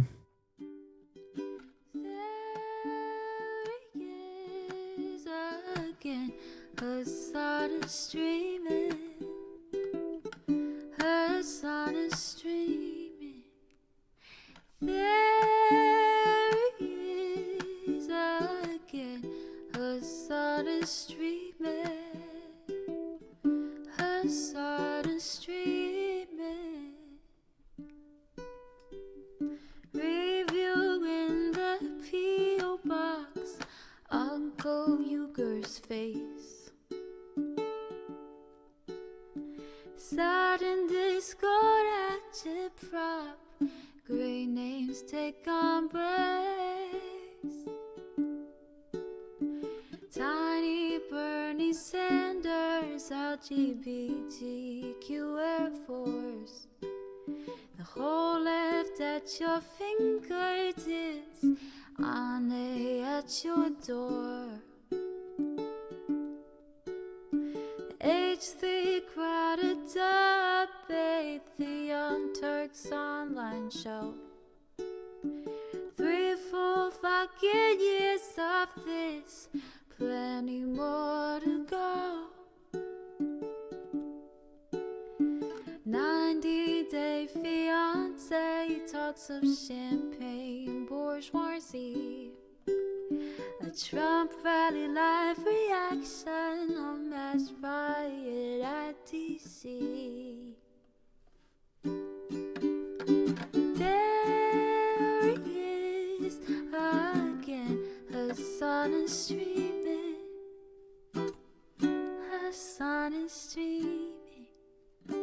There he is again, Hasan is streaming. Hasan is streaming. Reading live stream fair comments, Austin show chat advice. And all the ways the right-wing pipeline can suck you in online.